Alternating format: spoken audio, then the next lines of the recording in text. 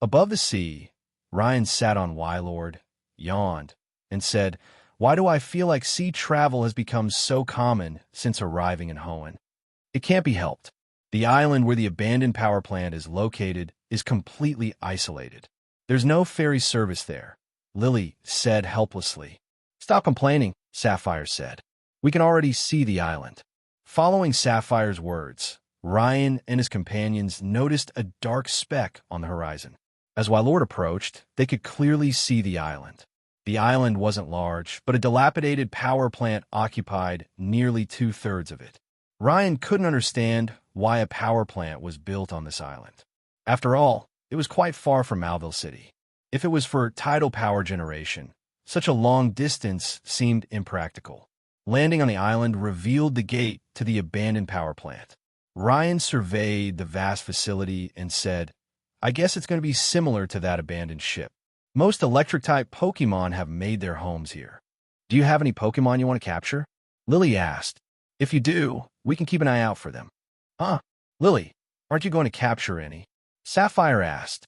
"No, I already have a Pikachu," Lily said, then looked at Ryan. Ryan smiled. In the blink of an eye, almost 2 years had passed. It was because of that Pikachu he captured in Kanto that Ryan and his team discovered Team Rocket's secret base, and Mutwo was born. "Pikachu are pretty cute," Sapphire said. "I'd love to capture a Plusle or Minun. 2 of them would be great as a doubles team," Ruby said. "Then let's capture a pair. 1 for you, 1 for Sapphire," Ryan said. With that, he entered the abandoned power plant. A few Magnemite floated towards him, but unfortunately, they weren't Ryan's type. After obtaining Zeraora, Ryan had become selective about electric-type Pokémon, and ordinary ones simply didn't interest him. It's strange. Why do abandoned power plants always attract electric-type Pokémon to settle down? Sapphire asked curiously. "It's actually very simple," Lily said. "Here we go," Ruby whispered Lily's lesson time. "Hey." Ryan tapped Ruby on the head and said, "Listen carefully and learn." "Yes, yes," Ruby said helplessly. Although the abandoned power plant is no longer operational, the equipment is generally still here, providing shelter for electric-type Pokémon, Lily explained. Even if the equipment isn't working, it still generates some residual electricity over time, which serves as food for wild electric-type Pokémon. Plus, when electric-type Pokémon battle, they also emit electricity, attracting more electric types. Over time, large numbers of electric-type Pokémon will gather here. "I see," Sapphire nodded. "It's great to have Lily here. You're so knowledgeable and good at taking care of Pokémon. It's wonderful to travel with you." "Okay, let's head to the power storage room first," Ryan said. "There should be powerful Pokémon stationed there. It will be the best place to find strong Pokémon." "Okay." The 3 nodded and began searching for the power storage room. While exploring, Ryan also spotted some high-quality Pokémon and asked if anyone wanted to capture them. If not, Ryan would send out Charizard to battle them, capturing them and teleporting them back to the breeding center. They'd captured many Electro Pokémon, but had yet to encounter either Plusle or Minun. Ryan and his companions were philosophical about it, believing encounters were fate. Otherwise, it was just bad luck. Deep within the power plant, Ryan and his companions spotted a Salamence blocking a doorway. Ruby's eyes widened at the sight of Salamence, and she whispered, "How could this be such a coincidence? This Salamence is the one that attacked me as a child." "Huh?" Ryan exclaimed, surprised. "Are you sure?" "Of course," Ruby said, touching her right forehead. "How could I forget?" Ryan fell silent. His memories of the manga had long since faded, and his notes contained no mention of Ruby's encounter with Salamence from childhood. After a moment's thought, Ryan said, "Let's battle it first. It's no match for us." With that, Charizard roared and charged. A jet of flame struck Salamence directly. The dragon had no time to react, being engulfed in the flames. With its health depleted, the flames seared through its body, and it collapsed. Ryan smiled. Having mastered the essence of combustion, Charizard's flames are now much more powerful, easily overwhelming opponents. Ryan pulled out a Pokeball and threw it at Salamence. However, the Pokeball bounced off the dragon, failing to capture it. Ryan frowned and said, This Salamence has already been captured, which means its trainer is in this room. Then let's go in and ask, Sapphire said eagerly. After all, Salamence had attacked not only Ruby, but Sapphire as well. If Ruby hadn't risked her life to save her, the scar on Ruby's forehead would now be on Sapphire's face. Ryan pushed open the door and saw a black-haired girl in a black outfit and a gray cloak sending out a Gudra and a Noivern. She looked at Ryan and his group with a cold gaze, then saw the fallen Salamence outside the door and said coldly, "Who are you? Why are you here? If you don't answer truthfully, I will make you stay here forever." "We should be asking you that," Ruby shouted. "Who are you? Did you capture this Salamence recently or 5 years ago?" The black-haired girl frowned and said, "If you don't want to talk, then all of you stay here. Gudra, muddy water. Noivern, air slash. Go ahead. Charizard, flamethrower." Ryan said. Charizard, without hesitation, unleashed a blast of fire at the two Pokémon. Gudra sent up a wave of muddy water, blocking Charizard's flames. Noivern didn't attack, but simply looked at Ryan in shock. Then, after calling out to the girl a few times, it bowed before him. Huh? What kind of development is this?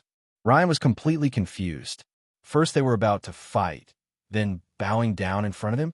Had he awakened some legendary aura? But why weren't Ruby and Sapphire bowing down? While Ryan was still pondering, the girl trembled as she spoke. "You are a human chosen by the dragon god." She immediately knelt down and said, "The descendant of the Draconid people, Zinnia, meets the envoy. Please allow the dragon lord to return." Ryan was completely stunned. What on earth is going on? "Get up first and tell me what's going on," Ryan said, feeling overwhelmed. Not only Ryan, but also Lily, Ruby, and Sapphire were completely bewildered. "Yes," said Zinnia, recalling Salamence and Gudra, and began to explain the whole story. Long, long ago, a meteor shower streaked across the night sky. Primal Groudon and Primal Kyogre were at war. The Draconid people were originally a group of dragon-type Pokémon trainers living in Meteor Falls. Later, the ancient Pokémon Rayquaza stopped them. Thousands of years later, a meteor fell to what is now Satopolis City, awakening Groudon and Kyogre. The Lorekeeper stood on the meteorite and prayed for Rayquaza's return, praying for its mega evolution. After the fierce battle, Groudon and Kyogre returned to the depths, while Rayquaza returned to the sky. The Draconid people built the Sky Pillar to summon their deity. A mural on the pillar foretold that a meteor would strike the world in 1,000 years, and they planned to summon Rayquaza to protect the planet. Hearing this, Ryan felt confused. What had Groudon and Kyogre fought over? Where had the original legendary Pokémon gone? But everything remained a mystery. Even the time-traveling Shalebi could not learn of that history. It was as if sealed from all. Perhaps, Ryan thought, there was one who knew. Only Arceus, the so-called creator, could possibly know that history. Perhaps, even more so, the ancient legendary Pokémon knew, but they would never speak of it. Before recounting recent events, Zinnia mentioned someone who changed her life, Aster. Zinnia and Aster had always lived together. Aster possessed special abilities, making her the heir to the prophecy of the Draconid people, who would mega-evolve Rayquaza and help them prevent the meteor crisis. 9 years ago, Aster traveled to the embedded tower in Johto and befriended Rayquaza, the Dragon Lord, who resided there. Meanwhile, a team implementing the Rayquaza capture plan, funded by the Berlitz family, with technical assistance from Devon Corporation and other companies, and led by the Pokémon League, arrived at the embedded tower. Led by President Stone, the team attacked Rayquaza using a device that harnesses infinity energy to weaken its opponent. Amidst a cloud of ozone, Aster used her Mega Anklet and a large number of key stones to mega-evolve Rayquaza and attempted to break free. However, her attempt failed, and Rayquaza was captured by the Pokémon League, and Aster died in the process. The video footage of the incident and the headband worn by Aster were kept in the Pokémon League research building in the Johto region, and the keystone Aster once used also fell into Devon Corporation's hands. After Aster's death, Zinnia also came to the embedded tower. After seeing the tragic situation there, Zinnia was greatly shocked and even lost the ability to speak for a time. After Zinnia recovered Aster's mega anklet and sent Salamence to attack the research building, she returned to the Hoenn region to inherit Aster's identity and responsibilities and began to act as the lorekeeper.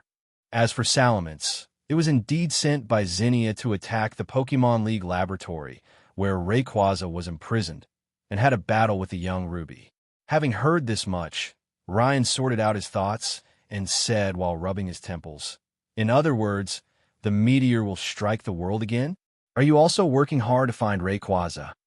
"Yes, my lord," Zinnia said, "but since you're chosen by the Dragon Lord, do you know the specific location of the Dragon Lord?" "Currently, it should be at the Sky Pillar." Ryan said, "Haven't you gone there to look for it?" "We went, but didn't find any trace of the Dragon Lord," Zinnia said dejectedly. "Then wait," Ryan said. "It will appear soon." Zinnia's face darkened, and she said, "The meteor will fall soon. Can the Dragon Lord really stop it?" Ryan looked at Zinnia and said, "Zinnia, what are you doing here now?" "My lord, I'm collecting powerful electric Pokémon," Zinnia said. "I'm also helping Team Magma and Team Aqua, helping them awaken Kyogre and Groudon. The Dragon Lord will surely come and resolve the conflict." Ryan looked up in silence, nearly letting out a curse. He couldn't help but acknowledge the extreme thinking in the Pokémon world, but it was probably her desperate measure. However, considering he really needed those two Pokémon to awaken, he couldn't blame her. Ryan thought for a moment and said, "Zinnia, would you like to join us? I need your strength. If you are willing to help the Dragon Lord, then I will," Zinnia said. Ryan nodded and released the small Rayquaza. Upon seeing the young Rayquaza, Zinnia's tears instantly flowed, and she choked out, "Dragon Lord." Ryan then explained his plan to Zinnia. Initially, Ryan simply intended to leverage the power of the three legendary beasts to counter the League, allowing him to live more freely. But gradually, a greater ambition formed. Why not establish an organization? Using his own breeding center as a starting point, he could recruit talented individuals and challenge the League. Initially, this idea wasn't very clear, but after being inspired by Courtney, the idea of establishing an organization truly took hold. He had already decided on key personnel, the protagonists. He intended to recruit as many of them as possible, as they were all chosen by fate, all formidable individuals. After hearing this, Zinnia agreed. With the Dragon Lord involved, an organization was worth serving. However, her current mission was to help Team Magma and Team Aqua awaken Groudon and Kyogre from their slumber as soon as possible. She also informed him of the situation with the two orbs. Zinnia nodded and said, "Don't worry, my lord. I will help Team Magma and Team Aqua awaken the two beasts as soon as possible." Ryan nodded and handed her several bottles of Full Restore and Burn Heal. After Zinnia healed Salamence, she jumped onto its back. The mega anklet on her right ankle connected with Salamence, and Salamence instantly mega evolved into Mega Salamence, vanishing from sight in a streak of light. Ryan looked at the large hole in the ceiling and was shocked by the girl's dramatic exit. "Ryan, is she trustworthy?" Lily asked with some concern. "She should be," Ruby said seriously. "The bond between her and Salamence isn't something that can be formed overnight. In other words, what she said about sending Salamence to attack the research building is true." "Okay, so, Sapphire, do you want to join us?" Ryan turned to Sapphire and asked, "Can I refuse?" Sapphire said nonchalantly, "There's no harm in joining anyway, right? Then welcome aboard." Ryan extended his hand to Sapphire and said, Hey everyone, welcome to our channel, and thank you for your support. If there's a favorite novel on the channel and you want the next part, you're just one step away. Become a Patreon member and I can make it depending on your tier. Thank you for your attention. A few days later, Ryan and his group crossed the sea and arrived in Malville City. Leaping from Wylord onto land, Ryan stomped the solid ground beneath his feet. He sighed, though saying this may hurt Waylard's feelings, it feels so good to be on solid ground. "Next time we cross the sea, let's take the ferry." Sapphire reluctantly recalled Why Lord and said, "Don't be so picky. Just having a ride is good enough." Ruby had no choice but to play peacemaker, saying, "Forget about everything else. Let's go to the Pokemon Center to heal our Pokemon, and then have a good day's rest." Lily nodded. "I agree. It's really uncomfortable not having showered in so long." Ryan's complaints melted away at Lily's words, and he obediently headed for the Pokemon Center. After a day of resting at the Pokemon Center, Ryan and his group arrived at the Malville gym. Ryan vaguely remembered the gym leader as a bit of an eccentric old man and hoped he wouldn't get too roughed up later. Ryan thought this, then pushed open the gym's door. It crashed to the ground with a thud. He paused for a moment, then noticed the track. His eye twitched, and he said, "Looks like we're going to ride a roller coaster to get to the battlefield." "Roller coaster!" the three exclaimed, their eyes gleaming. Ryan felt like he was doomed. After being dragged onto the door panel by the three, handrails extended from both sides, and the panel began to move. Ryan watched the slowly ascending panel, feeling a surge of dread. "My first time riding a roller coaster without safety restraints." This was terrifying. As the panel climbed higher and then plummeted downward at breakneck speed, accompanied by the two girls' screams, Ryan and his companions covered a distance that would have taken them 4 or 5 minutes to walk in just 10 seconds. He staggered a bit as he stepped off the panel. He wasn't frightened by the roller coaster itself, but by Lily and Sapphire's ear-piercing screams. Ruby, standing nearby, also looked at the two with lingering fear. Ryan and Ruby exchanged a glance. Next time, they'll definitely not take them on thrilling rides at amusement parks. Haha, welcome to the Malville gym. Following a hearty laugh, a stout, gray-haired old man emerged and said, "I'm Watson, the Malville gym leader. Who wants to challenge me to a gym battle?" "Both of us," Ryan and Sapphire said in unison. "Oh, 2 challengers?" Watson said. "Well, what? Make the arrangements." Just as Watson finished, another young man emerged from the room and said, "Okay, teacher." What then led Ryan and the other 3 to the battle arena. Watson also emerged from the other side and said, "Let's begin." What also approached the side of the arena and said, "Who's going first?" "I'll go first," Sapphire said. Ryan shrugged and gestured for her to go ahead. Sapphire immediately took her position at the battle arena. Following Watson's introduction, a 3-on-3 match began. "Go, Magnemite!" Watson sent out Magnemite first. Ryan frowned. This Magnemite seemed a bit weak. Would Watson go easy on her? "Magnemite," Sapphire said. "Then, Combuskin. I'm counting on you." Sapphire immediately sent out Combuskin to face Magnemite. At the same time, Sapphire had Combuskin use Flame Charge on Magnemite, while also increasing its own speed. Choosing Pokemon with type advantage is smart. "Magnemite, lock on," Watson said.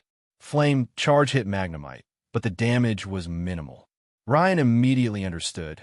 Watson was deliberately training the Pokemon's defense, using it to withstand challengers' attacks, and also to test the trainer's strength. As expected of a veteran gym leader. "Very thoughtful," Ryan said with a smile. After all, this type of gym leader was generally reasonable and cared deeply about trainers' growth.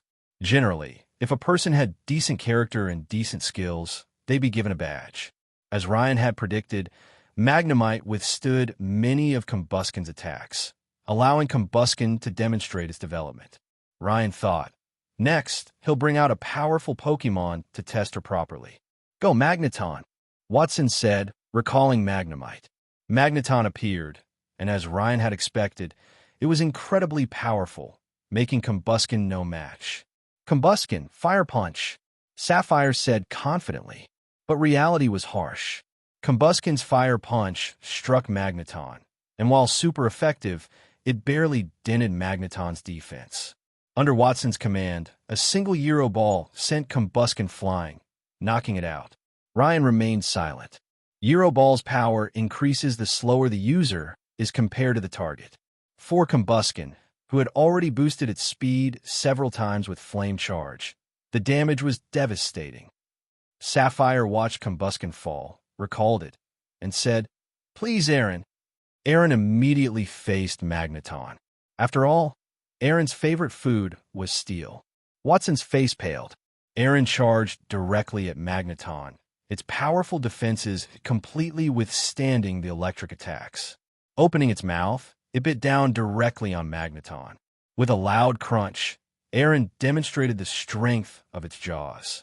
It cracked Magneton's metal shell. If Watson hadn't called for a stop, Aaron probably wouldn't have minded a snack.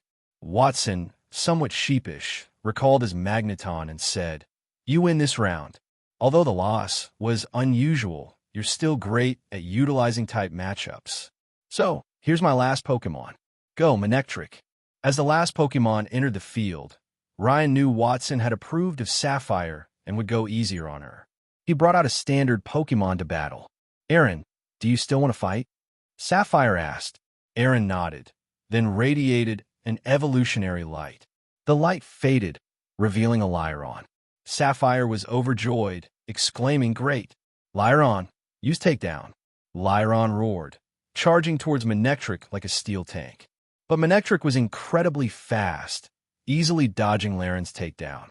A thunderbolt then struck Lyron, instantly depleting its remaining health. "Come back, Lyron. You did well," Sapphire said. "You're up next, Sableye." With that, Sableye appeared on the field. At Sapphire's command, countless power gems shot straight at Manectric. Manectric dove and leaped between the power gems, but surprisingly managed to dodge them all. Sapphire frowned and said, "Dig." Sableye instantly burrowed underground, then burst up beneath Manectric, sending it flying. Then, Sapphire's eyes lit up, and she unleashed another power gem. The airborne Manectric had nowhere to dodge, and was instantly knocked out, ending the match. Ryan nodded and said, "Sableye has a ghost type, which gives it strong stealth abilities. It's not suited to direct combat. Hiding in the shadows and launching sneak attacks is the best strategy." Watson laughed heartily, pleased with Sapphire's performance. He handed the Dynamo badge to her, and the battle between Ryan and Watson began. The match between Watson and Ryan ended quickly. After all, Watson wasn't exactly a strict gym leader, Norman. "Is someone talking about me?" Ryan sent out Alakazam, essentially a 1 versus 3 match. Seeing Ryan's strength, Watson clearly held back and didn't send out any particularly powerful Pokemon. After receiving his badge, Ryan and his group left the Malville gym. Ryan glanced at the town map and said, "Next up are Verdanturf Town and Laveridge Town. There's a Pokemon contest hall in Verdanturf, but it hasn't started yet. You can come over later." "Verdanturf Town," Lily and Ruby said in unison. Ryan looked at the two who interrupted him and said, "Lily's going to Brother. Ruby, why are you going there?" "I have a friend who's been sickly since childhood. He recently moved to Verdanturf Town for recuperation. I'm planning to visit him," Ruby said. Seeing Ruby's determination, Sapphire wanted to go to Laveridge Town first, but 3 votes overruled her. Ryan and his group decided to go to Verdanturf Town next. Ryan also wanted to see what Gladion was up to. He had been in Hoenn for over a year, but he had always stayed in Verdanturf Town. He wondered what had kept him there for so long. Verdanturf Town wasn't too far from Malville City, only about a 4 or 5 hour walk. When Ryan and his group arrived at Verdanturf Town, they found it lived up to its reputation, a lush green town. Located in a protected area of Hoenn, it was shielded from volcanic ash due to wind patterns. The fresh air and beautiful scenery of the town made it a perfect place for those with weak health to recuperate. This was what the guidebook had said, and Ryan couldn't help but agree. However, finding someone in town was difficult, and Gladion was a bit of a loner. After living there for over a year, no one knew his name. Seeing no hope of finding Gladion, Ruby began to ask about his friend. Ruby's friend was called Wally. Gladion couldn't be found, but as soon as he mentioned Wally, many people immediately pointed the way to Ryan and his group. Ryan and Lily exchanged glances, both speechless about Gladion. Following the townspeople's directions, Ryan and his group headed out of Verdanturf Town, arriving at a small valley. The valley was filled with a variety of flowers. The scene beautifully spread across the hillside. "Floette, come out and take a look. This is your favorite place," Ryan said with a smile, releasing Floette. Floette was delighted to see the flowers blanketing the hillside, dancing among them. It had been a long time since they'd seen Floette so happy. Ryan and his group smiled and followed Floette down a small path into the sea of flowers. "Huh, what's that flower? So beautiful," Sapphire exclaimed, spotting a patch of pink blossoms. "That looks like a Gracidia flower."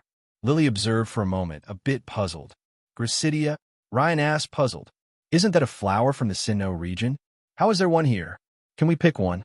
Sapphire asked the others, seemingly fond of the flower. "Don't move."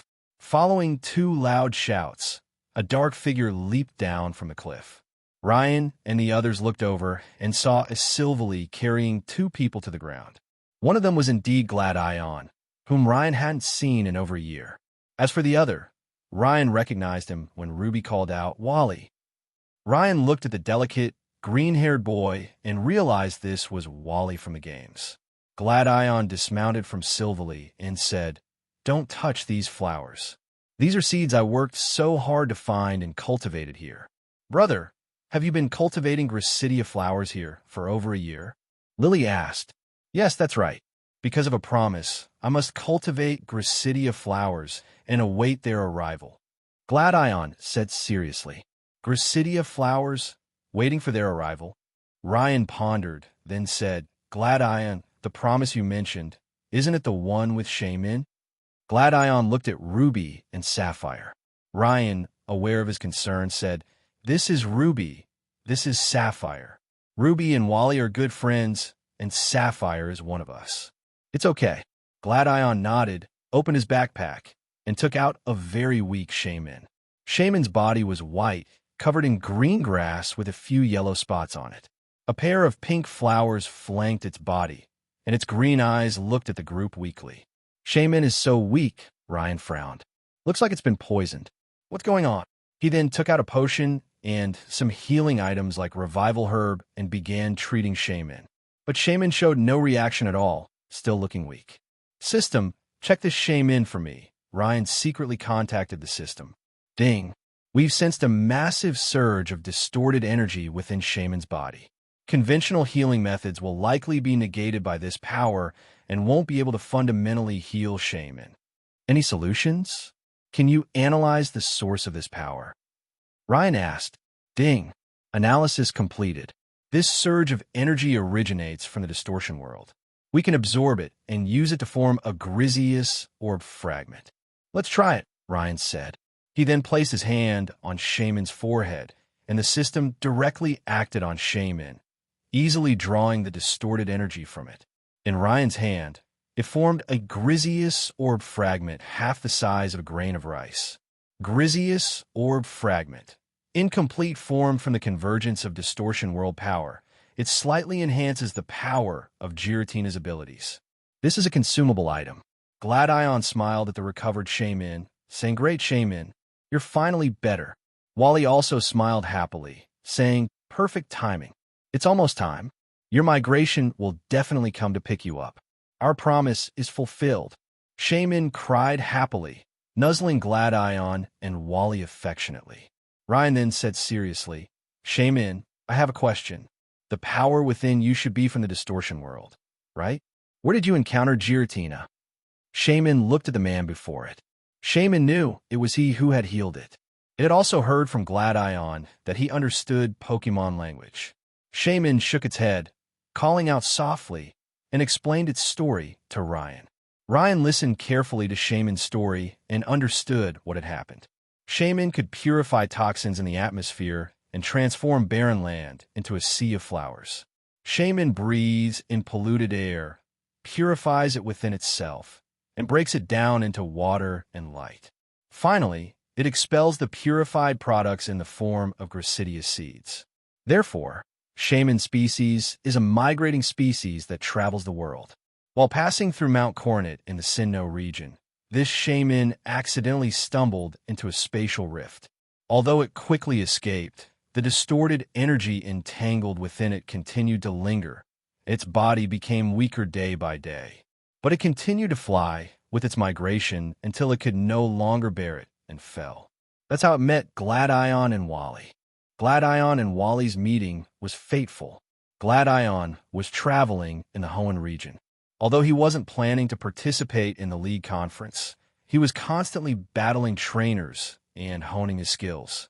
Upon arriving in Verdanturf, Gladion encountered Wally. Wally, envious of other trainers, had obtained his first Pokémon, Ralts, with Ruby's help. Seeing Gladion's strength, he challenged him. However, during their battle, Wally suffered an asthma attack, nearly collapsing. Gladion quickly took Wally to the hospital for treatment, and through this encounter, Gladion and Wally became acquainted. Gladion sympathized with Wally's condition and offered to teach him some of his training knowledge. Consequently, Gladion settled in Verdanturf. It wasn't until they were training in the valley that Shaman descended from the sky, interrupting Gladion's plans. Shaman's weakened state reminded Wally of himself, and he decided to help it. Shaman is a Pokémon with a keen sense of human nature, so its migration trusted it to Gladion and Wally's care. To be frank, they were a migration that traveled the world, and it was impossible for them to stop for a single individual. They tried their best to heal Shaman, but finding no cure, Shaman's migration decided to entrust Shaman to Gladion and Wally's care while they continued their journey. This became an agreement between Gladion, Wally, and the Shaman migration. They would return to the area a year later, hoping they could heal Shaman, and they would reward them. The Shaman migration then departed, leaving the weakened Shaman behind. Despite their best efforts, Gladion and Wally were unable to restore Shaman's health. Gladion then thought of Ryan and notified Lily to visit when they came to Hoenn. Gladion placed all his hopes on Ryan, and he lived up to their expectations by healing Shaman. With Shaman's story and Gladion's explanation, Ryan gained a general understanding. He understood the Shaman migration's decision. After all, that was their nature, an unavoidable one. So, they had no choice but to leave this seemingly incurable Shaman behind. Though it sounded harsh, Shaman itself didn't blame the migration's decision. Ryan glanced at the blooming Gracidia flowers and said, "Gladion, did you plant these Gracidia flowers specifically?" "Yes.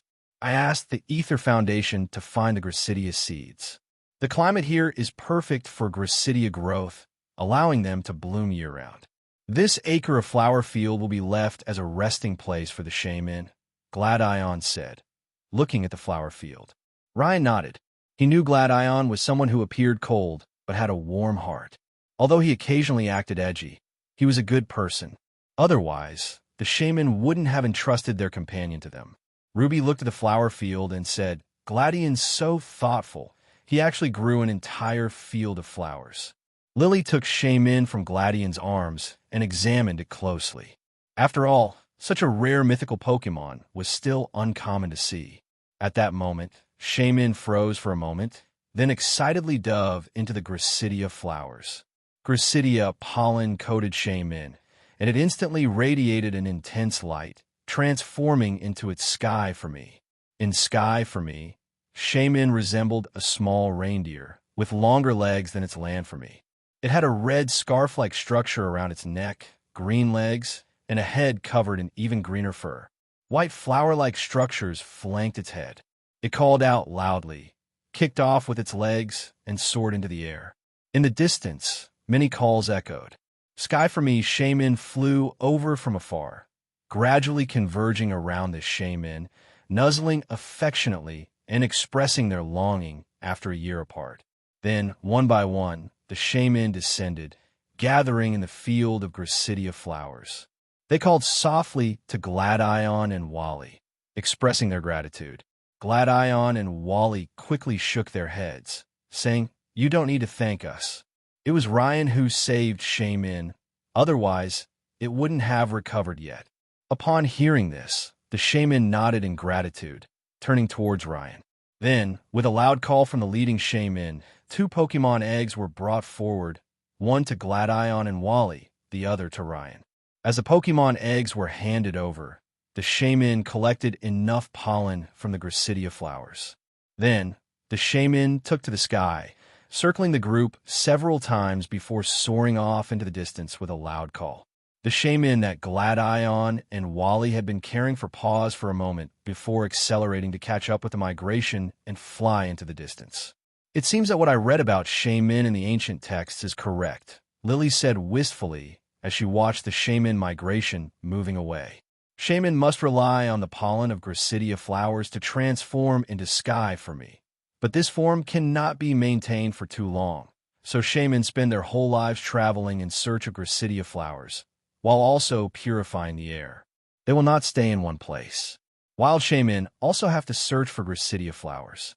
After transforming into sky for me, they will look for the next place with Gracidia flowers until they meet a shaman migration and join them.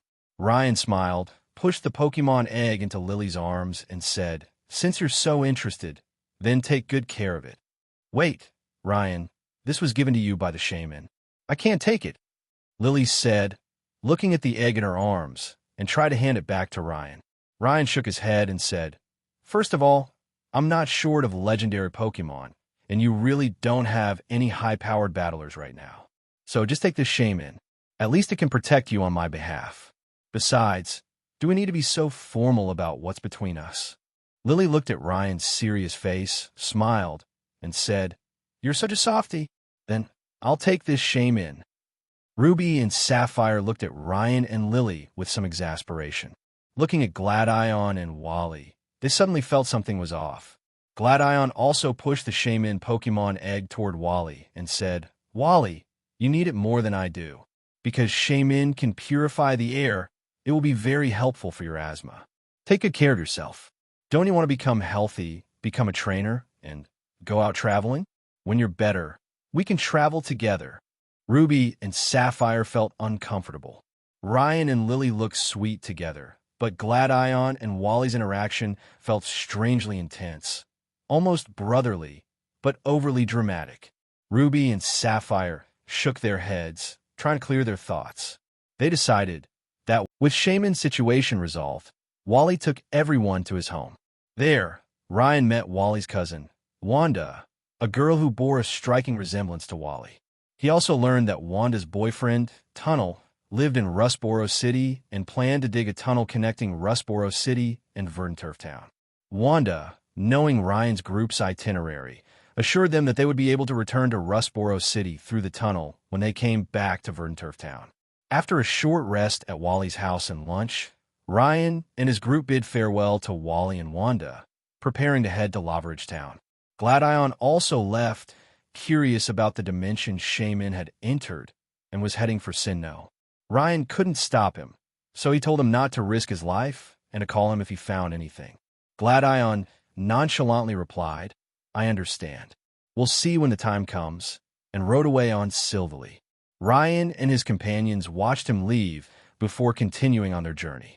A few days later, Ryan and his companions were having lunch in a forest when a man with a mischievous ran over from a distance. He ignored Ryan and the others, grabbed a piece of bread, broke it in half, and swallowed it in one gulp, both human and Pokémon nearly choking to death. Ryan looked at the pair speechlessly and offered them some water. They quickly drank it, then gasped and said, "That was close. I almost choked to death." "Who are you?" Sapphire said angrily. After all, no one would be happy if someone rushed over to grab your food while you were eating. The man finally realized what was happening. He looked at Lily and Sapphire, knelt on one knee, and said in a gentlemanly manner, "Two beautiful ladies, I am the noble Arun. Allow me to protect you. Let us enter the sacred bond together and create a beautiful and bright future." "No, you're too forward," Sapphire said, turning away. "Rejected," Lily said coldly. Arun fell to his knees, deflated, his whole demeanor gloomy. Ryan and Ruby cracked their knuckles, saying, "Kid, let's talk about your life choices. We need to teach you what consequences are." Arun immediately jumped up and said, "I oppose violence. If you're brave enough, challenge me to a double battle." "Double battle?" Ryan and Ruby frowned. "Yes, double battle," Arun said confidently. "I'm not afraid to tell you. My double battle record is 300 wins in 300 matches. Not a single loss. Is this guy for real?" That was Ryan's first thought. But he was also quite interested in Arun's 300 win streak. So he said, "Okay, then let's have a double battle. Win, and we'll let you go. Lose, and you can't escape this beating." "Fine. Go, mischievous Skarmory." Arun released his Pokémon without hesitation. But the next moment, Skarmory slumped to the ground, completely exhausted from not eating. Arun scratched his head sheepishly and said, Can we finish eating before we battle?" Ryan and his group were practically dumbfounded. While eating, Ryan glanced at Arun's Pokémon. Heliolisk, Skarmory, Ninjask, Swampert, and Girafarig. They were all very well trained, earning Ryan's respect for him. After dinner, the match began. Arun chose to send out his own Heliolisk and Skarmory, while Ryan and Ruby sent out Altaria and Gardevoir, respectively. Heliolisk skill swap, Arun said without hesitation. Seeing Heliolisk and Skarmory complete their skill swap, he immediately recalled Skarmory and sent out Ninjask, then used skill swap again. Seeing his breathtaking maneuver, Ryan instantly understood. He was trying to swap Skarmory's sturdy ability with Ninjask's speed boost, then swap speed boost to Shedinja. Ryan shook his head. This guy's idea was clever. Shedinja, already at 1 HP, gains the sturdy ability, making it practically invincible. Furthermore, Skarmory already has relatively good resistances, with only weaknesses to fire and electric types. This makes it practically an impenetrable wall. In the games, this ability swap combination was powerful, but in reality, it did allow the Pokémon to retain that ability for a while, effectively creating the same effect by using Heliolisk as a transfer point. Haha, you actually let me complete the ability swap. Then let me show you what despair is. Arun laughed heartily. Skarmory used Steel Wing. Shedinja used Shadow Ball Barrage. Ryan and Ruby looked at the attacking Skarmory and Shedinja, exchanged glances, and smiled in tacit understanding. Altaria, Flamethrower, Gardevoir, Thunderbolt. 2 attacks launched directly at the spinning Skarmory. Flames and lightning merged, striking it directly, sending it flying backward. As Altaria's feathers instantly puffed up with Cotton Guard, it blocked Gardevoir's path, blocking dozens of incoming Shadow Balls. Arun remained calm as he watched Skarmory collapse instantly. After all, Shedinja with the sturdy ability was invincible. "Altaria, give it some embers," Ryan said with a smile. "Shedinja, Bug Buzz," Arun said nonchalantly. Bug Buzz was still blocked by Altaria's fluffy cotton feathers. The faint ember barely scorched Shedinja. Ruby, observing the flame, instantly understood and immediately instructed Gardevoir to use Psychic, but very weakly. The Psychic acted on Shedinja, and Arun felt puzzled. He said casually, "Shedinja, another Bug Buzz." Shedinja was about to attack, but the next second, it was hit by Dragon Pulse and Psychic and fainted. "Impossible! How could you defeat my Shedinja?" Arun roared, unable to believe his eyes. The Shedinja, with the sturdy ability, had helped him win countless double battles.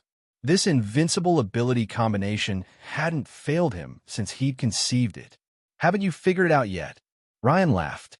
Shedinja with the sturdy ability, combined with its inherent Wonder Guard, is indeed nearly invincible. But don't forget, Shedinja theoretically has 1 HP, and weaker attacks deal less damage, but can still break through the sturdy ability's protection. After hearing Ryan's explanation, Arun instantly understood. Theoretically, 1 HP could be considered a threshold, but weaker attacks with reduced power could chip away at it, thus breaking through the sturdy ability's protection. "As for your Swampert, it should be paired with Girafarig," Ryan said. "Swampert has no weaknesses other than being 4 times weak to grass. Girafarig's Sap Sipper ability completely covers that weakness." Arun's eyes widened. "Thank you for your insight. It's just as you said." He was about to thank Ryan for the advice, but the next second, 2 fists connected with his face, and Arun collapsed to the ground, clutching his face and wailing. "Since you lost, then take your beating." Ruby smirked and lunged at him, then launched into a barrage of punches and kicks. "I'll stop. Not the face. Wait, not there." As Arun howled, Ryan and Ruby felt their motivation waning. This felt wrong somehow. Why didn't they want to keep hitting him? Feeling frustrated, Ryan and Ruby released Arun. It felt strange. They had clearly given Arun a beating, but why did they feel even more annoyed? After packing up, Ryan and the others continued their journey towards Lavaridge Town. Along the way, they encountered quite a few decent Pokémon, all handled by Sapphire. She also wanted to practice more and surpass Ruby soon, though it was still just a thought. As the sky gradually darkened, Ryan and the others found an open space to set up camp. After dinner, they had a brief sparring match between Ruby and Sapphire, washed up, and went to sleep in their respective tents.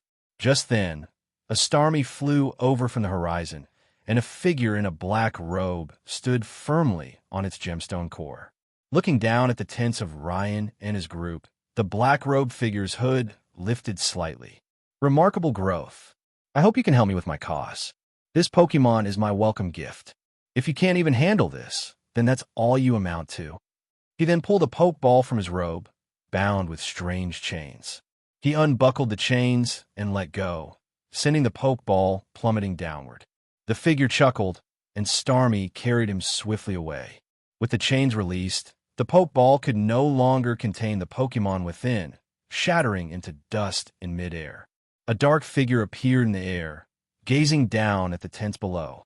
If Ryan were awake now, he would surely recognize this Pokemon, for it was none other than a nightmare god, Darkrai.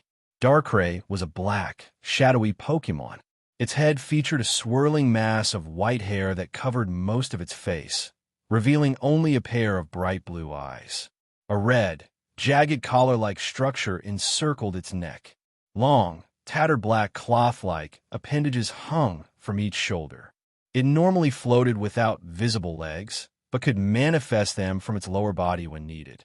Darkrai raised its hands high into the air, and a massive black sphere gradually coalesced. It then hurled a dark void directly towards the tents below, engulfing all 4 tents. Ryan and his companions instantly fell into a deep sleep. Darkrai was furious. It had been tricked by a human, subdued with a strange Pokeball. Although it had now broken free, it still wanted to unleash its wrath on these humans. Darkrai, known as the Nightmare God, was infamous for its ability to cast victims into eternal, endless nightmares. While inducing nightmares was a natural ability, the difference between unintentional and deliberate nightmares was profound. Darkrai, grinning malevolently, slipped into one of the humans' dreams, determined to watch them die helplessly in their nightmare. As Darkrai entered the dream, a ripple flickered through space, and a beautiful Pokemon appeared above Ryan and his group's tents. The Pokemon had a light blue body with a yellow underside, and 2 tufts of purple-red hair extended from its chest, and an arc yellow ornaments on either side of its head gave it a crescent-shaped appearance. It also had pink, ring-shaped wings on its sides and back, with claw-like tips resting on its chest. Indeed, following Darkrai's appearance was Cresselia, the lunar Pokemon. Cresselia frowned slightly, thinking, Darkrai is serious this time. Hopefully, I can protect these 4 humans. Then, feathers floated out from Cresselia's body and gradually landed on the 4 tents. Light emanated from the feathers, providing protection. However, Cresselia knew that her lunar wings could only dispel the nightmares Darkrai had unintentionally created. Against such targeted nightmares, they offered only limited protection. Furthermore, Darkrai had actually entered a human's dream, creating a life-or-death situation. Cresselia wanted to save this person, but she knew that if she also entered their dream, it would only hasten their demise. Everything depended on the strength of their will. Darkrai entered the dream, only to see a wedding taking place in a beautiful estate. A young man, holding a girl's hand, approached the officiant about to exchange vows. Darkrai gave a wicked smile and vanished in an instant. Indeed, Darkrai had entered Ryan's dream, and he was dreaming of his wedding to Lily. When the officiant finished speaking, Ryan loudly said, "I do." But when the officiant turned to Lily, she gave a strange smile and said, "I don't want to. How could someone like him marry me?" Ryan was stunned. The next second, the scene changed. Amidst a sea of blood and corpses, Ryan stood atop a pile of bones, knife in his right hand, his body soaked in blood. In his left hand, he held Lily's severed head. Lily's eyes widened in terror as she cried, "You devil! Why did you kill me?" Terrified, Ryan immediately dropped the knife, clutching his head and screaming, "No, no, this is a dream. Yes, this is a dream." He screamed, pounding his temples, desperately trying to wake up. But how could a nightmare be escaped so easily? Countless images of Lily's head floated before Ryan, shouting, "Give me back my life. If you still love me, then come and join me. Come and join me." As the voices echoed, Ryan's gaze gradually faded. He picked up the knife from the ground, placed it against his neck, and muttered absently, "Yes, I'm coming to join you. Lily, wait for me. I'm coming to join you." Just as Ryan was about to harm himself, a ray of light shone upon his face, and he suddenly came to his senses. He immediately dropped the knife and looked around. There was no mountain of corpses or sea of blood, no severed heads. He was now in a dark space. A Pokémon was grinning at Ryan. It said menacingly, "What a pity that meddling Cresselia interfered again."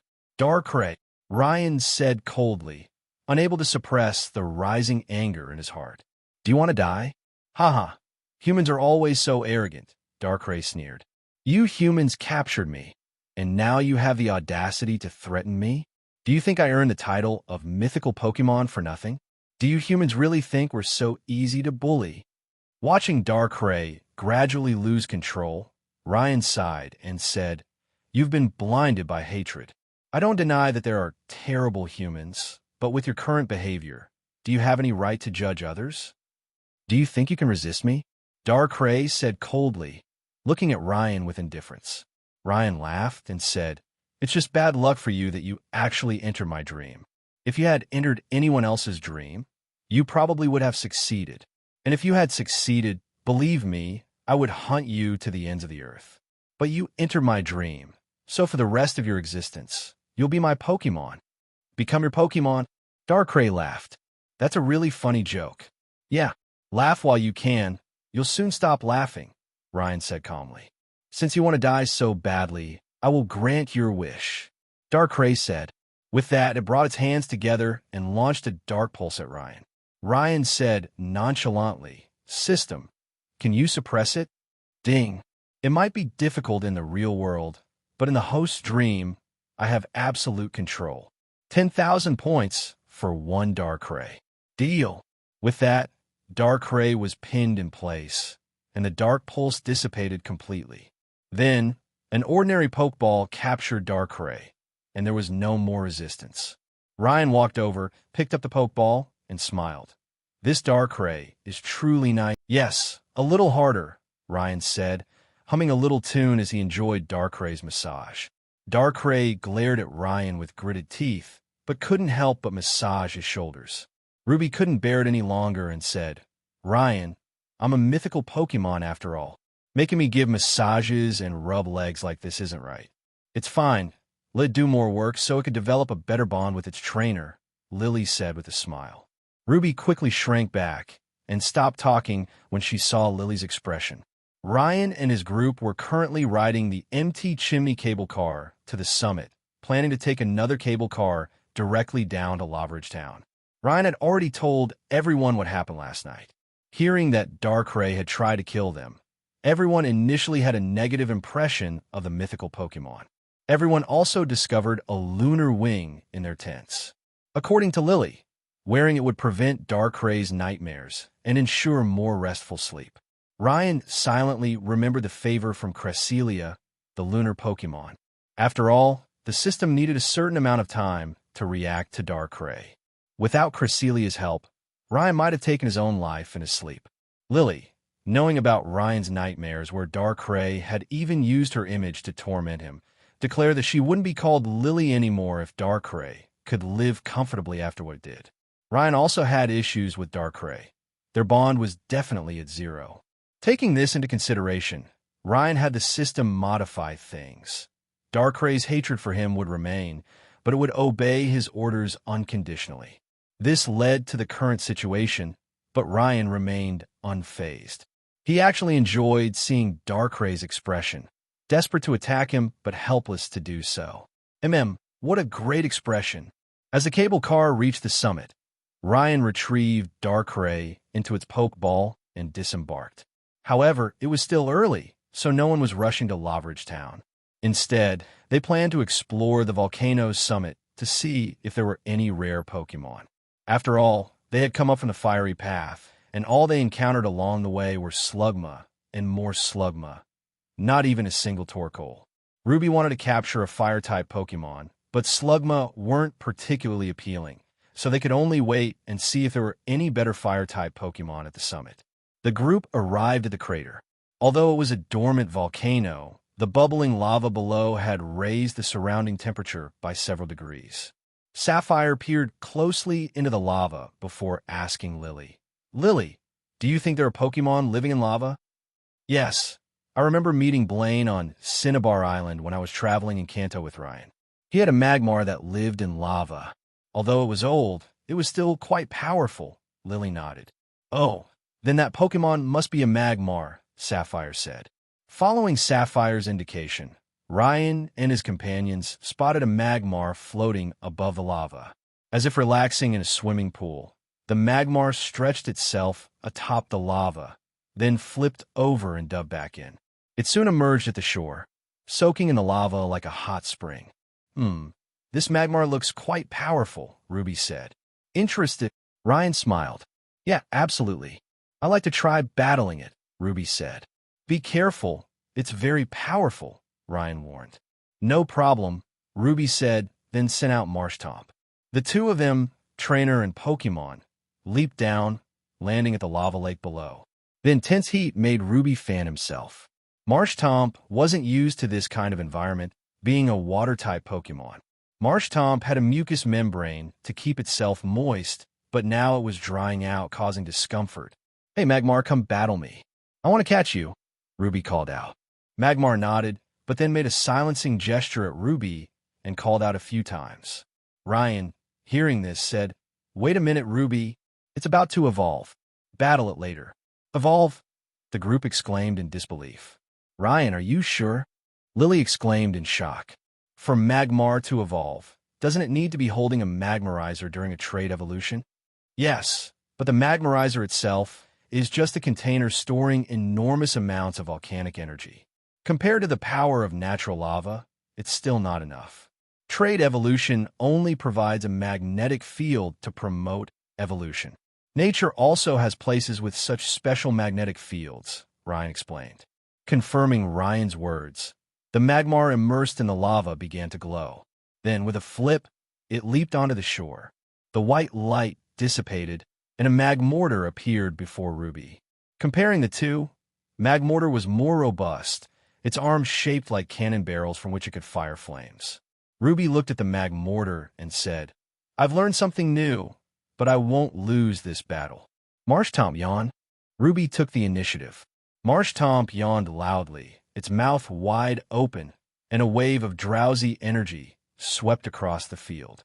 Without hesitation, Magmortar extended its right arm, revealing the dark barrel. It launched a flamethrower at Marshtomp. Marshtomp immediately unleashed Mud Bomb from its mouth. The moist mud projectiles hit the flames, blocking them while also drying out in the process. Dust flew everywhere, obscuring both Pokémon's vision. Marshtomp, Muddy Water. Ruby pressed the offensive. Marshtomp immediately whipped up a torrent of muddy water and charged toward Magmortar. The waves absorbed the dust, revealing the situation. The already drowsy Magmortar was completely defenseless and was directly hit by muddy water, washing over its body with mud. But the mud instantly dried and cracked off. Seeing this, Ruby nodded and switched his attack strategy, having Marshtomp use Rock Slide. Countless rocks appeared from thin air and crashed down on Magmortar. Ryan nodded at this, recognizing that Ruby had grown considerably recently. This Magmortar clearly possessed the Flame Body ability. In the games, this ability gives Pokémon making contact a chance of being burned. However, in reality, The Flame Body ability offered some resistance to water-type attacks. After all, the high temperature on its surface evaporated some of the water, reducing the damage. Furthermore, the terrain was restrictive, and the lava lake was right beside them, creating an effect similar to Sunny Day. Water-type attacks were at a real disadvantage here. As for ground-type attacks, this was a volcano. Using those would be asking for trouble. Switching to rock-type attacks proved much more effective against Magmortar. Taking advantage of Magmortar's drowsiness, Ruby struck hard. Countless rocks piled up on the fallen Magmortar. By the time Magmortar awoke, it was already panting and nearing its limit. Ruby had Marshtomp endure a single flamethrower, then finished it off with another rock slide, effectively defeating Magmortar and capturing it. After catching Magmortar, Ruby was about to celebrate with Marshtomp when Marshtomp erupted in white light. Ruby immediately searched for his camera, fumbling around. By the time he found it, Marshtomp had already evolved into Swampert. Double the celebration, huh? Sapphire teased, watching Ruby approach with a somewhat dejected look. Ah, I missed documenting the evolution, Ruby exclaimed helplessly. Swampert rolled its eyes at Ruby, thinking unhappily, is that my fault? Am I supposed to wait to evolve just because you want footage? Okay, don't complain when you've caught such a strong Pokémon, Ryan said. Next is Rivalries Town. Our next gym badge is waiting for us. I can't wait, Sapphire said excitedly. After taking the cable car from the mountain summit to its base, Rivalries Town became clearly visible in the distance. Rivalries Town, famous for its hot springs, was a town with a large elderly population. Walking along the streets of Rivalries, it was difficult to spot young people. Ryan and his companions first went to the Pokémon Center to heal their Pokémon. After lunch, they discussed their plans to challenge the gym, then spend 2 days resting in Rivalries Town and enjoying the hot springs. Their next destination was Fall Arbor Town, where they would participate in the Pokémon contest. However, Ryan likely wouldn't be able to cheer Ruby on this time. He had to go to Meteor Falls near Fall Arbor Town. After all, he had agreed with Zinnia to discuss the Rayquaza situation with the Draconids. It wasn't that Ryan didn't want to bring them along, but the fewer people who knew about this, the better. After all, they still had to be cautious of certain league members. Otherwise, things would become complicated. After lunch, Ryan and his companions arrived at the Rivalries gym. The person who opened the door for them was a young woman. Ryan recognized her as Flannery, the current gym leader of the Rivalries gym. Are you the challengers? Flannery asked, her eyes shining. Who's going to challenge the gym? It's both of us, Ryan said. I'm Ryan from Pallet Town, and she's Sapphire from Little Root Town. Oh, 2 of you? Flannery asked excitedly. Are you rookie trainers? My grandfather is here, so there are 2 of us. I can have a gym battle with a new trainer. Ryan smiled and said, I've been traveling for over 2 years, and Sapphire just started her journey. As for how to arrange the gym battles, I should probably ask Gym Leader more. Yes, that works, Flannery said. She then quickly led Ryan and his group to the gym's battle arena.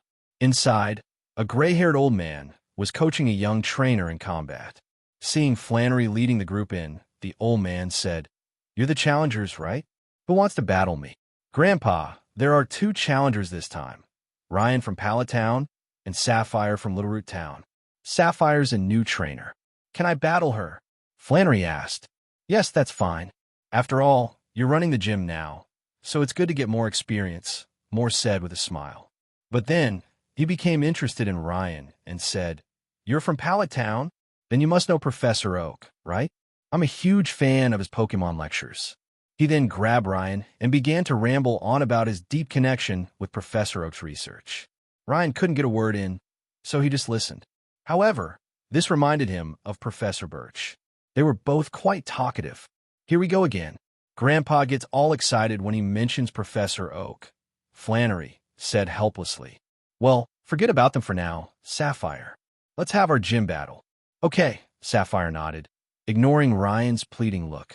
The young referee also stepped forward and said, Now, the gym battle for the Rivalries gym will begin.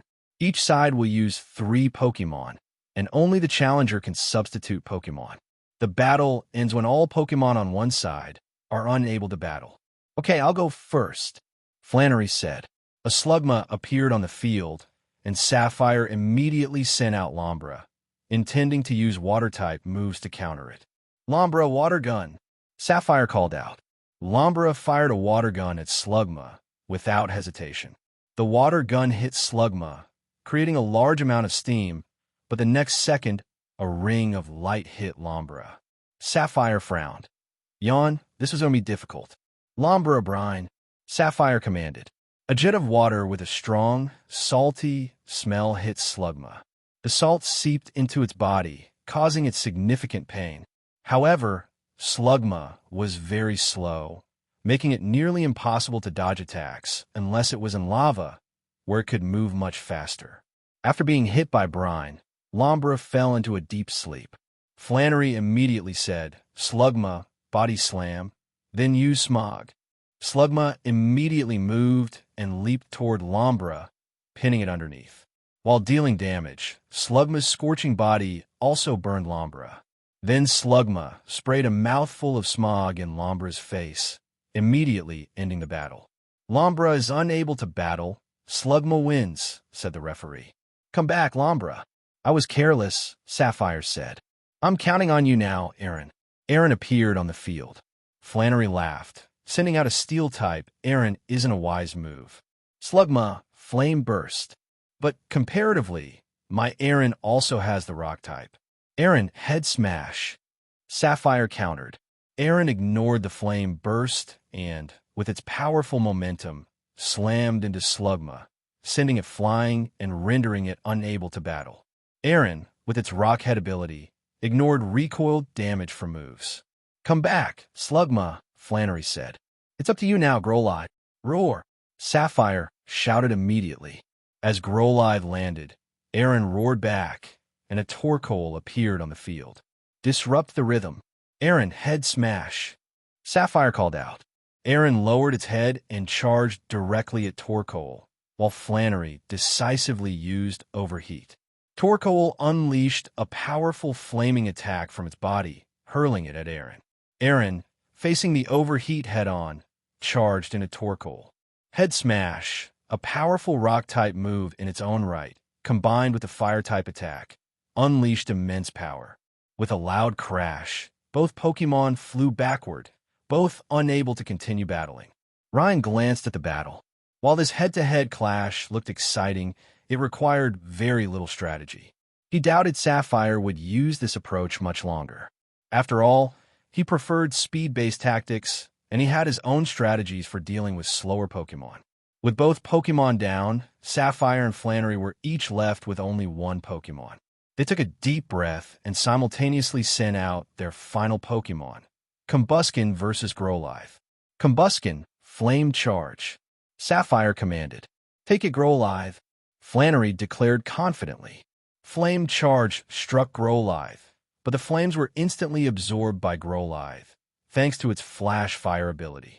Then, with a burst of flame, Combuskin was sent flying.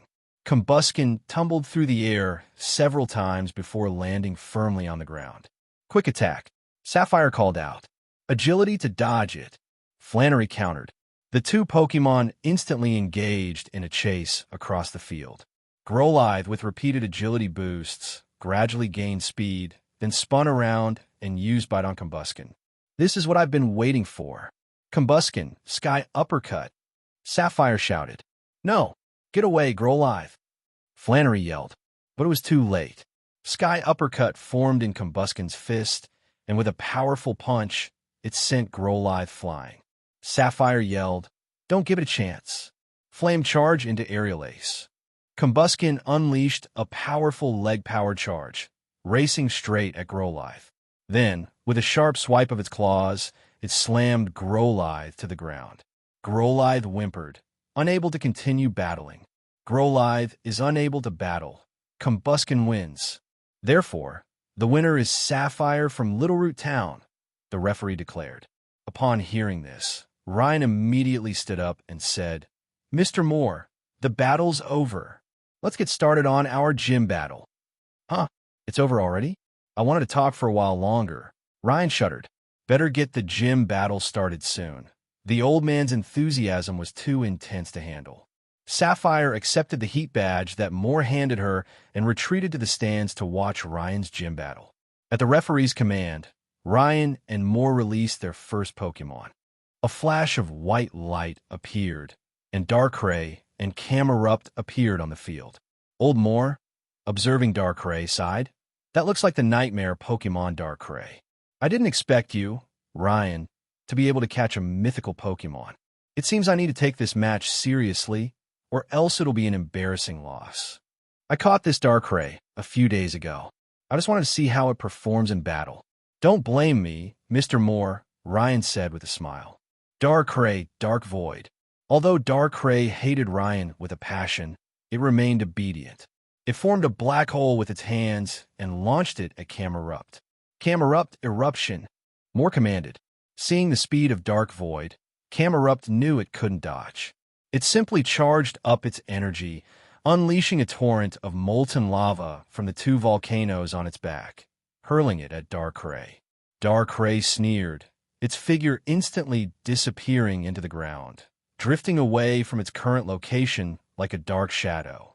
The lava struck Darkrai's previous position, completely missing. Dark Void also struck Camerupt, engulfing it. Upon impact, it fell into a deep sleep. However, Darkrai's Bad Dreams ability activated, causing Camerupt to wince in pain as its health steadily decreased. Dark Pulse, Ryan commanded. Darkrai emerged from the ground, its hands channeling a surge of sinister energy, striking the defenseless Camerupt directly. Snore. Moore refused to surrender, and instructed Camerupt to attack Darkrai with Snore. Camerupt's snoring echoed throughout the arena, dealing damage to Darkrai. However, Darkrai had no interest in prolonging the battle, using Dream Eater to instantly restore its health to full. Camerupt, still asleep, lost its ability to battle. Come back, Camerupt, Moore said. Now it's up to you, Torkoal. A Torkoal appeared on the field. Its sturdy frame showed it was quite capable. While still far behind the Torkoal that Blaine owned, it was certainly among the best Torkoal. Torkoal, Aerial Ace, Moore said. Torkoal withdrew into its shell and launched itself toward Darkrai. Darkrai tried to dodge, but hesitated for a moment before forming a Dark Void. As Torkoal charged toward it, Darkrai dodged Torkoal's Aerial Ace with a desperate sidestep. Torkoal itself collided with the Dark Void created by Darkrai and fell into a deep sleep. Moore's face darkened. That's quite a trick. Darkrai approached Torkoal, giving Ryan a complicated look. A single Dream Eater attack instantly incapacitated Torkoal. Ryan stroked his chin. Although this Darkrai was only a lesser mythical Pokémon, its mastery of Essence was already formidable. It had a good chance of channeling Essence and understanding deeper laws, forming a domain, and reaching the level of a greater mythical Pokémon. Darkrai, after following Ryan's commands, had come to appreciate this human's battle strategies.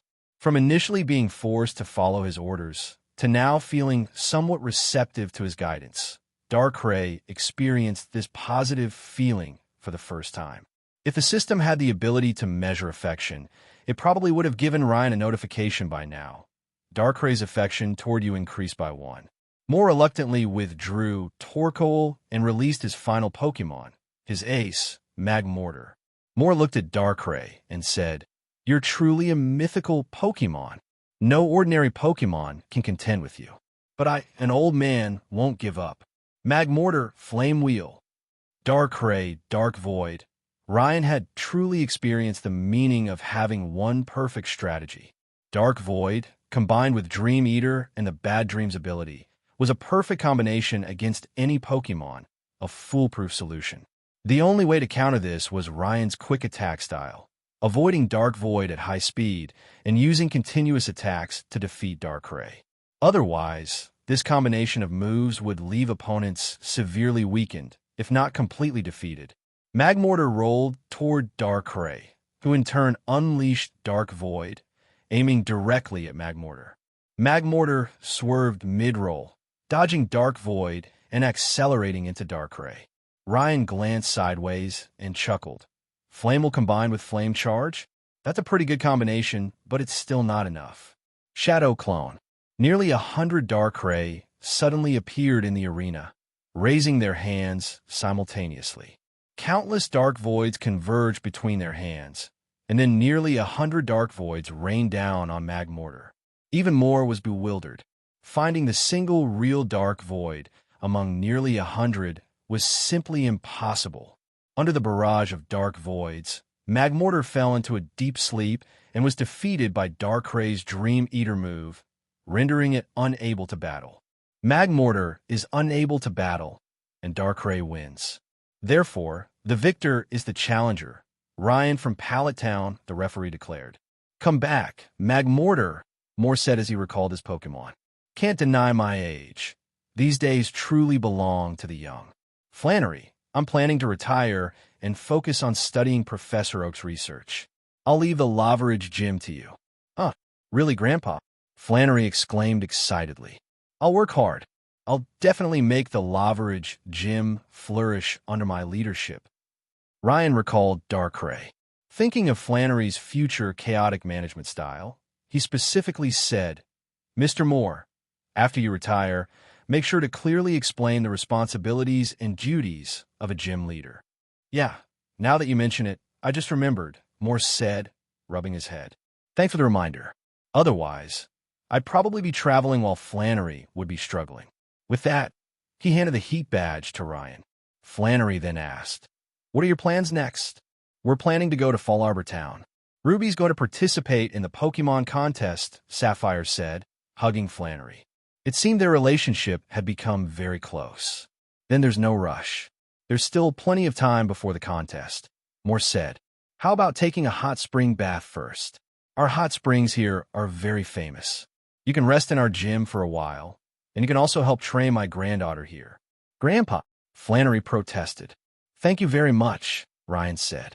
We had originally planned to stay in Lavaridge Town for 2 days to rest and recuperate. Now that Mr. Moore has offered, we'll gladly accept. With Ryan's agreement, no one else objected, and Sapphire was delighted. At least now she and Flannery had become close friends, and she wouldn't refuse to stay longer. Afterward, the referee, Moore's student, led everyone to the gym's hot springs. As expected of a league-sanctioned gym, the hot spring area was probably the largest in Lavaridge Town. Ryan and his companions also released their Pokémon, and everyone enjoyed the hot springs peacefully. The only unfortunate thing was the wooden barrier that completely blocked any view between the men's and women's sides. The only thing Ryan and Ruby found amusing was watching Alteria's cotton-like feathers cling to its body after soaking in the hot springs, looking like a drown. A few days later, Ryan and his group bid farewell to Moore and Flannery and took the cable car to the other side of MT Chimney, the northern part of the Hoenn region, preparing to head to Fall Arbor Town. By the time they arrived in Fall Arbor Town, the Pokémon contest was about to begin. Ryan said goodbye to the others at the Pokémon Center and boarded Charizard, which carried him toward Meteor Falls. Meteor Falls was a mountain range formed by a large cavern created when a meteorite landed, which also formed a waterfall. Charizard carried Ryan above the falls. Ryan looked down at the deep crater below and said to Charizard, Charizard, let's go down. It's time to meet the Draconid people. Charizard nodded and swooped down, diving directly into the crater. When they reached the bottom, Ryan and Charizard discovered a small village. Ryan released his baby Rayquaza, who nuzzled him affectionately. Several people from the village soon emerged, led by an elderly woman. She looked at Ryan and the baby Rayquaza, calmly bowed, and said, The Draconid people greet you, sir. Ryan nodded and said, Hello. I've come to learn about the apocalyptic meteorite. Can you tell me more about it? The elderly woman gestured for the other tribe members to leave, then turned to Ryan and said, Sir, follow me. I'll explain everything. The elderly woman then turned and led the way. Ryan recalled Charizard and baby Rayquaza and followed her into a large house. Entering, he discovered numerous Bagon and Shelgon, even 2 Salamence. A conservative estimate put the number of dragon types here at over 80, a sight that would surely make any trainer envious. Seeing Ryan's interest, the elderly woman said, "If you're interested, you can take any of the Bagon here." "Yes, thank you. I really like Bagon." Ryan naturally didn't refuse the kindness of the Draconid people. Besides, Salamon's stats were indeed impressive, so catching one would be wonderful. The elderly woman gestured for Ryan to sit down on a chair, and he did so. After all, to understand the whole story, he had to listen carefully to the elderly woman's explanation. What the elderly woman said next was very similar to what Ryan had heard from Zinnia. The elderly woman also explained that in order to destroy the meteorite, it was necessary to borrow the power of Rayquaza and have it learn Dragon Ascent to Mega Evolve, thus stopping the meteorite's destructive power. Ryan frowned and said, "If the meteorite is really that powerful, what makes you think a Mega Evolved Rayquaza has the power to destroy it? What if Rayquaza can't achieve the goal?" The elderly woman nodded and said, "We've considered that, but this is our primary plan. We've also asked Devon Corporation to develop a dimensional teleportation device. We've also taken into account the natural powers of Groudon and Kyogre. If that still doesn't work, then we can only say that this world faces extinction." "Devon, didn't the Stone family participate in the plan to capture Rayquaza? Are you forgiving them so quickly?" Ryan asked deliberately. "Some things are clear to me. The Stone family only develops technology and equipment. They don't have any sense of good or evil. They simply want to test the effects of their machinery. It's the League that truly wants to capture the sky-high Pokémon," the elderly woman said. Ryan nodded in understanding, then said, "You should be able to see that my Rayquaza was born not long ago." "Yes, that's why I'm confused," the elderly woman said. "Shalebi," Ryan said, stopping there. "So, I can also try to gain the cooperation of Groudon and Kyogre to help us deal with the meteorite. At the same time, I hope you'll join my organization. I want to challenge the League next, and I must involve them in this. They definitely have several legendary Pokémon, and if we work together, it should be possible to resolve this crisis." The elderly woman pondered for a moment, then said, "Are you sure you can protect our people?" "I can't guarantee that, but I will do my best," Ryan said seriously. "Although I may not match the League's full strength, if the League wants to deal with me, they will definitely pay a heavy price. Besides, the villainous teams in various regions are also tying up a lot of the League's resources. Going to war with us at that time is definitely not a wise choice for them." After hearing this, the elderly woman said, "I can't make the final decision on this matter. After all, it concerns the safety of the entire tribe. Give us a month, and I'll give you an answer." Ryan nodded and said, "That's fair.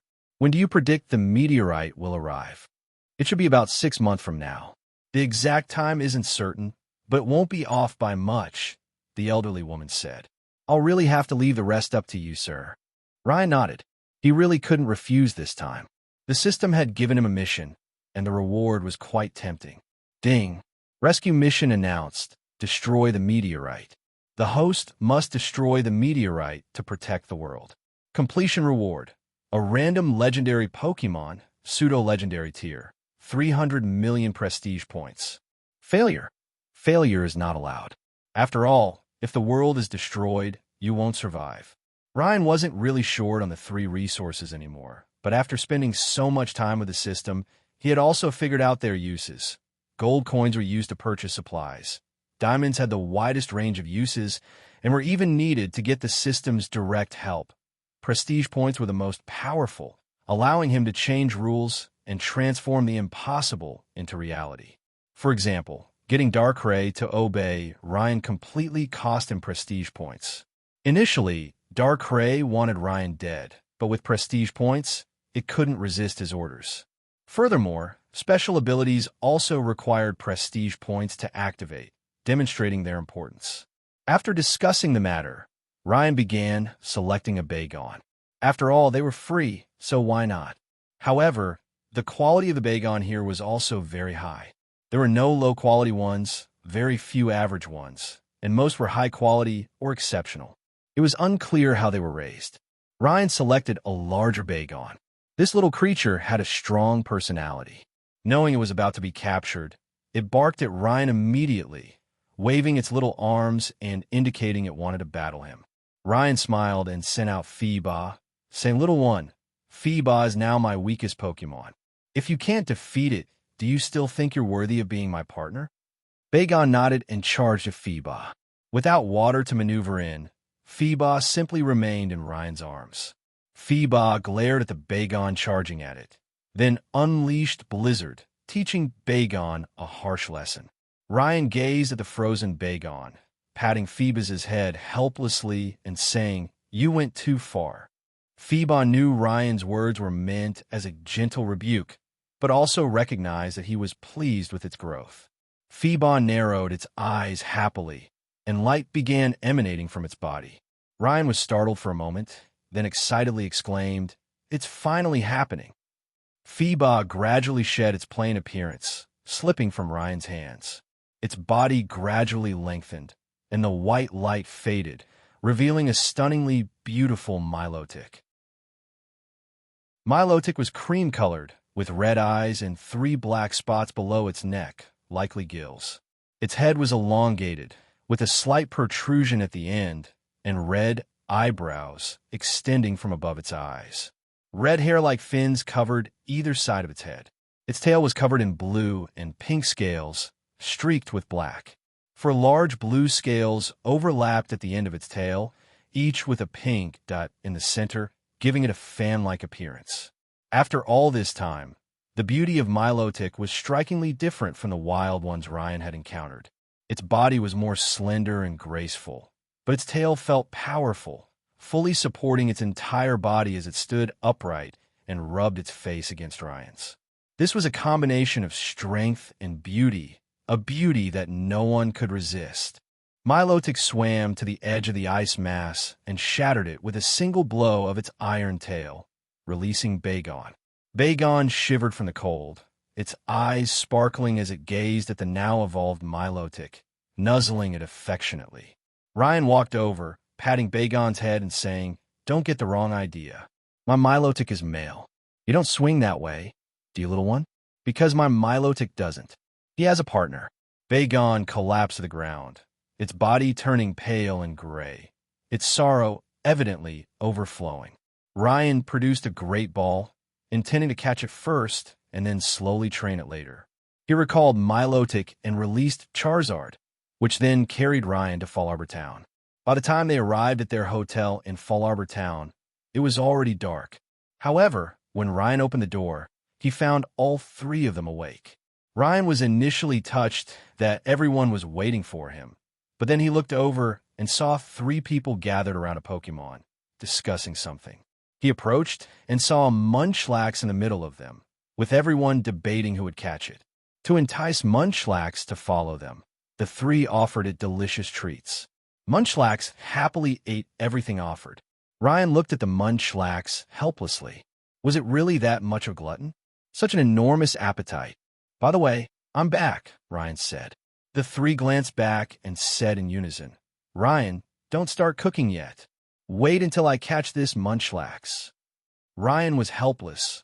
"Are you guys afraid I'll steal your Pokémon?" "No need to worry about that. Take your time deciding. I just caught a Bagon, and Feeba evolved in a Milotic." "I'm not interested in Munchlax," Ryan said, shaking his head. Then he released Bagon, who still looked devastated. Ryan patted Bagon's head and said, "There are plenty of fish in the sea, so why fixate on just one? I'll introduce you to a beautiful Salamence later." Bagon looked at Ryan pitifully, feeling deeply wronged. "My first love? It's over before it even began. And he's male." Ryan looked at Bagon with amusement. He first treated Bagon's injuries with medicine, then prepared to cook dinner. He was still hungry. While the 3 of them were still arguing about Munchlax, Munchlax suddenly froze, sniffed the air, and then stood up excitedly and ran to the kitchen. "Oh no, Ryan's cooking!" Ruby shouted, seeing Munchlax running away. Ryan's cheating!" Sapphire cried.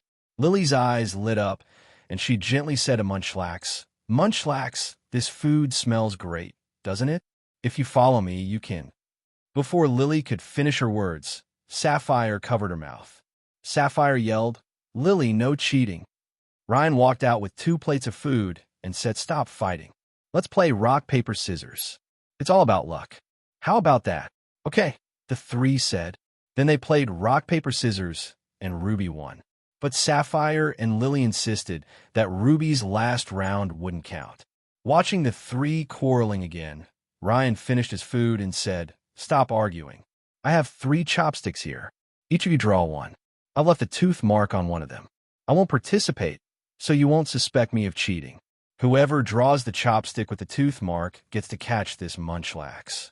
Munchlax ate its food, waving its arms casually. It didn't matter who caught it. It just wanted something delicious. The 3 nodded and approached Ryan. Each of them selected a chopstick, counted 1, 2, 3, and pulled them out together. Looking over, Sapphire excitedly waved the tooth-marked chopstick and exclaimed, "Yeah, little Munchlax is mine." Ruby and Lily sighed helplessly. After all, little Munchlax was indeed quite adorable. No one would refuse to catch it. Of course, those who couldn't afford to feed it certainly wouldn't catch it. Sapphire produced a pokeball and gently touched the now satisfied Munchlax. The little Munchlax was caught without resistance, shaking briefly before remaining still. "Yeah, I caught Munchlax," Sapphire exclaimed excitedly. "Burp. So full," Ryan said, rubbing his belly. Bagon also sprawled on Ryan. "With such delicious food every day, life will be great from now on." "Wait, Ryan, why did you eat all the food?" Ruby finally realized and exclaimed. "Yeah, where did this Bagon come from?" Lily exclaimed. Ryan was helpless. It seemed they hadn't listened to what he'd said before. Ryan had no choice but to recount what had happened. Ruby frowned and asked, "A meteorite disaster? Then why didn't Shalebi tell me about it?" Ryan shook his head and said, "I don't know, but it's difficult for Shalebi to modify the timeline directly. They only facilitate different events, not participate in them personally. It's good enough that it told you one thing, so there's no need to dwell on the rest." "So, does my goal remain the same?" Lily asked. "It remains the same, but I'll still try to bring the League into this. After all, our power here is simply not on the same level as the League's. If we want to completely resolve the situation, bringing the League in will probably make things much easier," Ryan said. "Team Magma and Team Aqua are too slow. They still haven't found Groudon and Kyogre," Sapphire said. "It's probably going to happen soon. Zinnia has already informed Maxie about the orb's location. Team Magma is already sending people to retrieve the red orb from MT Chimney, and Team Aqua is preparing to seize the submarine in Slateport City," Ryan said. "It's estimated that soon, the 2 teams will cooperate to reach the seafloor cavern. If the information is correct, they'll awaken Groudon and Kyogre. Then Sapphire and I will go and take those 2 orbs, right?" Ruby said, "Yes. I'll have Mutwo and Darkrai work with you to seize the orbs, and then control Groudon and Kyogre to go to Satopolis City," Ryan explained. "Lily and I will go to the Sky Pillar to bring Rayquaza over. From then on, it's up to me to handle it. But I'm worried the League will interfere. After all, the League has been wanting to study Rayquaza for a while," Sapphire said with some concern. "Then we'll fight if necessary," Ryan said with a confident smile. "Don't assume the League's leadership is unified. The League can't afford to let the legendary Pokémon fight each other. I'll summon all my Pokémon. Apart from anything else, we'll have no problem holding off their attacks." Ryan smiled confidently. "Besides, Team Magma has Courtney to help, and Zinnia will also help us. Let's not even talk about defeating the League. We just need enough time to stall them." "Courtney," Lily's eyes flashed. "Female." Ryan was speechless. Women have a strong sixth sense about these things, whether they're experienced or not. At this point, explanations were useless. Action was everything. Ruby's eyes widened, and Sapphire blushed. She dragged Ruby away quickly. After a deep kiss, Ryan smiled. Very sweet. Lily's head was spinning, and she was completely stunned. She was dazed as Ryan guided her to the living room to sit down. He still had to prepare their dinner. At the Fall Arbor Town Pokemon contest, Ruby won the championship with flying colors, earning his second ribbon. Ryan had originally planned to head directly to Tree City. After all, Tree's gym leader Winona already had a complex relationship with Wallace and was also close to Flannery, so a visit would be worthwhile. However, the next Pokemon contest was held in Turf Town, and time was tight. So, they had to go to Turf Town first. If the Rusturf Tunnel was open, they could return to Petalburg City to have Sapphire challenge Norman, and then fly directly to Tree City. Having decided on their destination, Ryan and his companions rested for the night in Fall Harbor Town. The next day, they took the cable car back to Malville City. However, they didn't want to retrace their steps, so they decided to take a different route through the desert. Crossing the desert, Ryan and his companions were well prepared. Since it was a desert, there were many ground-type Pokemon. Not long into their journey, they encountered a large group of Sandshrew and Trapinch. Sandshrew are okay, relatively peaceful, but Trapinch are far more ferocious, occasionally attacking passing Pokemon or humans. Individuals are manageable, but if you encounter a swarm of Trapinch in the desert, it's best to avoid them. Without flying-type Pokemon, they'll teach you the terror of quicksand. But for Ryan right now, that's no problem. A single Dark Void from Darkrai essentially incapacitates a swarm of Trapinch. Furthermore, Trapinch's final evolution is Flygon, a formidable Pokemon for any trainer. So Ryan simply caught a whole bunch of them. After all, a Pokemon with Dragon-type can't be too weak. Even Lily was quite interested in Trapinch and wanted one to train. After catching quite a few of them, Ryan discovered a unique characteristic. Their overdeveloped jaws make their heads heavy. If they were flipped over, Trapinch would be as unable to turn back over as a turtle. Seeing Ryan had captured the Trapinch, Sapphire said, "I heard from my dad that there's a small settlement on the other side of this desert, and there's a desert ruin with a legendary Pokemon inside. Do you want to go check it out?" "Legendary Pokemon? Let's go check it out," Ruby said. "Maybe we can catch it." Ryan remembered that in the games, Regirock could be caught here, but he wondered if it was true in this world. Following Sapphire's lead, Ryan and his group arrived at the ruins, which were almost buried by wind and sand. Ryan led the way, pulling a flashlight from his backpack to illuminate the buried ruins. Lily and the others soon followed suit, only to find that the ruins were also covered in sand, obscuring most of the original structures. Ryan led the way inside, until he reached a large upright stone slab with dots on it, much like Braille in the games. Ryan subconsciously glanced down at the ground, where stones were evenly distributed. Including the stone beneath Ryan's feet, there were 25 stones in 5 rows and 5 columns. In the games, you'd have to stand in specific positions and use strength to open the passage below. I wonder if that's possible here. "Ruby, Sapphire, you stand on the 2 stones to my left. Lily, you follow me," Ryan said, stepping back 1 square. The 3 of them were puzzled. Lily asked doubtfully, "Ryan, can you understand the writing on the stone?" "I can't, so I'll just try something," Ryan said. Ruby nodded and pulled Sapphire over to the stones on the left. Lily also stood on the stone behind Ryan.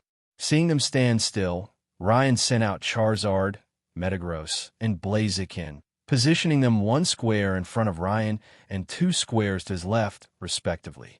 The 3 Pokemon stood still, and there was a dull click and then silence. Ryan looked at the stone slab and said, "Charizard, push that slab for me. See if you can move it." Charizard nodded and pressed its claws against it. The slab, along with the rocks beneath it, was pushed back, revealing a dark opening. Everyone was excited, and Ryan shone his flashlight inside. He saw an enclosed space. Though covered in dust, the prints of large footprints and a series of boot prints were clearly visible. All these clues pointed to someone having been here before, deciphering the secrets of the slab and catching the Pokemon within. Ryan rubbed his chin. "It seems I'm a little late." He had been prepared for this. After all, in the anime, Brandon possessed the 3 legendary golems, and it was obvious where he had obtained them. He just hadn't expected him to have obtained them so early. Ruby shook his head and said, "Since there's nothing left, let's get out of here too." They left the ruins, but just as they emerged, they discovered a fierce sandstorm. Ryan quickly handed out the goggles he had bought to everyone, and they put them on to protect themselves from the wind and sand while preparing to retreat back into the ruins to wait out the storm. "Wait, why is there a tower over there?" Lily called out. Following her words, Ryan and the others looked back in the direction they had come from. Not far away, they could faintly see a tall tower rising from the desert. Ryan shuddered.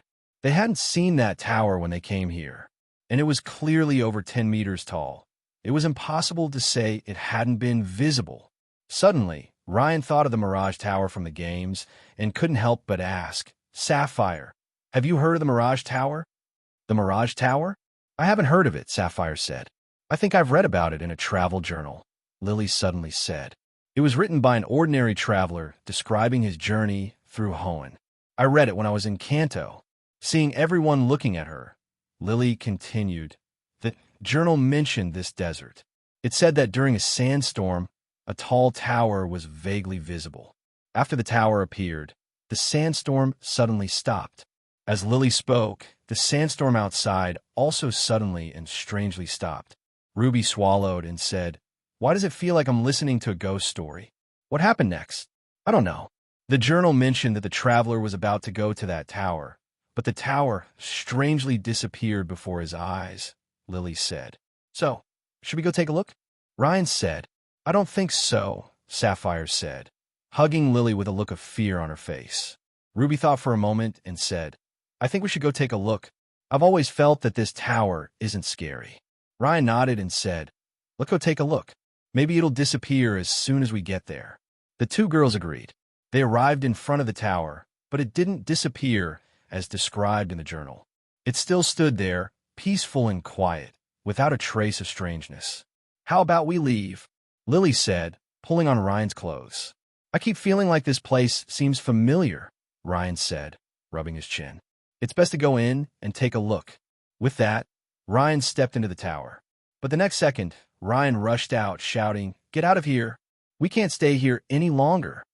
He immediately grabbed Lily and Sapphire, who hadn't reacted yet, and pulled them away. Ruby, also realizing something was wrong, quickly left the tower with a grim expression. After the group left the tower's perimeter, they looked back to see the Mirage Tower begin to warp, splitting the desert sand into two sections. The Mirage Tower twisted and vanished, along with most of the sand. A deep crater formed, and sand began to flow into it, filling it up. This, Sapphire gasped at the sight. If they were still there, they might have vanished along with the Mirage Tower. Ryan patted his chest and said, "No wonder it feels familiar. This is the effect of temporal distortion. What I felt last time in the time tunnel is exactly the same as here." Ruby nodded with lingering fear and said, "Shalebi told me not to approach this kind of temporal distortion. We were just asking for death just now."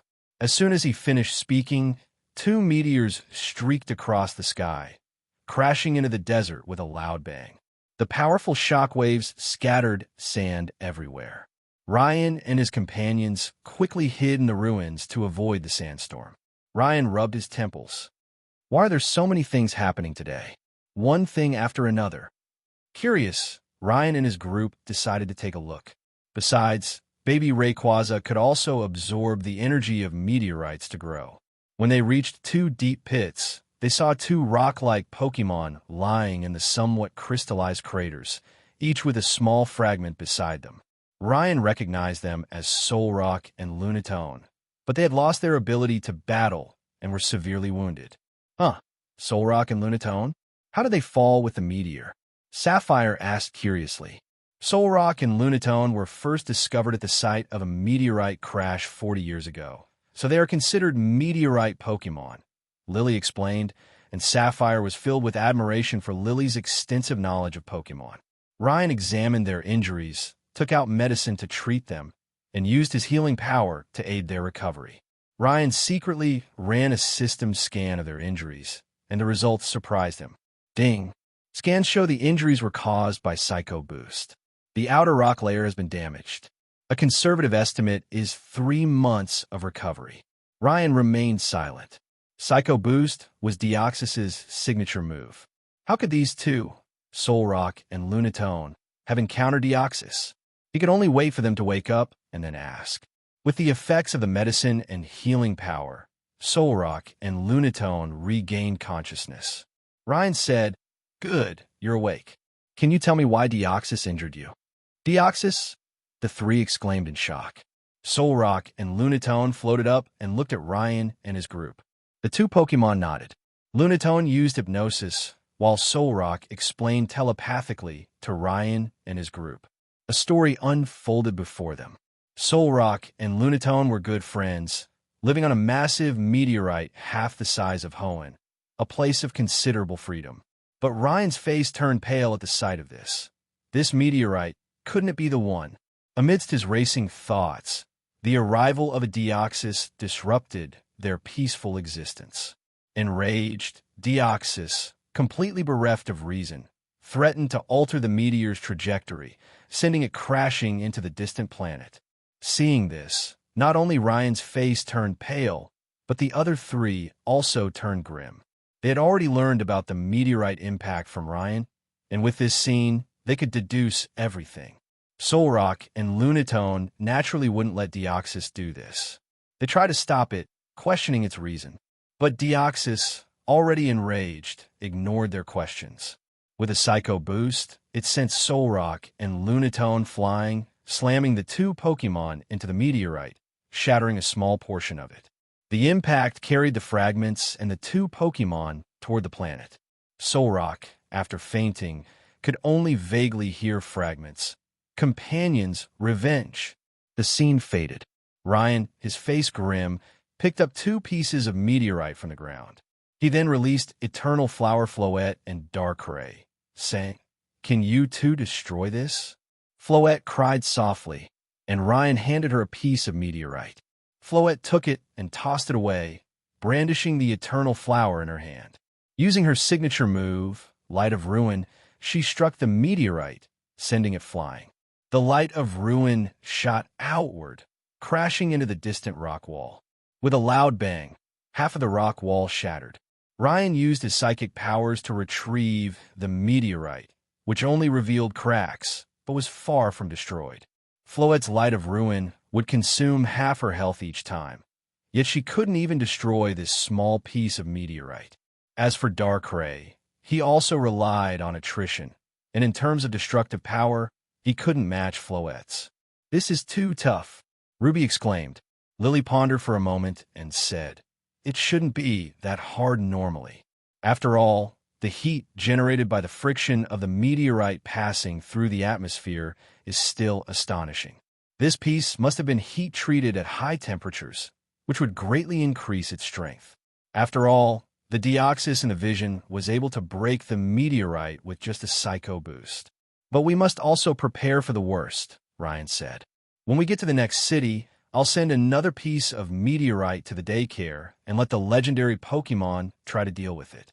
If they can find a way to destroy it, that would be the best. If not, we must also prepare for the worst." "What's the worst-case scenario?" Sapphire said nervously. "The worst-case scenario is that the meteorite hits this planet," Ryan said helplessly. "I hope not. After all, we have Arceus, the original one, to support us. Maybe, perhaps, this planet won't be destroyed." But as he said this, Ryan himself felt a little unsure. After all, Arceus' situation was complicated. If Arceus could truly create the world, then stopping a planet's destruction would probably not be difficult for it.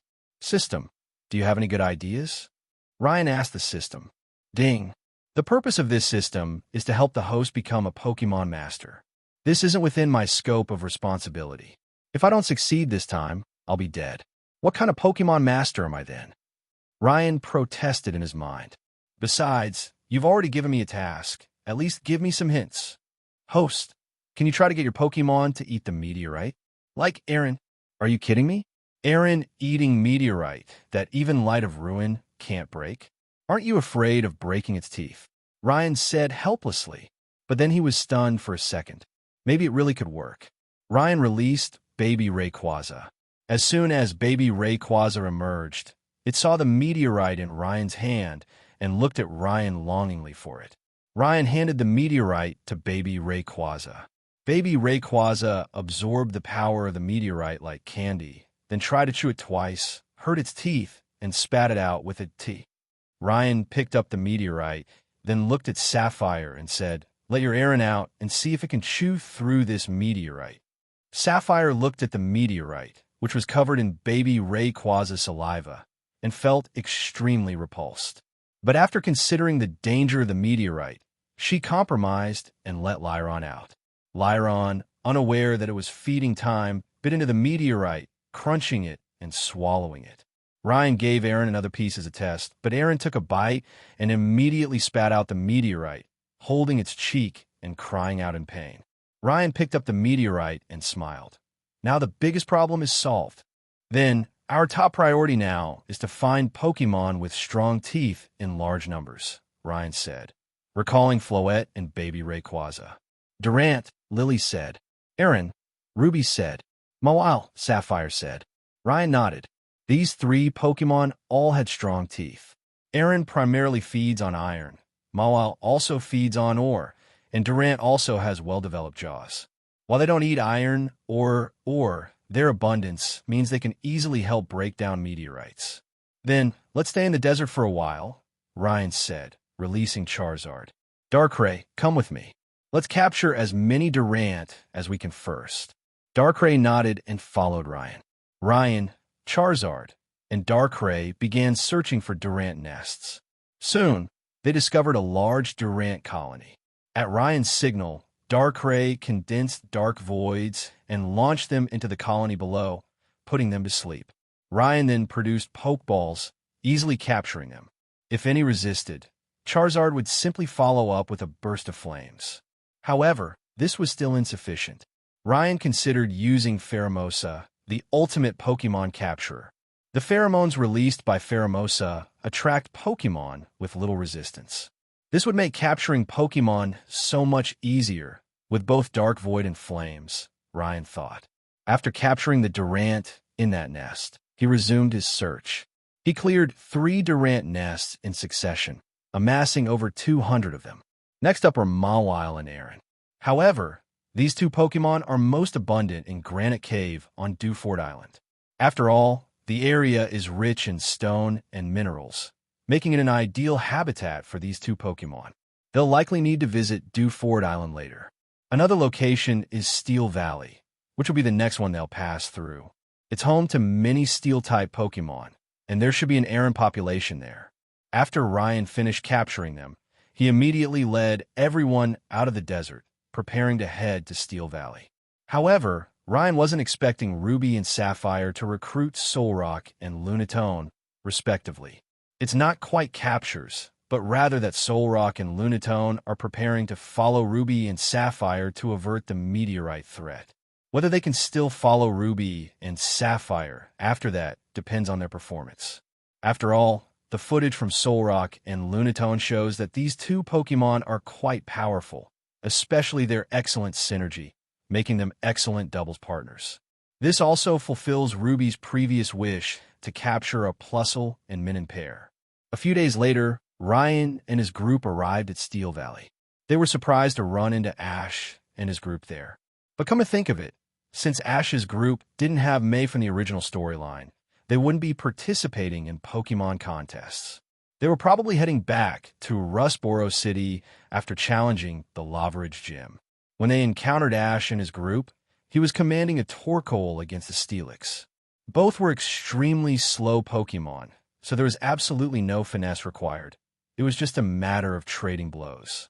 While the battle wasn't particularly technical, it was still quite exciting and intense, perfectly suited to Ash's style. While Steelix was significantly stronger than Torkoal, Torkoal had the type advantage. The continuous stream of flames was already overwhelming Steelix, and the final overheat was the straw that broke the camel's back, instantly knocking it out. Great! Torkoal, you did amazing! Ash excitedly rushed over and said, "Hey, Torkoal, do you want to come on a journey with me?" Torkoal happily blew out black smoke and knocked Ash to the ground, clearly eager to follow him. Although Ash was blackened by the smoke, he said happily, "All right, I caught Torkoal." "Congratulations, Ash," Ryan said. Ash only then noticed them. He looked at Ryan and grinned. Ryan, we meet again. How about it? My Torkoal is pretty strong, isn't it? It's pretty good. How about a battle? I just caught a Pokémon too, so we can see what we've both achieved recently, Ryan said. Okay. Ash jumped up and said, Torkoal, please. Before that, Ash, wipe your face. Torkoal needs to rest too, Serena said, handing Ash a towel. Thanks, Serena, Ash said after taking the towel and wiping his face. Lily and Sapphire looked at Ash and Serena and couldn't help but sigh. Ash is such a blockhead. I wonder when he'll finally figure it out. After a short rest, Ryan and Ash took their positions at opposite ends of the clearing. Brock stepped forward and said, Ash and Ryan's friendly match officially begins now. Go, the two said in unison. Torkoal and Bagon appeared on the field. Ash took out his Pokédex and looked at it. So it's Bagon. It's a very rare Pokémon, but we won't lose. Torkoal, use Flamethrower. Breakthrough. Bagon charge. Ryan said. Torkoal fired a column of fire at Bagon, but Bagon wasn't afraid of fire at all. Bagon was naturally resistant to fire, water, and grass attacks, and its strong skull easily resisted the flames. It charged directly into Torkoal, but only pushed it back 2 steps. After all, Torkoal's defenses were no joke. But seeing the two Pokémon almost face-to-face, Ryan smiled. Don't forget, even though he didn't have experience grinding cheats, he still had a stock of TMs. He had taught Bagon every move it could learn. Hydro Pump. Ryan shouted. What? Torkoal, quickly retreat into your shell. Ash exclaimed in shock. Bagon opened its mouth wide, unleashing a massive jet of water straight at Torkoal. Torkoal tried to retreat into its shell to avoid it, but the distance was too close, leaving it no time to react. The Hydro Pump blasted it back, sending it crashing hard into the rock wall, leaving a deep crater in it. Ash took a deep breath, then exhaled. I was a bit careless. I knew your Pokémon's move sets were so versatile, but I didn't take precautions. So let's get serious now. Ash's expression hardened as he declared, Iron Defense, then Shell Smash. Torkoal stood up and quickly steeled its defense. A metallic sheen appeared on its shell, then shattered as it broke its defensive shell to boost its offensive stats. Draco Meteor, Ryan exclaimed. Protect, Ash shouted. Bagon opened its mouth and launched a ball of energy into the sky. The ball shattered, transforming into a shower of meteors that fell to the ground. However, Torkoal had already erected a protective barrier, blocking the shower of meteors. Then, with surprising speed, it charged toward Bagon like a battering ram. Ryan was surprised to find the speed of Torkoal after Shell Smash somewhat unusual. Normally, Shell Smash should only increase its speed and offensive stats by 2 stages, but now its speed was noticeably faster than expected. Could it be? Bagon Double Edge, Ryan said. Bagon lowered its head and slammed directly into Torkoal's abdomen, but Torkoal withstood the impact, using the momentum to pin Bagon to the ground. Then, with a powerful body slam, Torkoal crashed down hard on Bagon's body. Bagon groaned in pain, losing its ability to battle. Come back, Bagon, Ryan said, shaking his head. I didn't expect you, Ash, to use the Hydro Pump distraction to cover your Shell Smash setup. If you're playing like this, one more Hydro Pump could have knocked out your Torkoal. Hee, I finally beat you once, Ash said. I know it's risky, but my Torkoal can take the hit. And I believe in it. Ryan smiled and said, You've really grown a lot. I hope you can continue to grow, Ash, so that my main team can battle at full strength. I definitely will, Ash said seriously. The two shook hands and then went their separate ways. After parting ways with Ash and the others, Ryan rode Charizard alone through Steel Valley. He found very few Aaron, though he spotted a few here and there, all of which he captured. Having found no more Aaron, Ryan and his companions hurried to Fir Tree City. Time was running out. They needed to obtain the next gym badge as quickly as possible before preparing for the next task. While searching for Aaron, Ryan had received a message from Courtney, which contained only a few simple words. Meet up. Head to the sea. Ryan couldn't wait any longer. Courtney's message was clear. Team Magma and Team Aqua had already met, preparing to head to the seafloor cavern. Ruby, after the contest, you and Sapphire will immediately head to the waters near Satopolis City to search for the seafloor cavern, Ryan said. I'll have Mutwo and Darkrai accompany you. With their protection, entering the seabed shouldn't be a problem. But just in case, I'll lend you my Greninja and Gyarados. You must bring back the orbs. Understood, Ruby said. I'll do my best, Sapphire said. Then we'll split up in Lily Cove City. I'll take Lily to the Sky Pillar, Ryan said. Flying there is necessary. This is the time to demonstrate our strength to the League. They nodded and hurried to Furtree City. Arriving in Furtree City a few days later, Ryan teleported all his Pokémon to the daycare. Mutwo, Lugia, and baby Lugia were all on their way to Hoenn. The next step was to have a serious conversation with the League.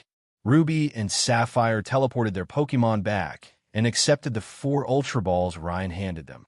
Lily also teleported her Pokémon back to the manor, fully equipped with Ryan's Pokémon.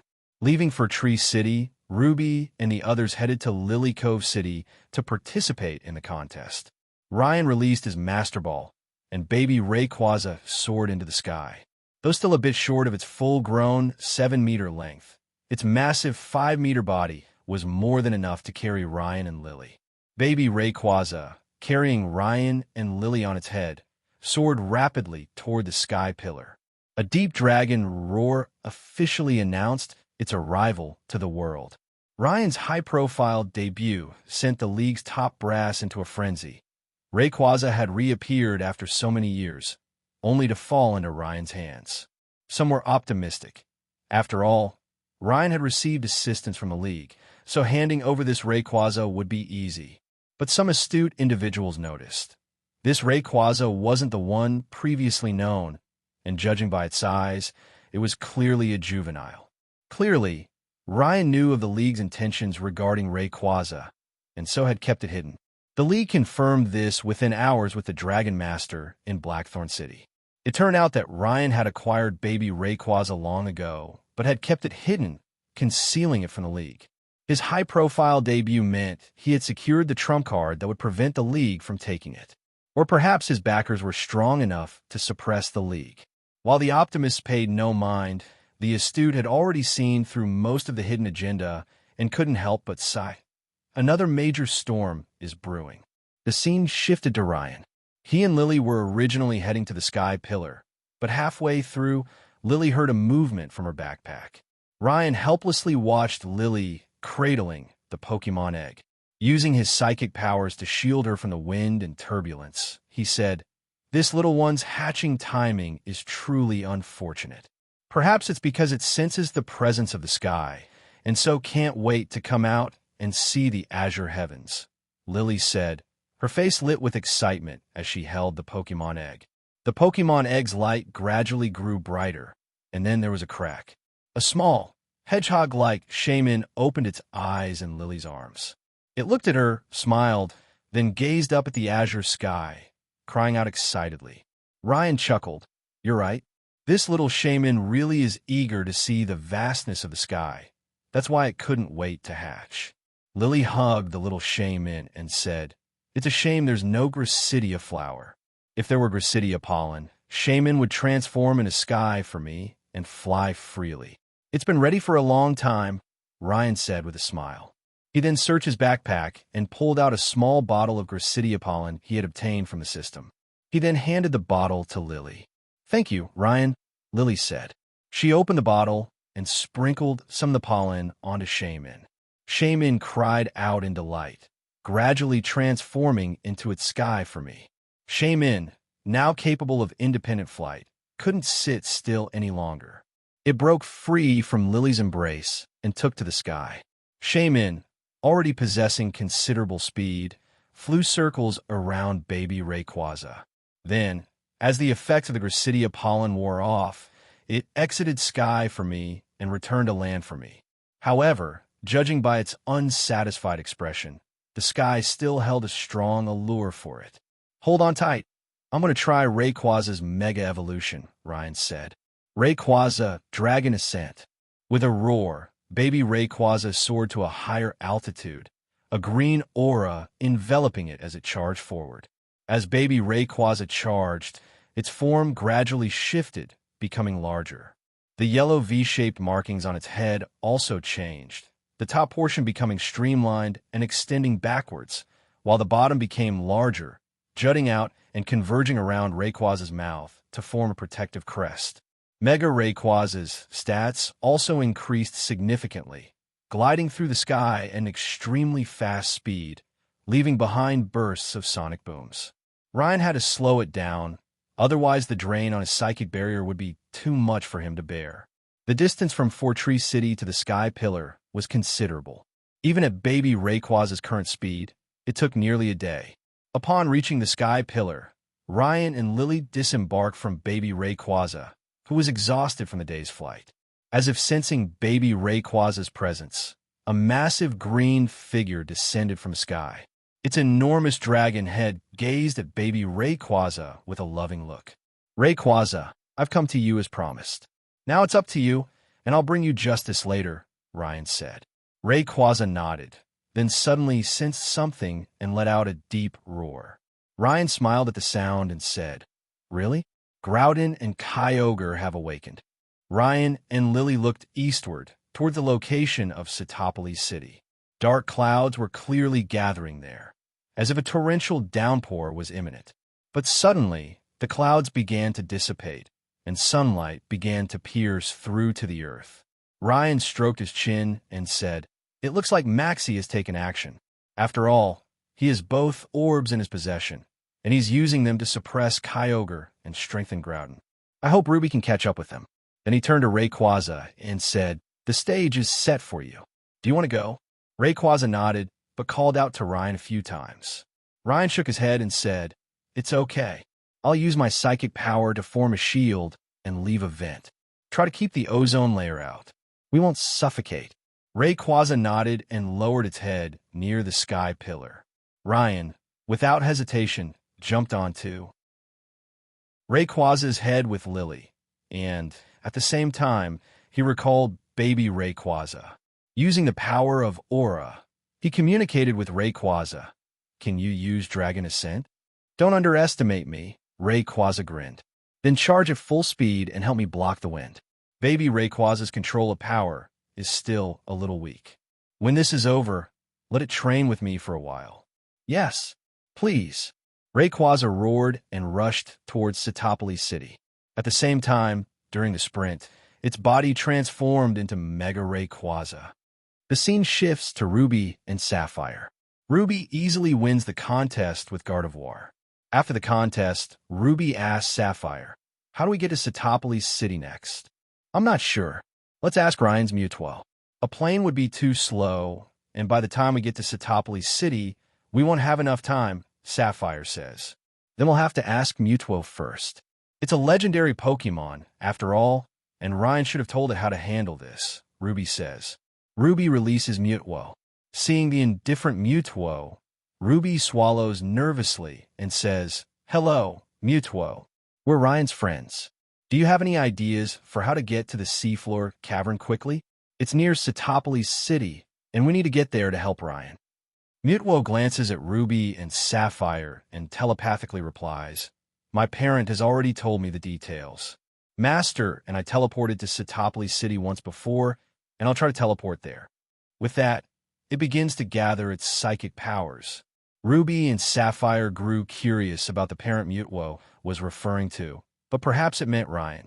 But before they could react, Mutuo grabbed Ruby and Sapphire and teleported. Ruby and the others felt the scene shift twice before they appeared atop a massive tree. Mutuo, with a weary expression, telepathically replied, "We've reached Sitopolis City. Next, I'll take you to the seafloor cavern, but I won't be able to help you much. 2 long-distance teleportations have practically drained my psychic power." Before Ruby or Sapphire could say anything, Mutuo grabbed one each and soared into the sky, landing above the sea surface just outside Sitopolis City. Using its remaining psychic power, Mutuo created a ball of light and, with Ruby and Sapphire, rushed to the bottom of the ocean. Mutuo swam with all its might and soon reached the seabed, but there was no sign of the seafloor cavern. Ruby pulled out a signal receiver, checked the direction, and said right. Mutuo nodded, quickly leading them to the right. They then discovered a fissure in the seabed, and Mutuo led them directly into it. After descending several dozen meters, Mutuo discovered a cave in the rock face. It immediately rushed in with Ruby and Sapphire, then emerged from the water into a cavern. Mutuo released its psychic light ball and said weakly, "It's up to you now. I no longer have the strength to help you." With that, it entered its ultra ball and went silent. Sapphire surveyed the pitch-black cave, handed Ruby her night vision goggles, and said, "Let's find Team Magma and Team Aqua first. Darkrai, please."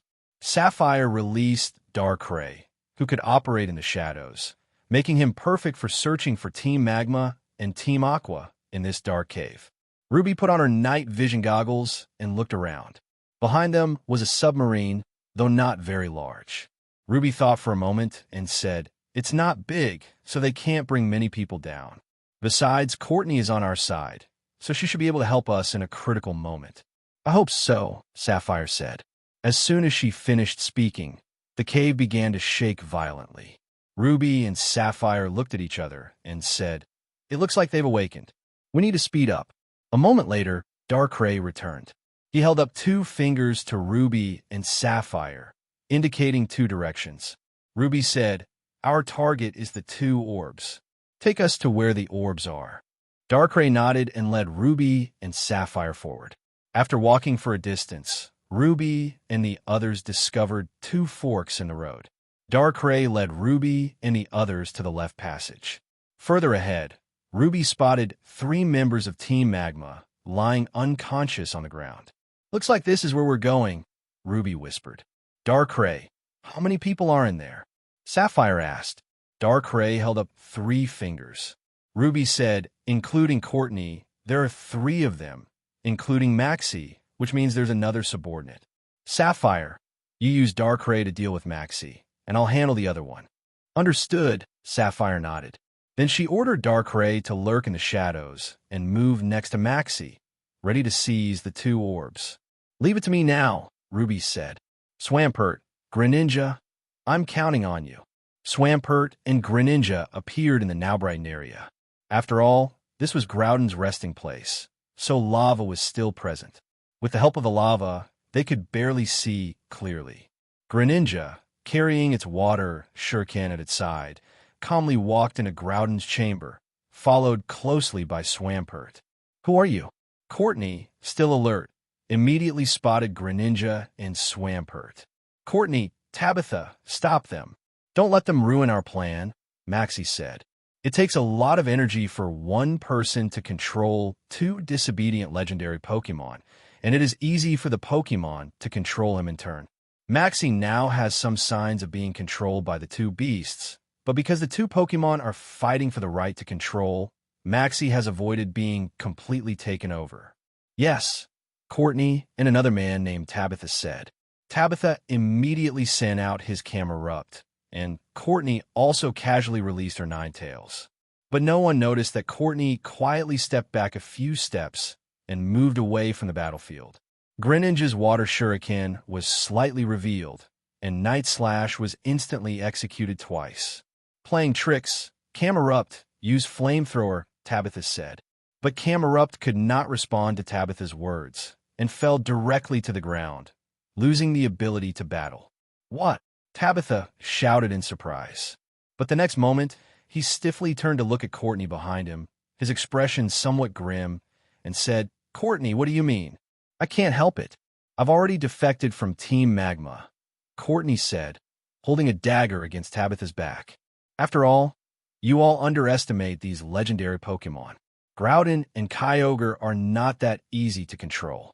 Besides, the 2 legendary Pokémon who are now eager to battle can't help me realize my dream at all. So why should I obey you?" "Courtney, you're asking for death," Maxie said, holding up 2 orbs. "You'd better watch out for yourself," Sapphire said. "Darkrai, do it." Darkrai emerged from the shadows, pressing a long-prepared dark void against Maxie's face. Looking at Maxie's slumber, Darkrai was about to pick up the 2 orbs, but the next second, Maxi stood upright, and the two orbs gradually began merging into his hands. Originally, Maxi controlled the two orbs, and his consciousness could barely survive between the two legendary Pokémon, able to resist the invasion. But now, in his coma, Maxi was clearly unable to resist. Darkrai curled his lips in disdain. It was no pushover. With a flick of his claws, Maxi's two palms were severed, splashing blood. The two orbs could no longer merge into Maxi's body. The flying orbs suddenly sensed something and flew directly to Ruby and Sapphire, abruptly merging into their right hands, revealing the emblematic patterns of Groudon and Kyogre on the backs of their hands. "It looks like it's over," Courtney said, letting Tabitha go. "Tabitha, don't risk your life for Maxi. Wait until you go out and take a look, then make a decision." She then let go of Tabitha and walked over to Ruby and Sapphire and said, "Ryan sent you here, didn't he? We got the orbs. What should we do next?" Ruby said, "Since Ryan trusts you, we'll trust you for now. Let's go to Satopolis City first, gather Groudon and Kyogre there, and then hand them over to Ryan." "Okay, let's act right away," Courtney said casually. Ruby gave Maxi emergency treatment to ensure he wouldn't die immediately. As for the severed hands, he couldn't do anything about them. Next, they had to prepare to return to Satopolis City. As for how to get there, they could only rely on the Pokémon's diving abilities. After all, diving was difficult, while surfacing was much easier. Greninja and Gyarados were the main force, while Swampert, Azumarill, and Blastoise could still help by following behind to block the current. Ruby, Sapphire, and Courtney immediately followed the group of water Pokémon and began to rise. As for Maxi and the others, they were left to the submarine. They should be able to return alive. As for Team Aqua, they all had water Pokémon, so they couldn't die. Even if they did, what would it matter to them?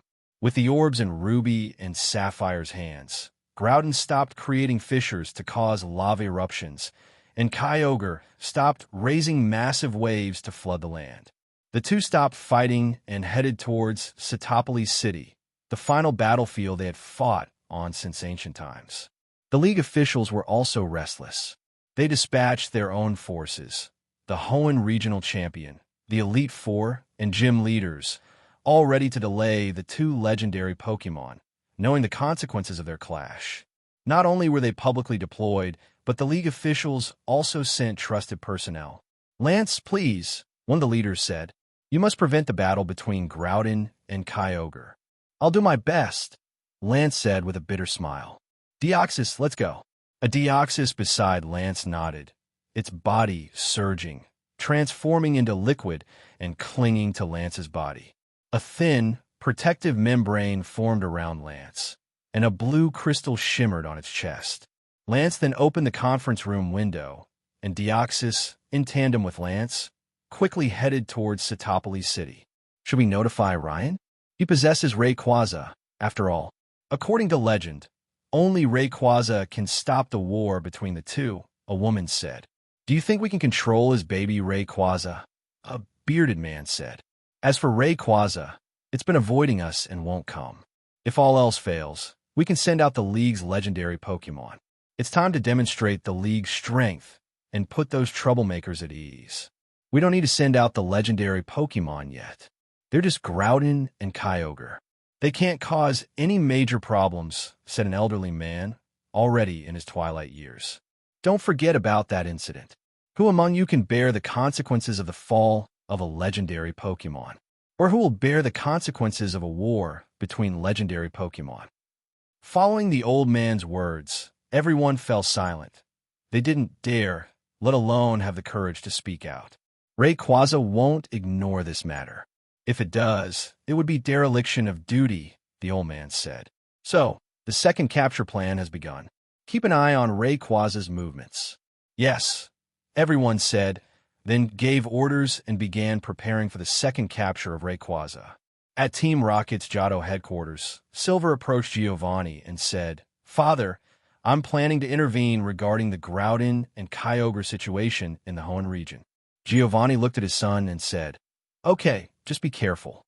Bring your subordinate, Domino, with you. Also, since that traitor, Courtney, has surfaced in Hoenn. Bring back her head. Got it, Father, Silver said.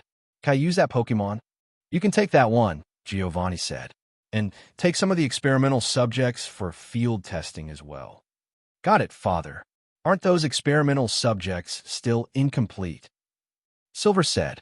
They're disposable, so we can only test their performance first, Giovanni said with a wave of his hand.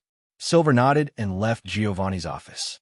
Giovanni glanced back at the video feed his subordinate had sent back, thoughtfully saying, "We've been researching that portal for some time now. It's time to give it a try." As he finished speaking, his personal phone rang. Giovanni answered the phone and listened, then said, "I have sent someone.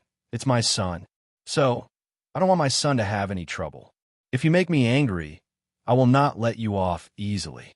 As the call ended, Giovanni smashed the phone to pieces in anger, and then muttered, "Wait, there will be such a day." We turn the scene to the Unova region, and is looking at the newly created creature outside the laboratory in the base and smiles. It's really a masterpiece of engineering. It exists for hunting, but the defects are also obvious. It's not as good as those resurrected Pokémon. "King, don't be so hasty." A blond man in a research suit appeared and said, "These defects are almost negligible in my eyes. Wait for me to modify it and inject the genes of Steel-type Pokémon into its body. With the technology one develop, it will become a mass-produced Pokémon." "Oh, then I'll leave it to you, Corres," and said, "Make one first. I want to see its strength." "As you wish, King." Corres pushed his glasses and bowed to N. N walked out of the base and returned to his room. He picked up Zoroark and said, "It's about to begin, Zoroark. Come and see whether my ideal is successful or the reality you mentioned is more cruel. I hope you will like the gift I prepared for you." On the other side, Ruby and the other two who rushed out of the water were finally able to breathe fresh air. Although they were protected by water Pokemon, there was not much oxygen to guarantee their breathing. The three of them also tried their best to hold their breath to ensure that the Pokemon had time to lead them out. Courtney released her own Swellow and said, "I guess I won't be needed next. I'll go to Satopolis City to watch the show first." After that, Courtney grabbed Swellow's feet, and Swellow flew to Satopolis City with Courtney. Ruby looked at Courtney and said, "This woman can't be trusted. Although she's with us now, she's likely to betray us and leave." Sapphire nodded. Though somewhat reckless and straightforward, she sensed that Courtney wasn't on the same page as them. Following them now offered more benefits. If they couldn't achieve her goal, she would simply leave. "While Lord is nearby, I'll have it pick us up," Sapphire said. "Next, use the orbs to control Groudon and Kyogre. That will complete our mission," Ruby said. A Wailord quickly appeared before them and lifted them up. Ruby and Sapphire recalled the exhausted Pokemon and released Mutwo and Darkrai. Mutwo, having recovered somewhat after a short rest, telepathically called out, "Begin controlling them. We'll help you if there's any danger." Ruby nodded and said, "I'll leave it to you now. Sapphire and I are entrusting our lives to your hands." With that, Ruby and Sapphire focused all their energy on controlling Groudon and Kyogre through the orbs. Groudon and Kyogre were initially somewhat resistant to Ruby and Sapphire's control, but Ryan had anticipated this situation and had the two Pokemon eggs carried by Ruby and Sapphire for a while, each carrying a bit of the Pokemon egg's aura. After sensing the aura of their controllers, the two legendary Pokemon couldn't contain their curiosity and headed towards Satopolis City. Although that was also where they wanted to go, the aura they sensed now made them eager to rush to Satopolis City. Kyogre was the first to arrive in Satopolis City. Sapphire controlled Kyogre, taking over the position of Wailord. Kyogre then took Ruby, Sapphire, and the others with it in a leap, gliding towards Satopolis City. Kyogre, along with 2 people and 2 Pokemon, flew to Satopolis City. Sapphire, holding the blue orb that emerged from her hand, said, "I didn't expect Kyogre to fly. I think all legendary Pokemon can fly." Ruby asked doubtfully, while also having some expectations for Groudon, whom he was controlling. Following Kyogre's flight, they soon arrived at Satopolis City, a massive city built in the crater of an extinct volcano. Kyogre landed heavily, sending up a massive wave of water. The first legendary Pokémon makes its entrance. Wallace and the Elite Four arrived in Sitopolis City early. Wallace watched Kyogre appear, but then saw Ruby and Sapphire above Kyogre's head. He immediately frowned and said, "What's going on? Why are Ruby and Sapphire here?" Then Wallace flew over in his airship and looked at Ruby and Sapphire from a distance, as well as the orbs in their hands. Wallace said with a complicated expression, "Ruby, Sapphire, how did you get the orbs and control Kyogre?" "Master." Ruby was surprised to see Wallace's arrival, but soon reacted and said, "Master, don't interfere in this matter. We will handle it, and we won't let Groudon and Kyogre cause any damage." Wallace glanced at Mutwo and Darkrai and said, "Did Ryan assign you?" "There's no need to deny it. This Mutwo and Darkrai are both his Pokémon." Ruby shook his head and said, "Master, we don't deny it. But at least Ryan will help us and deal with this matter." "Rayquaza?" Wallace said calmly. "If that's the case, Ruby, I just want to say something to you. Stop getting involved in this, or your father won't be able to protect you." Ruby smiled carelessly. "Master, I'll definitely help with this. After all, Shalebi told me about this disaster, hoping I could prevent it. Ryan sincerely wants to help me, and it's because of his involvement that this matter was resolved more smoothly. So, I can't let this matter go." Wallace shook his head helplessly. This student was very dedicated, had the talent, a good mindset, and was following his own path. He was arguably the most perfect student, but now he insisted on interfering, and Wallace couldn't bear to see him lose his future. "Take care of yourself," Wallace said. "Your father and I should be able to protect you. But as for Ryan, I'm sorry." With that, he flew the airship to the crater and stood there, awaiting the arrival of the other legendary Pokémon. Drake, the Dragon-type specialist among the Elite Four, took a puff of his pipe and said, "Why? Is it your student who concerns you?" Wallace had a cold expression and said nothing. Drake smiled. "I also had a troublesome student. I don't know where he's gone now. He said he wanted to defeat me and inherit my position. Alas, none of them are easy to deal with." Wallace said, "The 3 legendary golems have been subdued by the new generation. We must bear this disaster this time. Although Ruby just said Ryan would handle this, I have a feeling something is not right. I think it will cause major problems later." "Hee. Something's going to happen," said Phoebe, the ghost-type specialist of the Elite Four. "My ghost friends have found a lot of intruders. It's a pity they didn't spot Team Magma. They actually kidnapped my grandparents while I was away, and Team Magma also stole the 2 orbs." "Intruders," said Sydney, the dark-type specialist of the Elite Four. "I'll clean them up. Don't be impulsive. We just need to make sure the 2 legendary Pokémon don't fight or minimize the aftermath of their battle," said Glacia, the Ice-type specialist and last of the Elite Four. "Well, just think of it as a warm-up exercise. They're just small fry anyway," said Sydney. After saying that, he immediately released his Mandibuzz. Jumping onto its back, Sydney rushed to the side of the mountain. A moment later, an explosion was heard there. Glacia frowned and said, "Sydney was a delinquent before, but I didn't expect his temper to remain the same. Whenever there's a fight, he just charges in. Doesn't the League do anything about it? I guess it's difficult.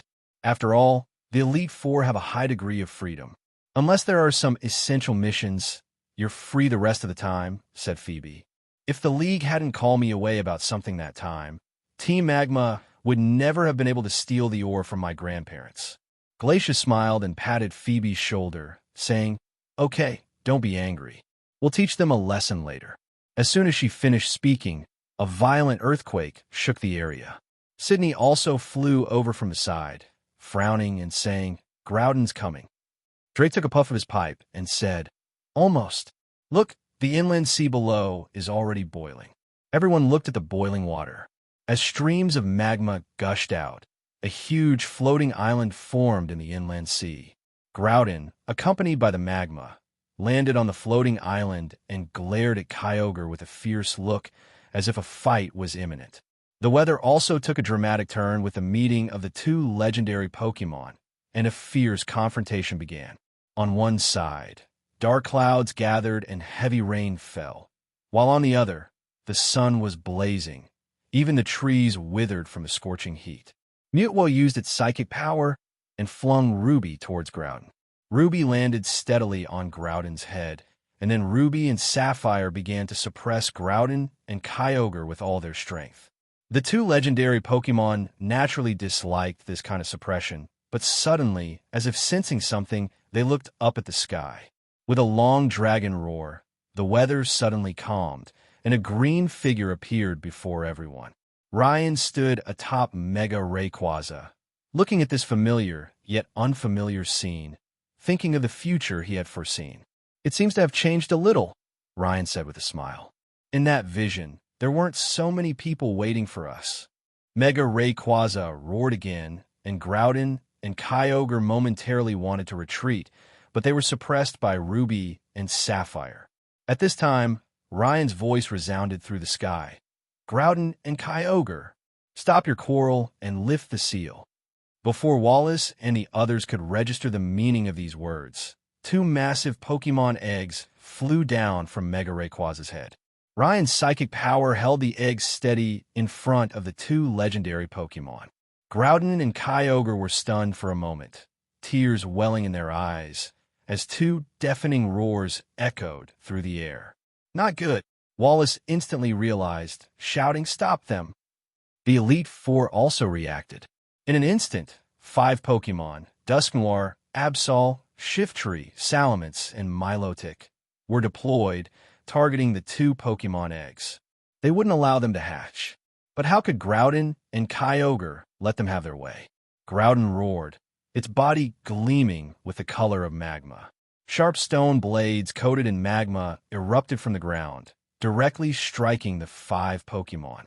5 explosions followed, and the 5 Pokémon were blasted away by precipice blades.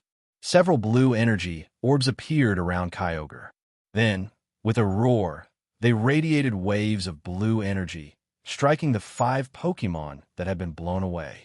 Unable to dodge, the 5 Pokémon were instantly knocked out by Origin Pulse. With the 5 Pokémon falling before them, Wallace and the others were left helpless. Their ace Pokémon had been defeated without even getting close. Groudon and Kyogre carefully touched the 2 Pokémon eggs and released the seals. As the seals were released, the 2 Pokémon eggs glowed with a dazzling light. When the light faded, 2 small Groudon and Kyogre, each just over a meter tall, appeared before the group.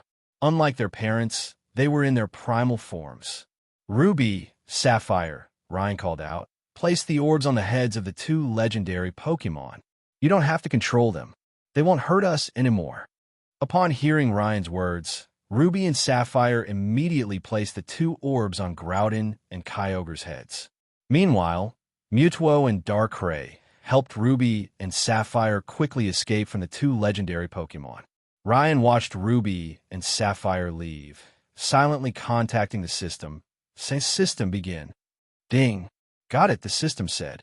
With the system's assistance, the 2 orbs instantly shattered, and the power within them violently rushed into Groudon and Kyogre's bodies.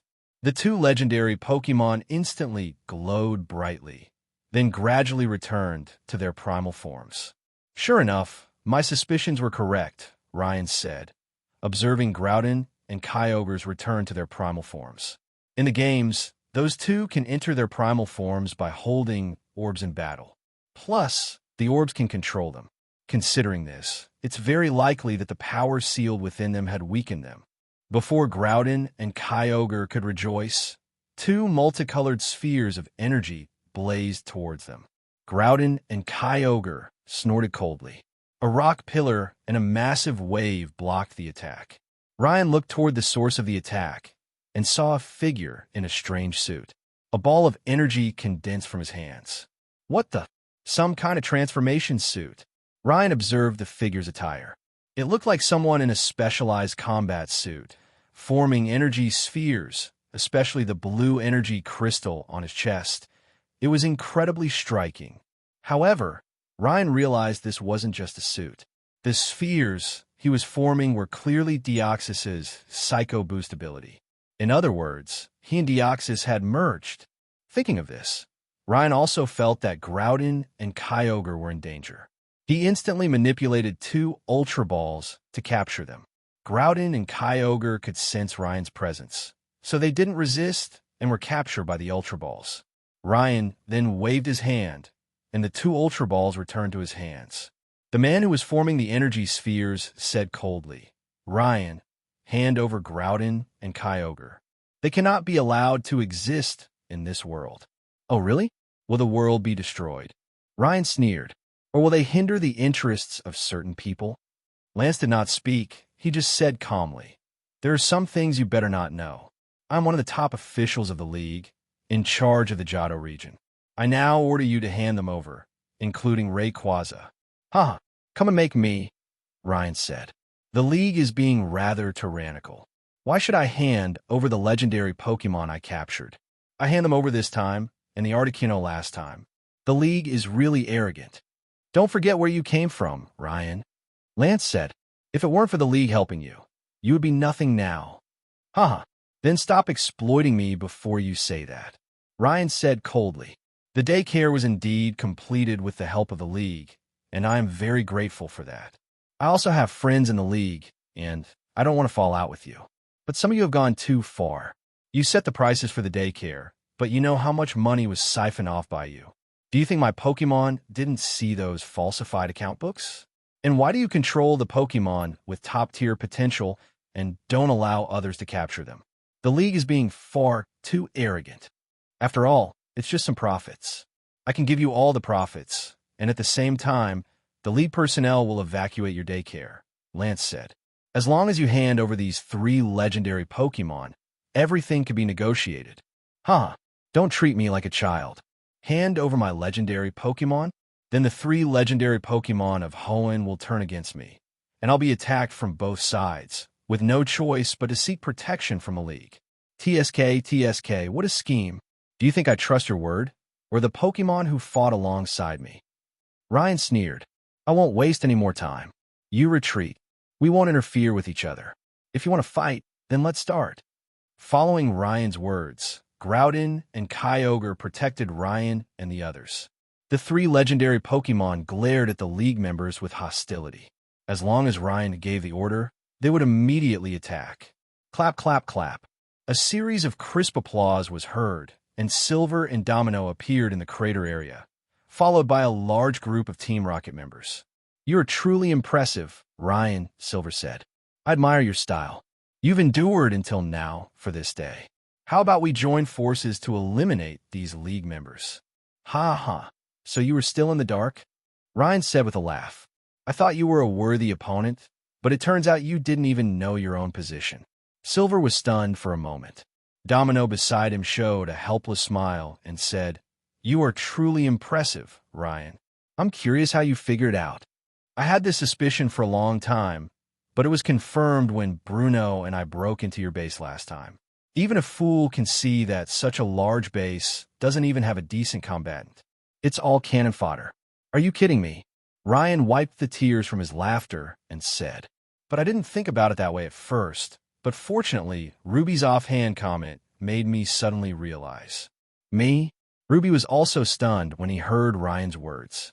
Sapphire was also curiously pondering what the comment was. Lily, observing Domino's reaction and combining it with her own guess, said in disbelief, "Ryan, what do you mean?" Ryan, seeing Lily's expression, knew she had guessed it too.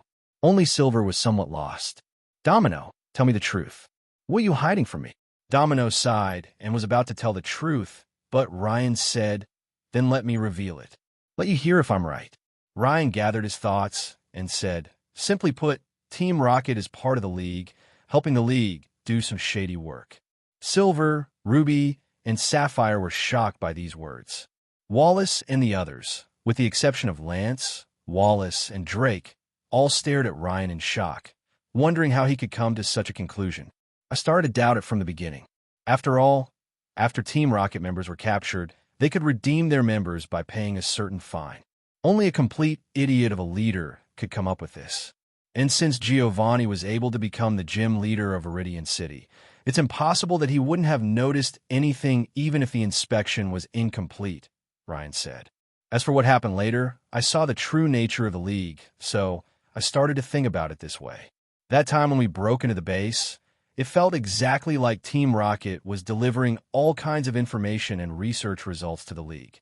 As for the rest, it can also be seen from various aspects. It's just that it's hard for people to think about it this way. After all, one is the prestigious Pokémon League organization, and the other is a dark force operating in the shadows. But if you look closely at the dark forces in various regions, which force can compare to Team Rocket? At this point, everyone actually had their own answer in their hearts, and Ryan didn't need to say more. Ryan said calmly, "The same offer. You retreat, and we won't interfere with each other. If you want to fight, then let's begin." "Alas, why did you say it out loud?" Lance said helplessly. "It's enough for you to know it yourself. Now, I can only take your lives first." Ryan smiled faintly and said, "You can try." "Go ahead," Lance said. The entire Team Rocket squad opened their Pokeballs, and countless Moltres, Zapdos, and Articuno appeared in the sky. Looking at the nearly 100 legendary birds, Ryan and his team were all shocked. Ryan quickly asked the system to scan these legendary birds, but the results of the scan made Ryan grit his teeth and say, "League, is this how you treat Pokemon?" "Eliminate them," Lance said indifferently, his cold eyes as if he was looking at corpses. Following Lance's words, countless legendary birds charged towards Ryan and his companions, completely oblivious to the presence of the 3 legendary Pokemon.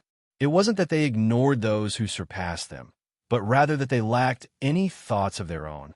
After the system scan, Ryan received a single message: a genetically cloned product, their life force overdrawn to reach pseudo-legendary strength. They lacked consciousness and could only mechanically follow orders. Their survival time, 3 days after the battle begins, followed by irreversible physical decay. They are curable, but they will endure lifelong pain from their genes. Treatment is not recommended. The most effective approach is to end their lives as soon as possible. Ryan was furious. Although Team Rocket had committed this unscrupulous act, there was no guarantee the League hadn't also contributed to it. Rayquaza roared, meaning, "No need for you to intervene. We'll handle this." As Rayquaza's cry fell, 3 powers emanated from the 3 legendary Pokemon, encompassing the entire area. Groudon snorted disdainfully, and the legendary birds instantly fell to the ground, either vanishing into the water or slamming into the rocky ground, a bloody mess. Ryan and the others watched in shock. Nearly 100 legendary birds, though only possessing pseudo-legendary strength, were still a formidable force. Yet, before the 3 legendary Pokemon, they couldn't even withstand a single moment and were completely defeated and killed. Ryan sensed the power within the space, his eyes gleaming. Is this the power of a domain? The power of the sky, the continent, and the ocean combined. This space was completely under the control of the 3 legendary Pokemon. There was no way legendary Pokemon without domains could defeat them. Ryan's heart surged as he watched. Ruby and the others had witnessed the power of legendary Pokemon firsthand. This wasn't about sheer strength that could be overcome by numbers. Domino, seeing all the legendary birds dead, remained unmoved. After all, this was just an experiment, a test of the capabilities of these disposable Pokemon. It didn't look like the results were particularly promising. Domino looked at Lance and asked, "Have you brought your equipment?" "It's already been installed. We're ready to begin," Lance said. He then released his Dragonite. Deoxys separated from Lance's body and launched several Psycho Boosts at the 3 legendary Pokemon. Just as the 3 legendary Pokemon tried to resist, countless mechanical devices suddenly emerged from the surrounding rock walls, and a wave of energy struck Rayquaza. Rayquaza instantly weakened, and cracks appeared in its stable domain. Deoxys seized the opportunity and launched several Psycho Boosts, knocking Groudon and Kyogre back several steps. Just then, a dark figure leaped from the shadows. Its sharp black claws pierced Ryan's chest, extracting a heart and crushing it fiercely. "Cough, cough," Ryan said in pain, spitting out several mouthfuls of blood. "I didn't expect you had a backup plan." This dark ray is well hidden. Die in peace, Lance said, looking at Ryan, his heart shattered. Before I die, can you fulfill one of my wishes? Ryan said, grabbing Darkray's arm. Lily, standing by, felt distress for Ryan's injury, but she was also trying hard to suppress a smile. Lance, however, didn't notice and said calmly, "What is it? Can you spare the others?" Ryan said in pain. Wallace, also with a gloomy expression, flew over in his airship and said, "Lance, Ruby is my student, Norman's son.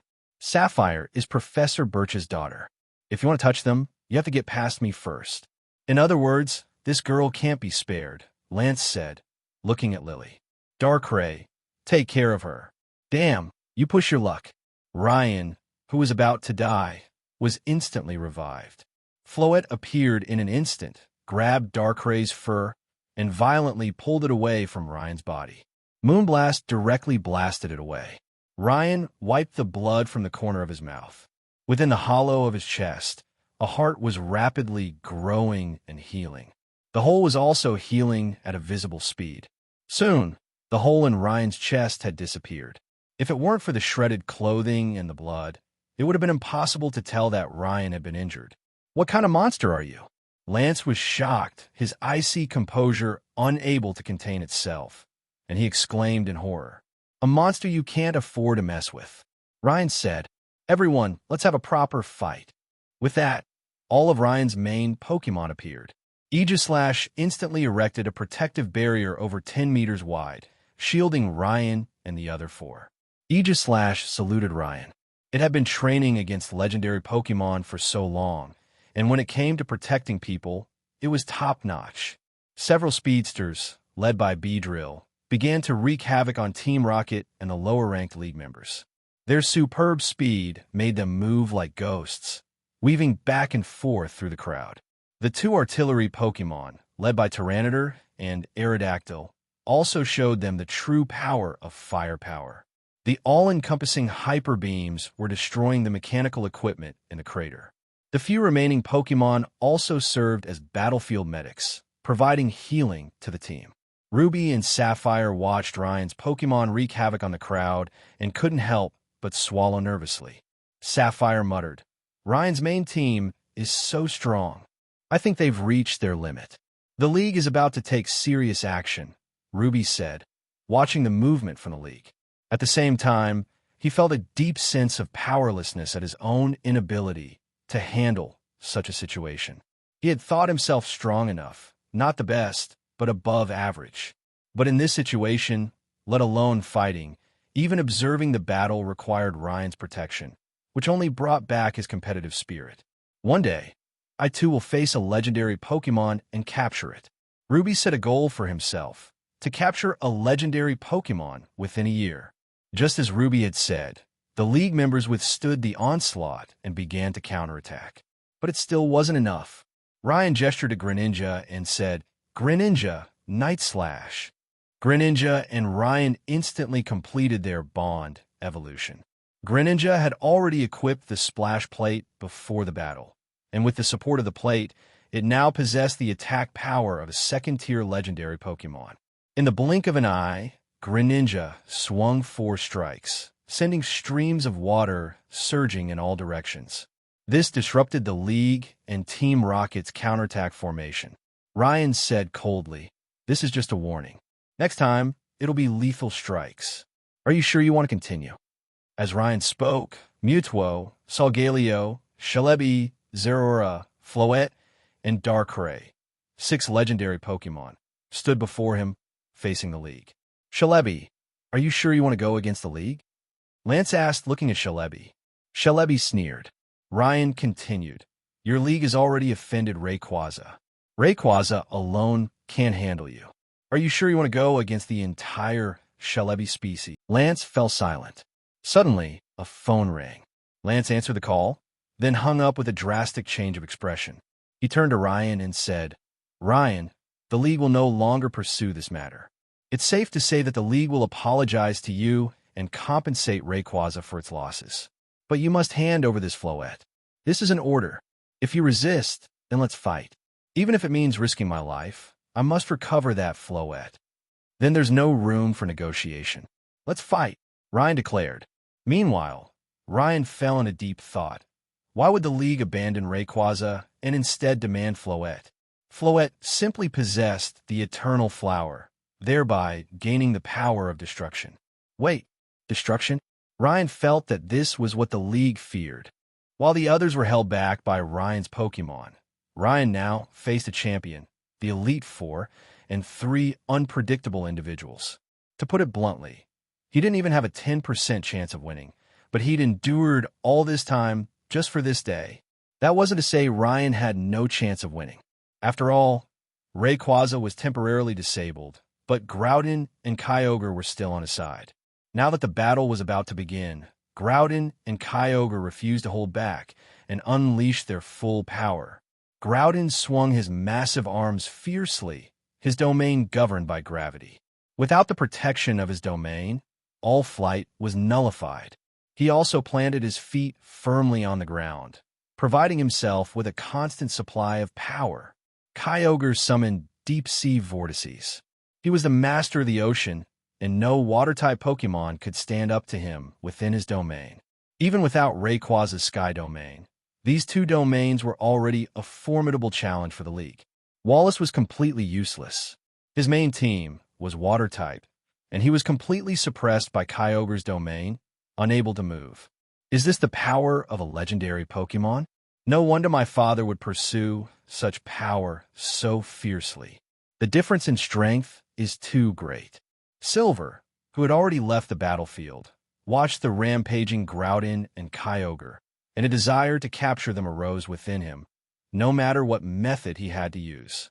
It feels a bit overkill, but Mew, I'll leave it to you, Lance muttered, taking in the scene before him. As Lance's voice fell, a petite pink Pokémon suddenly appeared in the space. It resembled a pink kitten with a tail about twice its body length, tipped in an oval shape and triangular eyes. Who else could it be but Mew? Mew circled the crater, looking at the suffering humans with a look of pity on its face. Then, a pink light barrier spread from its body, forcibly suppressing Groudon and Kyogre's domains. Mew! Ryan's face went pale. He had never expected Mew, the ancestor of all Pokémon, to side with the League. Mew, why are you helping them? Why are you siding with the League? Ryan shouted. Mew shook its head and telepathically replied, I have my reasons. Please forgive me. Mew then forcibly used its domain to suppress Groudon and Kyogre. Ryan could hardly believe his eyes. Mew didn't have particularly impressive stats in the games, but in reality, known as the ancestor of all Pokémon, it possessed a power approaching that of the creator. Mew's domain was pure creation, but Mew had overlooked one crucial Pokémon, or rather two. That Pokémon was Mutwo. Mutwo's destructive essence naturally countered Mew's creative power. Because of this essence, Mutwo was the only Pokémon capable of moving freely within Mew's domain. Ryan's Mutwo condensed a psychic spoon and pointed it directly at Mew. If you want to hurt Ryan, you'll have to get past me first. As Mutwo finished speaking, two figures descended from the sky, the other Mutwo and Lugia. The second Mutwo also looked at Mew with a complicated expression. Lugia cried out to Ryan twice, implying, what you said before wasn't wrong. I can't help it. The League has called out Mew, and I'm at my wit's end, Ryan said helplessly. At the same time, Ryan was contacting the system to see if there was any way to deal with this situation. But the system was helpless at this point. After all, Mew was far more powerful than anything he could handle. In Ryan's current state, he was simply unable to face a being of Mew's level. Lugia, are you going to betray the League too? Lance frowned at Lugia and asked. Lugia was also in a dilemma. This situation was beyond its ability to handle. Mew shook its head and said telepathically, Don't blame Lugia. It also owes this young man a favor. Young man, I have no intention of interfering in your affairs, but your Floette is too dangerous. If you let it grow unchecked, the consequences will be disastrous. Ryan said disdainfully. Is Floette bothering you? I want to know if it has brought you disaster right now. I've helped seal the power of destruction within it, and it can't hurt anyone at all.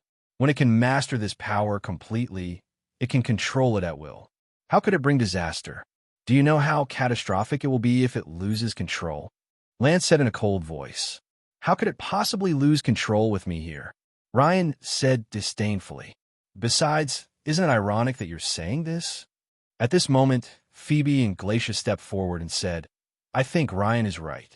Since he can bond with Floette, it means he does have the power to control it. Otherwise, the catastrophic power of Floette alone would be enough to destroy everything.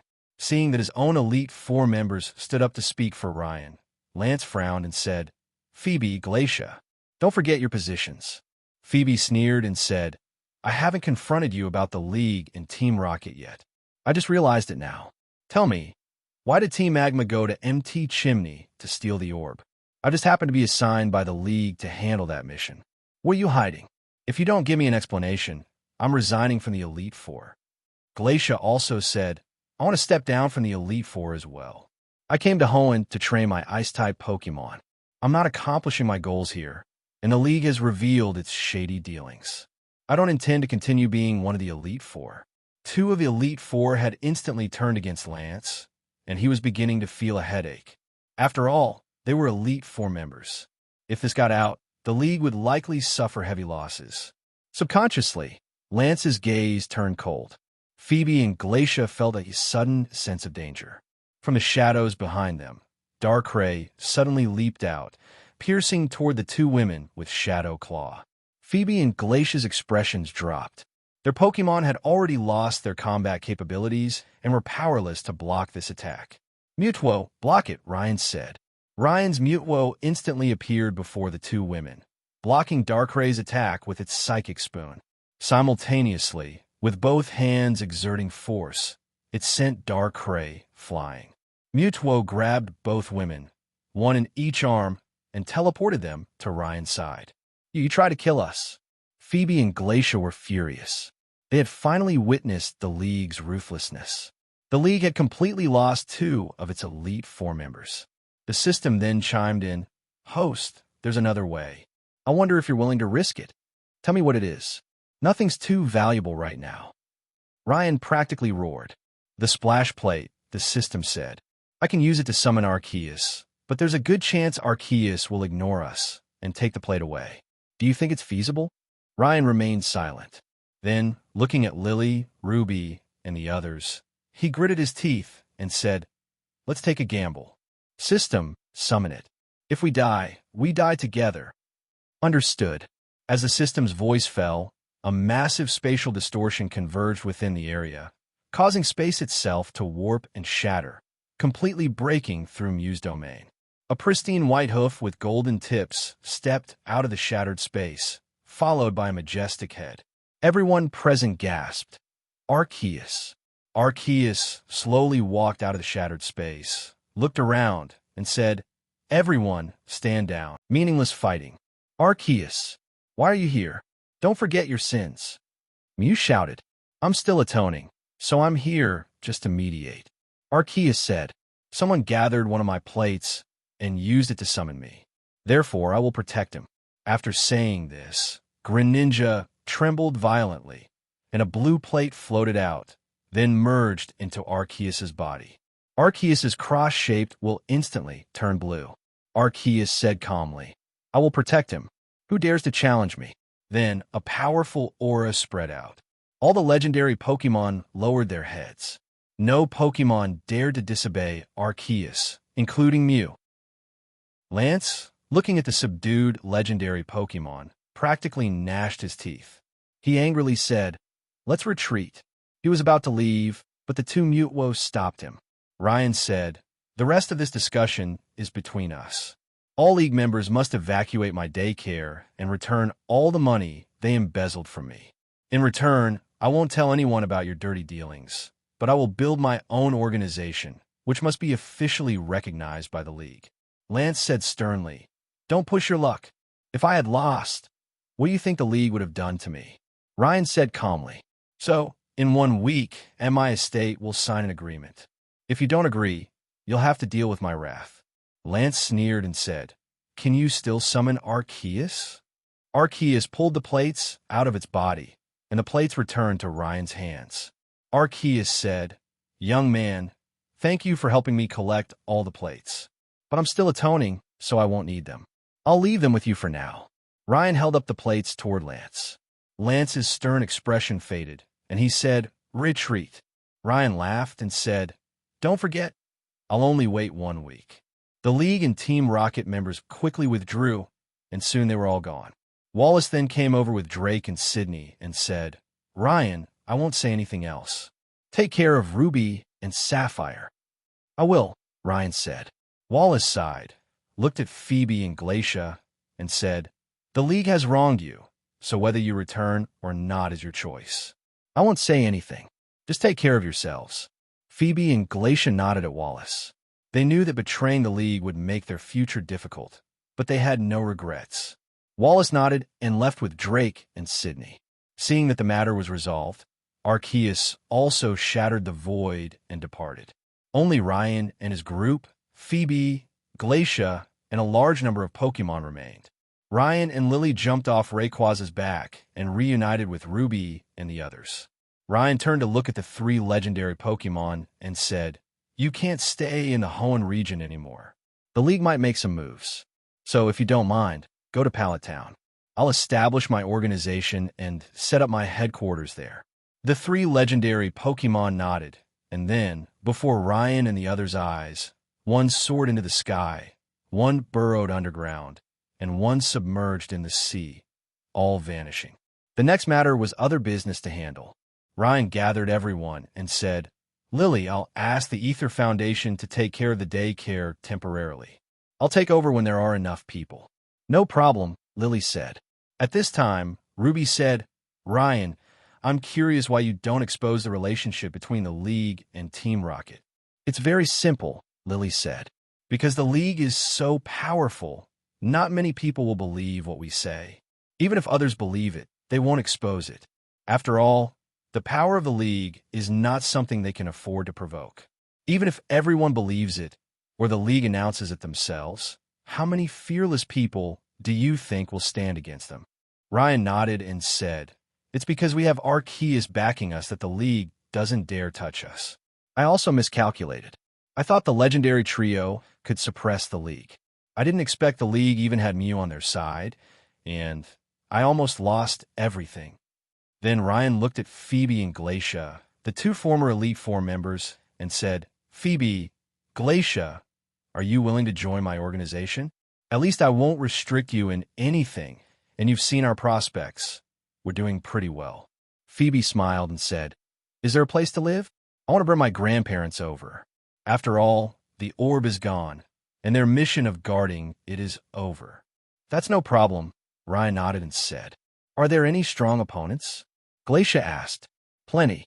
And as you know, my daycare has excellent employee benefits," Ryan smiled. "I'm in," Glacia said. Then the group prepared to leave.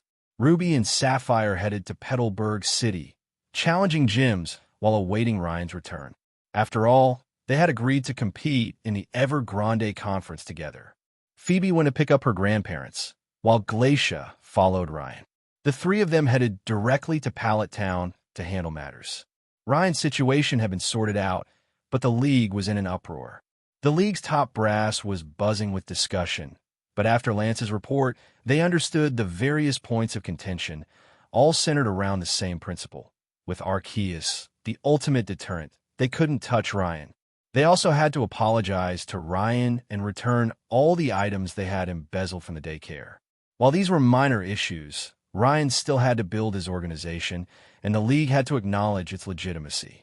This was truly humiliating. After all, establishing an independent organization was obviously in opposition to the League, but the League couldn't suppress it and had to recognize its legitimacy. This was a complete embarrassment, but the League really couldn't refute this matter. After all, Ryan had Arceus as his backer. If they really pushed too hard, they might be severely punished. But the current emergency is the shortage of Elite Four members. 2 vacancies must be filled, one of the League's senior officials said. Is there any solution? This Evergrande Conference is the answer. The top 3 finishers can challenge the Elite Four. If they achieve a draw, they can become Elite Four members. I doubt it will work. The gap between the strength of the competitors and the Elite Four is too great. Then set up rewards. First place will be rewarded with a legendary Pokémon. This is possible. After all, there are many members in the families of the major legendary Pokémon. It doesn't matter if one or two are given away. A week passed quickly. All League members evacuated Ryan's estate, leaving it to the Ether Foundation. At the same time, representatives from the League's leadership arrived at the estate to sign the terms of the contract. As Ryan had promised, the terms included an apology from the League, a substantial refund of Ryan's money, and recognition of the legitimacy of his organization. However, the League representatives were stunned by the clause promising peaceful coexistence and mutual support. Believing Ryan was trying to curry favor with the League, they signed without hesitation. However, when the meteor crisis unfolded, the League representatives were livid. It was clear Ryan was using them as a shield, sending them ahead to test the waters. With the League representatives gone, Ryan began redesigning the estate. He planned the main hall, member residences, research institute, and transportation routes, then handed the work over to the engineering team dispatched by Lily's connections. Lily's family was quite wealthy. Ryan, freed from the League's control, also worked closely with the Ether Foundation. After all, he still had to rely on them for the Pokémon food supplies. With the Pokémon's help, the building complex was constructed at rapid speed, and it was all completed in just 1 month. It was also on this day that Ryan's organization, the Mercenary Guild, was established. Yes, this name was Ryan's personal choice. After all, the development direction Ryan had in mind was similar to that of mercenaries, except that the missions were directed toward helping Pokémon and trainers. Then Ryan released the personnel structure.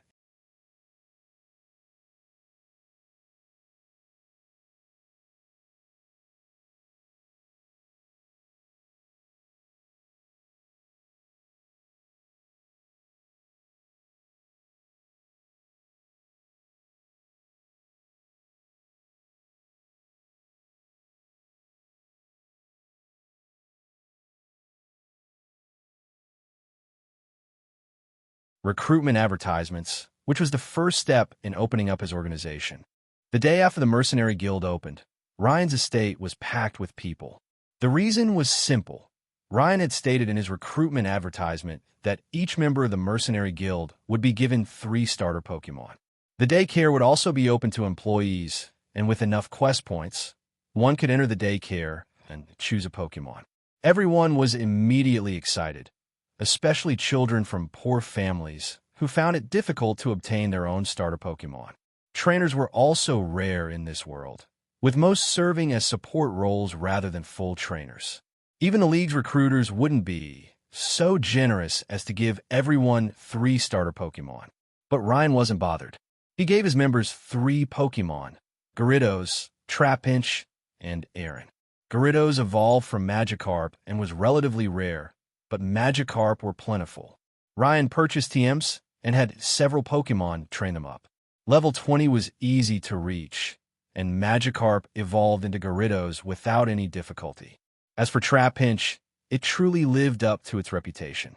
Given ample food, it reproduced very rapidly. As for Aaron, Ryan also obtained them from the League. While Aaron were relatively difficult to breed, they were plentiful. Plus, Aaron ate metal. So, if members wanted to keep them healthy, they need to earn money first. These 3 Pokémon also served as water-crossing mounts, flying mounts, and tanks. They were incredibly versatile, and with a sturdy tank protecting them, they offered a significant safety factor. As for quest points, they were also Ryan's idea. Don't think he was losing out by opening the daycare to members. He considered the possibility of top-tier Pokémon being captured, so he decided to set up a system whereby Pokémon are captured in exchange for points. Depending on the Pokémon's potential and rarity, anyone who captured a Pokémon from the daycare should receive a profit of at least half a top-tier Pokémon's value. This way, Ryan wouldn't lose out, as not everyone could catch a top-tier Pokémon. Regarding the daycare, Ryan also reclassified the rewards based on the Pokémon's potential and rarity. At least the valuable ones had increased prices, while the common ones were reduced. Since no one had raised any objections so far, Ryan felt comfortable with the system. Regarding recruitment, Ryan publicly stated that he was only recruiting combat personnel, but he wasn't picky about requirements. Internally, Ryan divided the personnel into combat personnel, clerical staff, healing team members, capture team members, scientific researchers, equipment developers, intelligence operatives, and elite team members, promoted from combat personnel. Those with average skills were assigned to the capture team, while those with good combat capabilities were assigned to the combat team. Of course, Ryan wouldn't overlook talents in other areas either. Clerical staff would be responsible for dispatching missions and handling intelligence facilities. The healing team would assist the combat team, handling logistics and medical treatment. The intelligence operatives were the most important, and Ryan assigned Courtney to this task. After all, this woman was very sharp. She had observed the entire process from the shadows, and, for now, she was completely loyal to Ryan. Ryan was the boss of the Mercenary Guild, and Courtney and Lily were his secretaries, or so he liked to think. Lily and Courtney were both intelligent and had been a great help to Ryan in handling issues. As the saying goes, secretaries handle the work. As for scientific researchers and equipment developers, he was currently unsure where to place them. Ryan planned to acquire several related companies and bring them under his organization to help with their research. His primary target was the equipment development company that helped him build the plate collector. Their efficiency was impressive, making Ryan's acquisition worth the substantial price. As for elite combatants, only a few currently met the criteria. Ryan's test for combat teams involved battling against Bellisum. Although Bellisum had been retired from Ryan's main team, her strength was evident. Those who could battle Bellisum for 5 rounds without losing would join the combat team, while those who lost would join the capture team. Those who excelled would become candidates for elite combatants, while those who could defeat Bellisum would be promoted directly to elite combatants.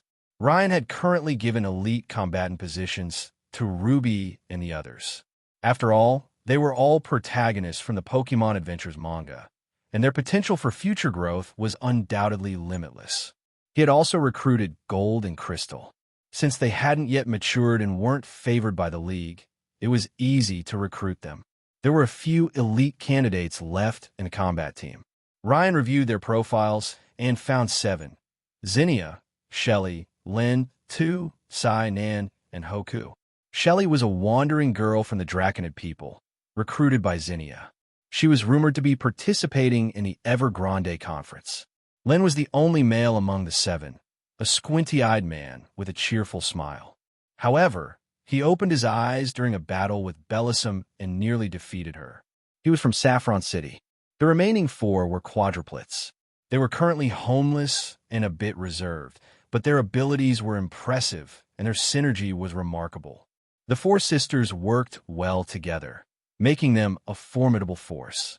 After reviewing the information, Ryan handed it to Courtney, who was standing by, and said, "Pay special attention to these individuals. If they perform well, they'll be promoted directly to the elite combat team. Also, please help me process these documents. I'll pick them up tomorrow." Courtney's eye twitched, and she suppressed her irritation as she said, "There's too much. You can handle it yourself. I'll raise your salary, and you can pick whatever you want. Just help me finish it today," Ryan said with a wave of his hand. "Okay, boss." Courtney left with a smile on her face. Lily just came in with 2 drinks and said, "You know, Sister Courtney is completely at your mercy." Ryan took the juice, took a sip, and said, "There's no way around it. I'm the only one who can help her now. I didn't expect that her childhood trauma isn't so easy to get over. She's just someone who's had it rough," Lily said. "After we finish our work, we'll go meet up with Ruby and the others." "Yeah, I know," Ryan rubbed his temple and said, "Managing an organization is still very tiring. Although this group is relatively loose, I still have to control the general direction. Lily, I feel like my traveling days are coming to an end." "It's okay, I'll stay with you," Lily said softly. "Once the Mercenary Guild is on track, most of the problems will be trivial. The holographic communicator is also being produced at a rapid pace, and communication will be more convenient." "How is the points system coming along?" Ryan asked. Currently, Mid-level Pokémon are rated at 1 point, with a range of 1 to 20 points depending on rarity. High-level Pokémon are rated at 50 points, with a range of 50 to 100 points. Top-tier Pokémon are rated at 100 points, with a range of 100 to 1,000 points. Once you reach 500 points, you can go to the daycare and select Pokémon, regardless of potential, Lily said. Daily quests mostly involve capturing Pokémon. We can also issue guild quests and have them help us with tasks. While it's a bit more organized, this is just the outer circle. The core is still in our hands. The combat teams are also training intensively, with Phoebe and Glacia as instructors. Ryan nodded. While they weren't yet a force to be reckoned with, he was optimistic about their future. He tapped his fingers on the table and said, "Let's focus on the tentacle first. While individually tentacle are weak, in large numbers they can suppress most Pokémon. Furthermore, they're scattered across the ocean, forming a vast intelligence network. At least we don't have to worry about attacks from a sea." Hasn't Kyogre settled in the waters off Pallet Town? Is there still a need to worry? Lily asked, puzzled. You should never intend to harm others, but you must guard against them, Ryan said. The League has suffered such a heavy loss, so they might resort to some underhanded tactics. We must completely deter them. Once our intelligence operatives are trained, we'll disperse them. We need to know what the League is up to. Okay, I'll give the instructions later, Lily said, putting away the empty cup. Then Lily left the room. Ryan closed his eyes and thought, toying with a pure white sphere in his hand. A few days later, Ryan and Lily arrived in Fortree City. After all, Ryan and Lily had been delayed for too long by guild matters. After Ruby and the others received the balance badge from Sapphire, they waited for a while before heading directly to Fortree City. After all, Ryan had already obtained the balance badge. Instead of waiting for Ryan and the others in Petalburg City, it would have been better to wait for them at the next gym. When Ryan and Lily arrived at the Fortree gym, they learned that the gym leader, Winona, had already accepted Sapphire as her student and was ready to teach her well. Upon learning this, Ryan couldn't help but comment, "There's something interesting about Winona and Wallace." Wallace accepted Ruby as his student, and Winona also accepted Sapphire as her student. We'll probably see what happens next. Lily smiled. It's hard to say. Ruby and Sapphire still have a good relationship. Never mind them.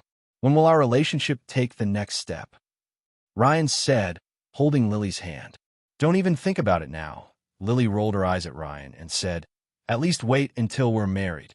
Ryan patted Lily's head and said, What are you thinking about?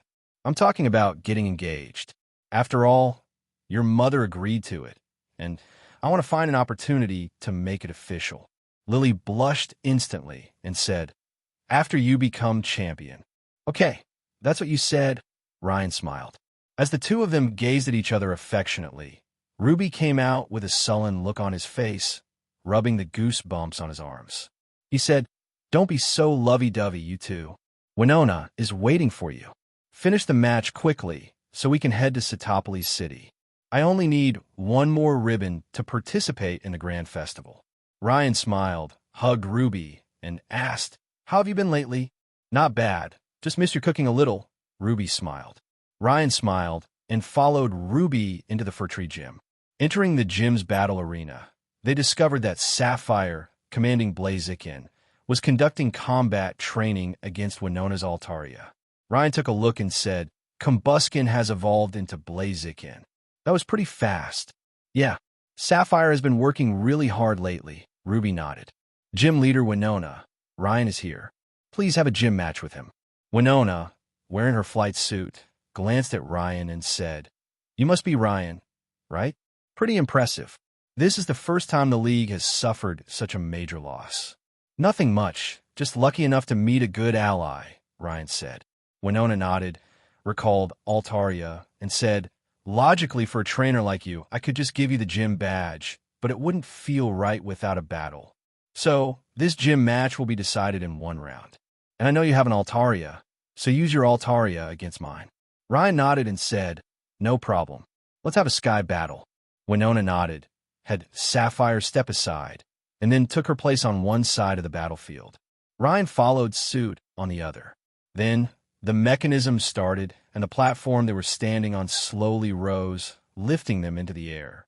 The four-tree gym was a true sky battlefield, perfectly suited for flying-type Pokémon. Ryan sent out his Altaria, and Winona also sent out hers. However, Winona pulled a pendant from her clothing and said, "This evolutionary system was discovered by you, Ryan, and it's now being promoted. Do you have Altaria's Mega Evolution Stone?" As she spoke, a light emanated from Altaria's fluffy feathers, connecting with the light from Winona's pendant. Then, a Mega Altaria appeared on the field. Ryan rubbed his chin and said, "I don't have a Mega Evolution Stone, but my Altaria won't necessarily lose to you." Steel Wing. Altaria glared fiercely at its Mega-evolved counterpart. Upon hearing Ryan's command, it flapped its wings vigorously, the resulting force sending it hurtling toward its opponent. Its steel wings spread wide, and Mega Altaria had no time to react before it was knocked to the ground, where it landed heavily, cracking the battlefield. Wow, how did Altaria get so strong after not seeing it for a while? That's insane. Sapphire exclaimed in shock, staring at the downed Mega Altaria in amazement. And she was right to be shocked. Ryan had been training intensively. After all, Altaria had been trained to the point of being ready for high-level battles. Ryan had pushed its training to maximize its stats, instantly boosting its strength. Looking at the Mega Altaria on the ground, Ryan said, "Hyper Beam." "Protect, then Hyper Voice," Winona said. Altaria's Hyper Beam was blocked by Protect, and then Hyper Voice swept across the battlefield. Since Mega Altaria's ability had transformed it into Pixelate, Hyper Voice also became a fairy-type move. But instantly, fluffy feathers fell, obscuring Winona and the other's vision. Then, Altaria's brave bird slammed down, slamming the newly recovered Mega Altaria back to the ground. Simultaneously, an ice beam was unleashed at close range, instantly freezing Mega Altaria into a block of ice.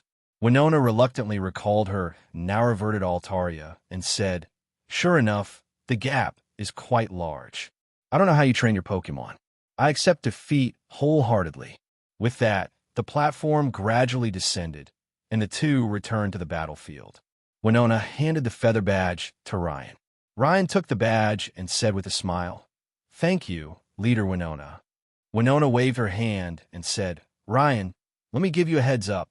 Phoebe and Glacia's resignation has left the Elite Four positions vacant.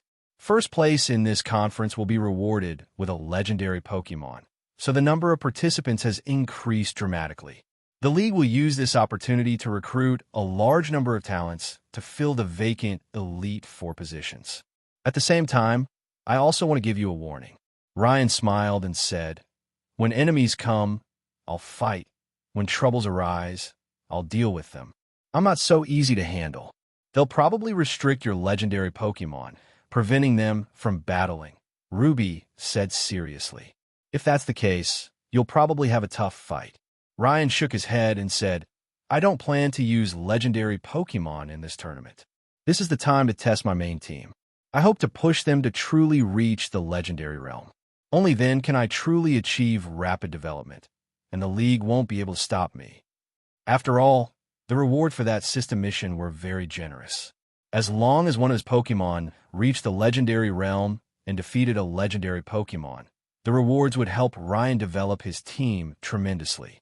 Ryan was actually curious why Winona told him this. After all, she was now the gym leader and technically belonged to the league. Ryan asked the same question, but Winona shook her head and didn't explain. Ryan had no choice but to accept Winona's kindness. But this secret would probably take a long time. After bidding farewell to Winona, Ryan and the other three prepared to depart for Satopolis City, where the grand festival would be held. The prize ribbon would be awarded, and Ruby would have the opportunity to participate in the grand finale. Ryan glanced at the digital map and said, "There's a Slacketh plantation up ahead. The desserts there are excellent, and there are lots of Slacketh. You should check it out if we pass by." "Desserts?" The two girls' eyes lit up. Slacketh. Ruby was also a little curious. After determining the direction, the group set off on their journey. As they walked, Ryan asked Ruby about the latest situation in the Hoenn region. There haven't been any major changes so far. After all, Groudon and Kyogre had just awakened, and we were able to guide them to Satopolis City, Ruby said. There haven't been any major damages. The only thing that's happened is a sudden rise in temperature or heavy rain. Satopolis City has been hit the hardest. The Satopolis gym has been affected and can't accept normal trainer challenges. So many trainers are stranded in Satopolis City. Yeah, that's understandable, Ryan said. Celebi has completed its duty and has left me. Ruby took out a Pokeball and said, but after this experience, my target is also those legendary Pokemon. After all, it will be difficult to gather combat power without legendary Pokemon in future battles. This time a league will give out a legendary Pokemon to reward first place in the conference. How about it? You're a member of my elite team after all. Do you need me to win it and get it to you? Ryan said, although it'll probably be one of the legendary birds or something like that. Ruby shook his head and said, no, the reward should go to the team members who need to improve their strength faster. I still hope to catch one with my own strength. I admire the ambition, but it may be difficult, Ryan said.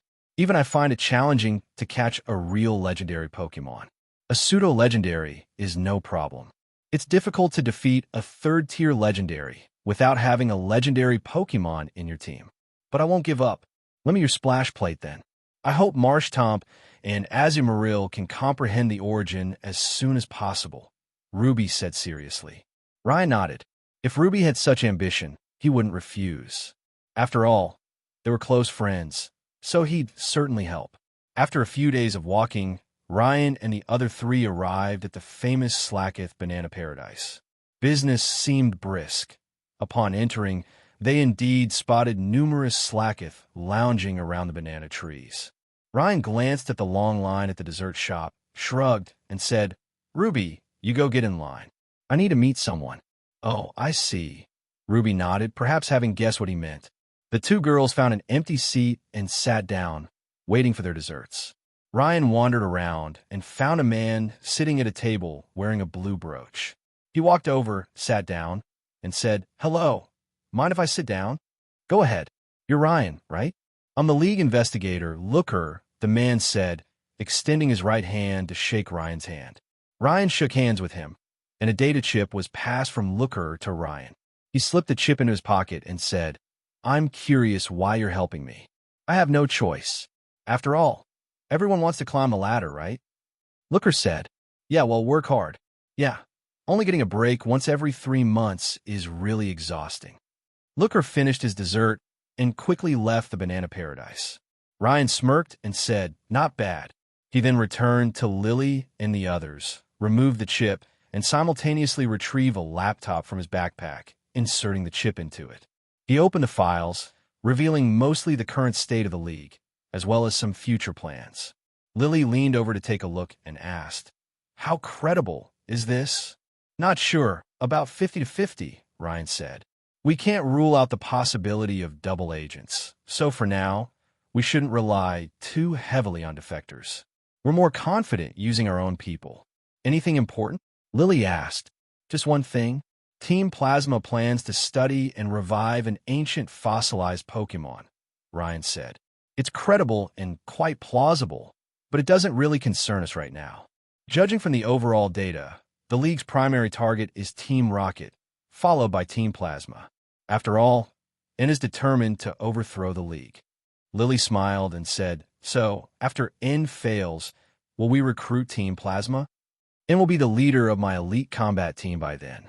Why would Team Plasma refuse the opportunity to reform? Besides, I've been coveting Team Plasma's researchers for a long time, Ryan said. Next, we'll recruit Zekrom and Reshiram. As for Kyurem, Ryan, can you handle it? Lily asked. Ryan closed his laptop and stuffed it into his backpack. I'm not sure yet, but it should have frozen itself. I hope Team Plasma doesn't wake it up too early. Otherwise, even N's Zekrom won't be a match for it. Lily nodded and said, indeed, judging by the attributes of the Tau Trio, Kyurem already has a clear advantage. But I'm curious about those ancient fossil Pokemon. Ryan, you said they were very powerful. How powerful are they? Legendary tier, mass-produced. Once Team Plasma is recruited, We'll try to ensure that every member of the elite team has one, Ryan said. What do you mean, one for every member? Ruby said, approaching with a large plate of banana dessert. They're talking about legendary tier Pokémon, mass-produced. Sapphire immediately picked up a plate of banana cake and said while eating, "It seems to be a fossil Pokémon. Once Ryan recruits Team Plasma, we'll have them research this area and mass-produce that kind of legendary so that every member of the elite team has one." "Oh, that's great. This way I can own a legendary, and then I can test myself against it," Ruby said, picking up a cup of banana ice cream. Ruby, who had seen so much, could now discuss legendary Pokémon calmly. After all, no matter how powerful a legendary was, could it be as powerful as Arceus, the god of creation? Ryan took a bite of the dessert. The sweetness was just right, not too cloying. No wonder the business was so good. Ryan then spoke. "Although they're legendary tier, I don't know if they've mastered the origin power. If they haven't mastered it, they're just high-level Pokémon. It's just that the chance of comprehending the origin is greater." The four of them chatted about the origin power of legendary Pokémon. Now that they had reached such a high level of understanding, it had indeed helped them. After all, only by understanding one's own weaknesses could one grow rapidly. A week later, Ryan and his companions arrived in Satopoly City. While healing their Pokémon at the Pokémon Center, an unexpected visitor approached Ryan. The man, heavily scarred across his face, looked rather fierce. He approached Ryan and said, "You must be Ryan, right?" "Hello, my name is Hero," Ryan asked, puzzled. "Do we know each other?" "It's enough that I know you," Hero said. "I've heard you're very strong, so I'm challenging you. A 6-on-6 full battle." "No, you're too weak." Ryan ignored Hero's challenge and retrieved his Premier Ball from Nurse Joy. Seeing this, Hero said, "You can't say whether I'm weak or not until we battle. Or are you afraid?" Ryan stopped and said, "Are you sure you want to battle me? With your strength, you're just asking to get crushed." "I can probably guess that, but how will I know without trying?" Hero said, pulling out a Pokeball. Ryan nodded and said, "Come with me. There's a battlefield behind the Pokémon Center. Let's battle there. First off, I'm in a hurry, so I won't hold back." "I wouldn't want you to," Hero said. Ryan and Hero arrived at the Pokémon Center's battlefield. It was just the two of them. Ruby and the others had already left for the Grand Festival, so Ryan needed to catch up with them and end the battle as quickly as possible. Standing on the field, Ryan sent out Charizard and said, "I'll use Charizard. You can send out whoever you want." "Haha, so I really am being underestimated," Hero said. "Lapras, I choose you." A Lapras appeared in the arena, and a faint chill instantly enveloped the area, transforming it into an icy battlefield. Ryan frowned and said, "That's Lorelei's specialty technique." "Yes, I learned this from Lorelei," Hero said. "After all, I want to surpass my mentor too. Standing still isn't my style. I know you've battled Lorelei before, and even fought her Articuno to a draw. That's why I'm here to challenge you." Ryan smiled and said, "If that's all you've got, then I apologize. I'll finish this in 3 minutes." Charizard Flamethrower. Without hesitation, Charizard launched a flamethrower at Lapras. Lapras countered with Hydro Pump, and the flamethrower collided with it. But the Hydro Pump was no match for the flamethrower. A massive amount of steam rose up as the flamethrower overpowered the Hydro Pump, striking Lapras hard and sending it flying, knocked out in one hit. Ryan smirked. "My Charizard has comprehended the essence of combustion, the power to burn everything. While it can't fully master this power, yet its flames possess some of those qualities. The power of its flames has skyrocketed, and with constant enhancement from secret formulas, Charizard's flames are undoubtedly the most powerful among non-legendary Pokémon." Hero recalled Lapras and sent out Tyranitar. The previous burst of flames not only defeated Lapras, but also melted the ice. Tyranitar stepped onto water upon entering the arena, feeling displeased. Its Sandstream ability activated, and a sweeping sandstorm instantly absorbed the water. Charizard felt the sting as sand pelted against it. Unhappily, it flapped its wings, unleashing a powerful blast of scorching air blowing away the swirling sand. Simultaneously, flaming claws manifested around its talons. With a flap of its wings, Charizard transformed into a streak of light, shooting directly at Tyranitar. Tyranitar stomped the ground hard, sending countless stone spikes bursting from the ground toward Charizard.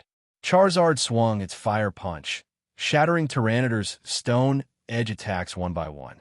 But Tyranitar wasn't naive enough to believe those stone attacks would stop Charizard. Tyranitar gathered strength in its arms, colliding its superpower attack with Charizard's fire punch. Tyranitar's immense strength took effect, sending Charizard flying backward while it retreated several steps itself. But flames had already ignited on Tyranitar's arms. It was burned. Finish it with Blast Burn. Ryan commanded. Use Hyper Beam. Hero shouted. But how much strength could a burned Tyranitar exert?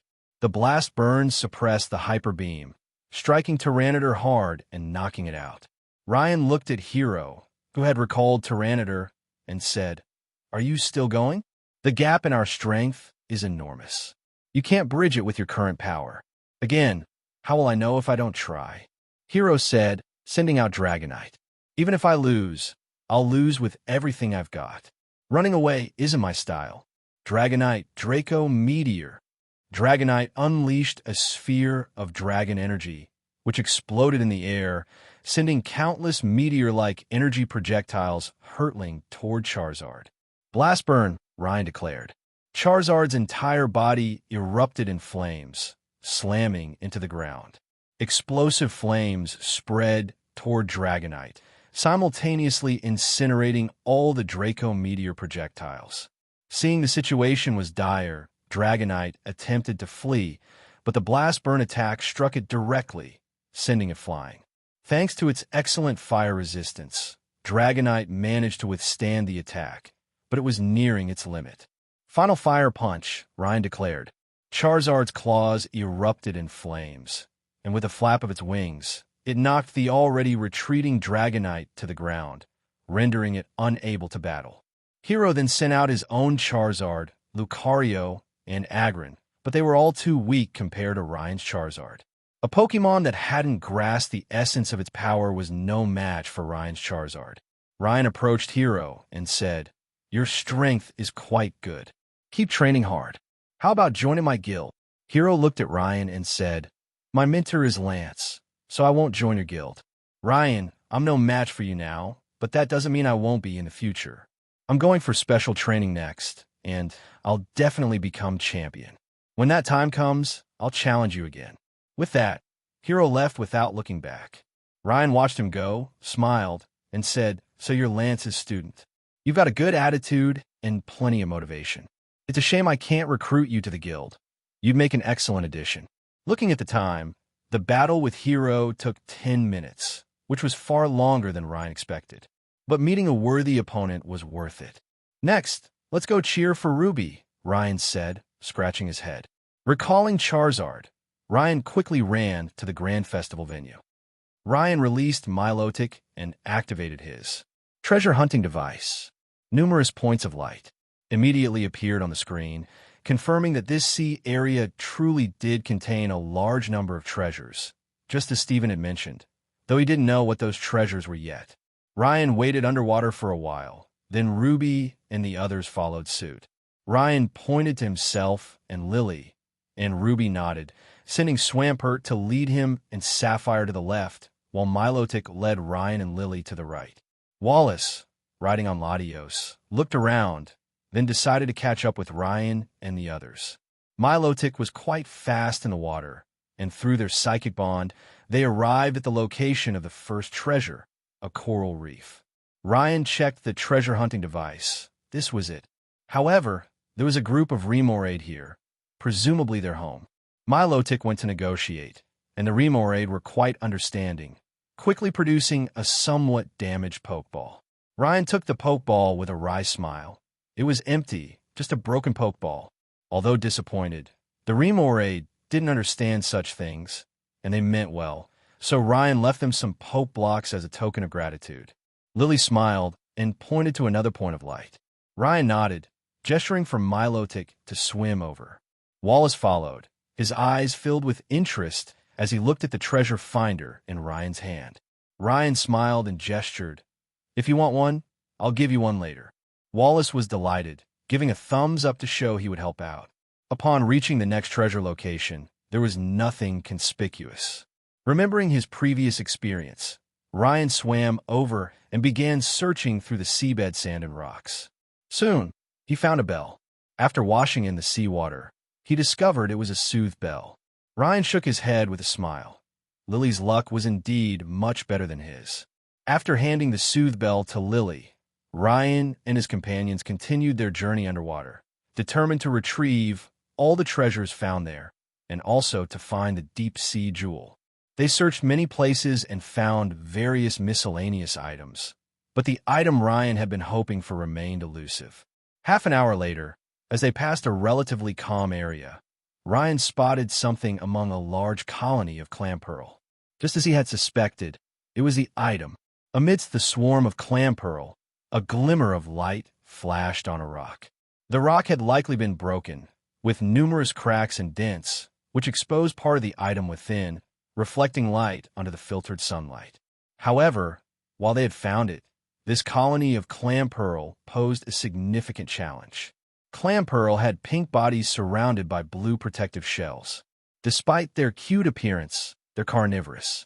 They clamp their prey tightly between their two shells until it stops moving completely before releasing it. Moreover, their evolved forms, whether Huntail or Gorbis, are both carnivorous Pokémon, none of them easy to deal with. On land, Ryan wouldn't be afraid, but with so many clam pearl capable of creating whirlpools on the seabed, it could easily prove fatal. Ryan looked at Milotic, who nodded and used hypnosis.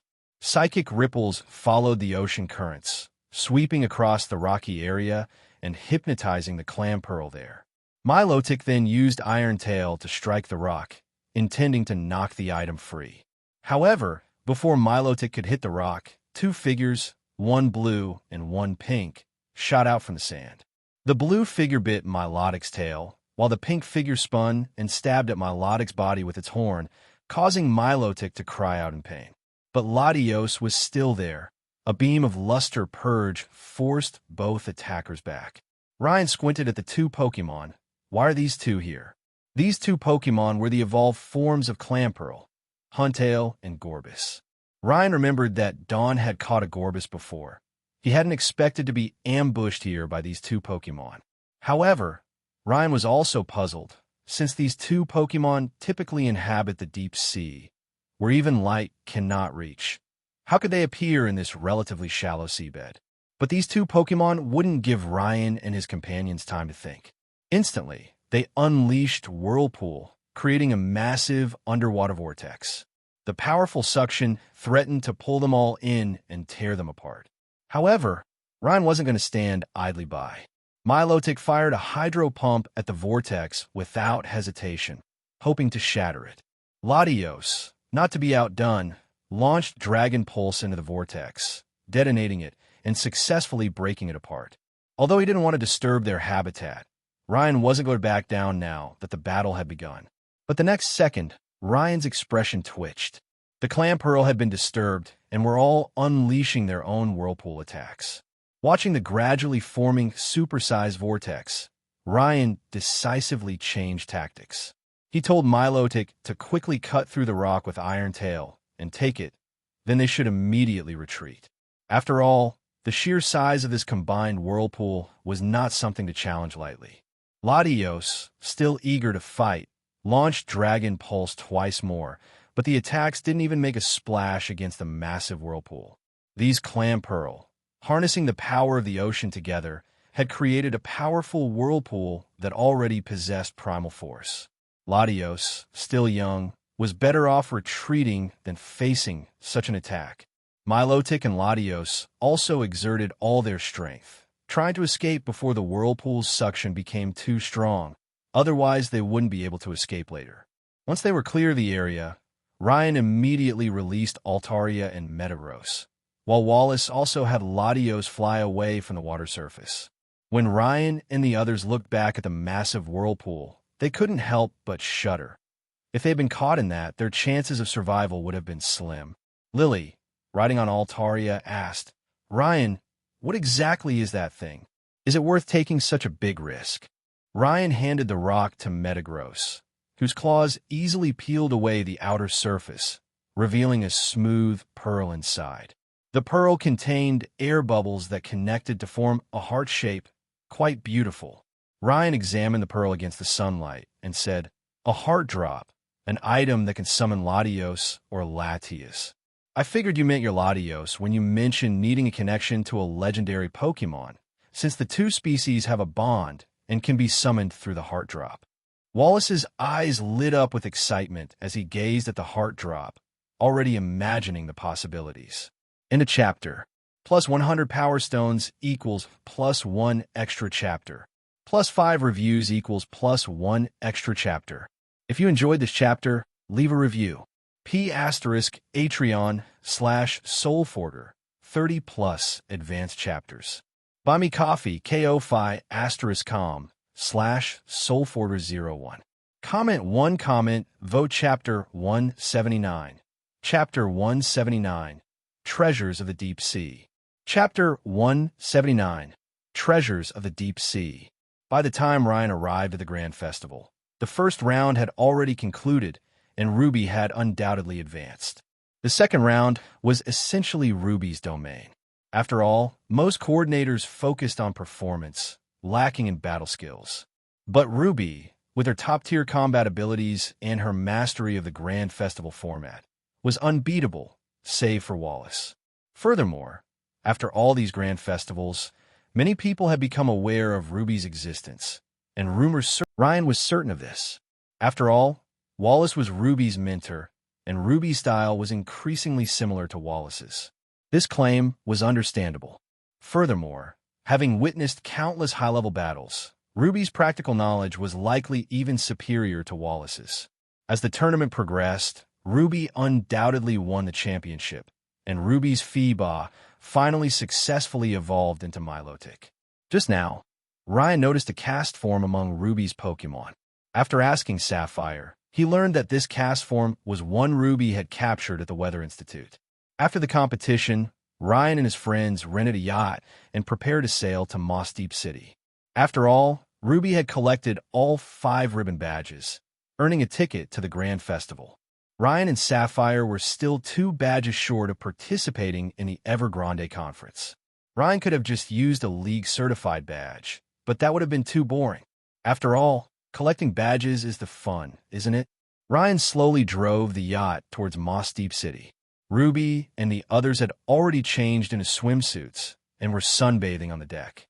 After driving for a distance, Ryan decisively handed the controls to the crew and applied sunscreen to Lily. After all, who needs to be a driver when they have money? Enjoying life is what matters. After Ryan finished applying sunscreen to Lily and was about to lie down to rest, with a thud, the yacht seemed to have struck something. Ryan instantly tensed. Don't tell me we hit a reef, he thought. We're already some distance from Setopolis City. It would be awkward to ask a water Pokémon to swim back. He quickly ran to the front of the yacht to see if it had hit a reef. But just as Ryan looked up, a blue figure suddenly rushed over. A Pokémon was carrying a young boy with a noticeable bump on his head. The boy bared his teeth and said, "Where did the yacht come from? You nearly hit me." Ryan's face darkened. "I was just wondering, where did you come from? Aren't you afraid of getting killed? Wow, you've got some nerve, buddy. Why don't you try my special move?" the boy said. "Let me handle this," Ruby said. "Mytina roar." Ruby's Mytina roared, and the Pokémon beneath the boy instantly returned to the Pokeball at his waist. The boy fell headfirst, the bump on his head slamming hard against the deck, and then another small bump appeared on top of it. Wow, that's truly bizarre. I thought I only saw this in anime, but I didn't expect to see it in real life. Ryan marveled at the 2 stacked bumps on the boy's head. "Damn it, you can kill me, but you can't humiliate me.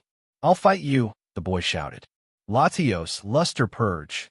The Pokémon carrying the boy reappeared, but before it could open its mouth, Charizard grabbed its snout with one claw, preventing it from using any moves. Ryan carefully examined the Latios. Latios was a bird-like dragon and psychic-type Pokémon with a streamlined body. Its lower body was blue, with jet-like wings, fin-like feet, and a red triangular pattern on its chest. Latios's blue and white forelimbs could retract into its body. Its upper body was white, and its head was crowned with triangular ears. Its face was white, with a white pentagonal pattern in the center. "You're lucky. You even managed to befriend a young Latios," Ryan said, rubbing his chin. "Let go of Latios." "Darkrai, defeat them," the boy shouted. He then sent out a Darkrai, which launched a dark void at Ryan and his group. Ryan also sent out his own Darkrai, which blocked the attack with the same dark void. "Wow, 2 legendary Pokémon. What incredible luck," Ruby said enviously. Ryan's Darkrai defeated the boy's Darkrai, and then Ryan said, "Are you going to keep going?" How could this be? Seeing his 2 ace Pokémon being easily defeated, the boy knew he was no match for Ryan. He sat down on the deck helplessly and said, "Kill me or do whatever you want." "Why would I kill you?"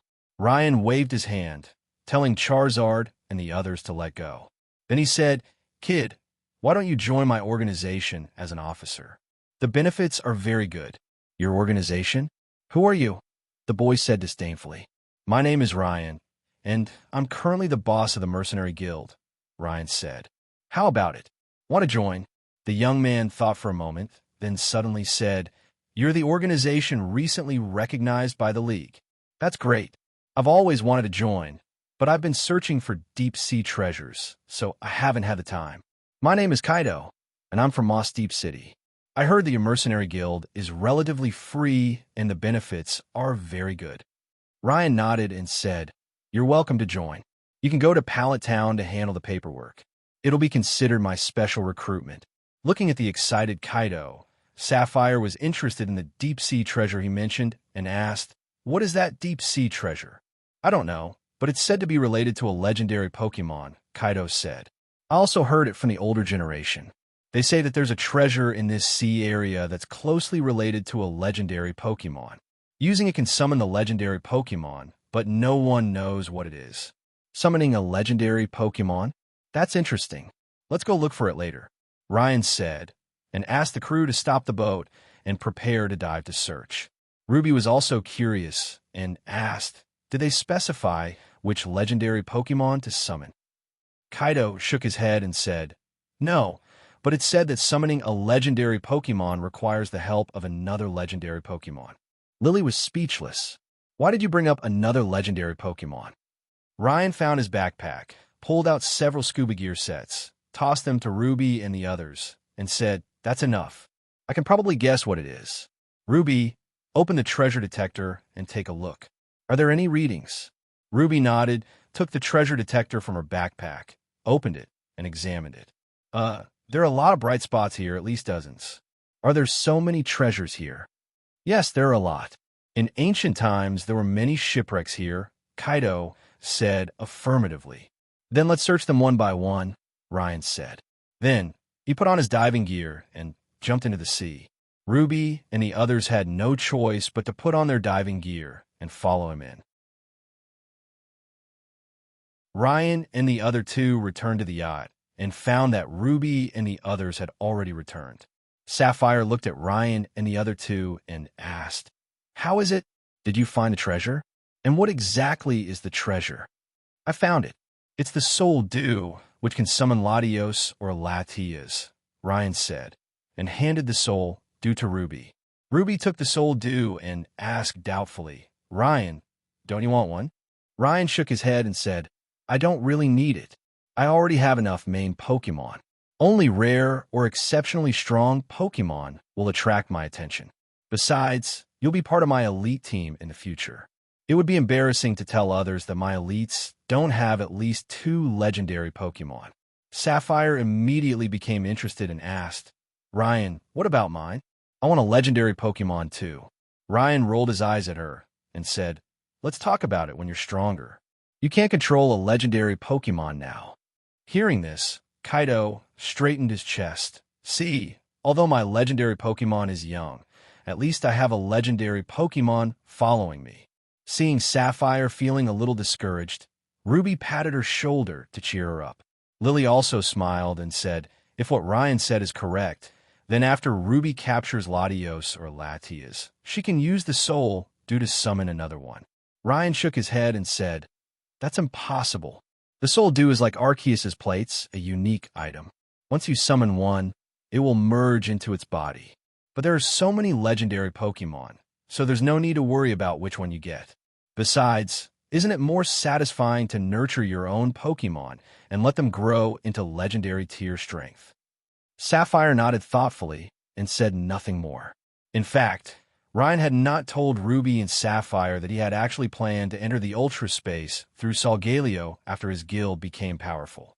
Since the spaces of Guzzlord and Pheromosa matched the games, why not visit those dimensions to see if there were any legendary Pokémon once he had the strength to capture them? Ryan took off his diving gear and told the crew to continue sailing. Kaido also stayed behind for a ride back to Moss Deep City. Ryan had no objection, as Kaido would eventually join the Mercenary Guild. Of course, he also gave Kaido the treasure detector as a reward for the clue to the Soul Dew. After 2 weeks of sailing on the sea, the ship finally arrived at Moss Deep City's port. Kaido and Ryan's group said goodbye and prepared to pack up before reporting to Pallet Town.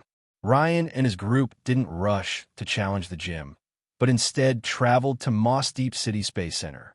There, Ryan and his group met Professor Cosmo, the same professor who researched meteorites in the Hoenn region.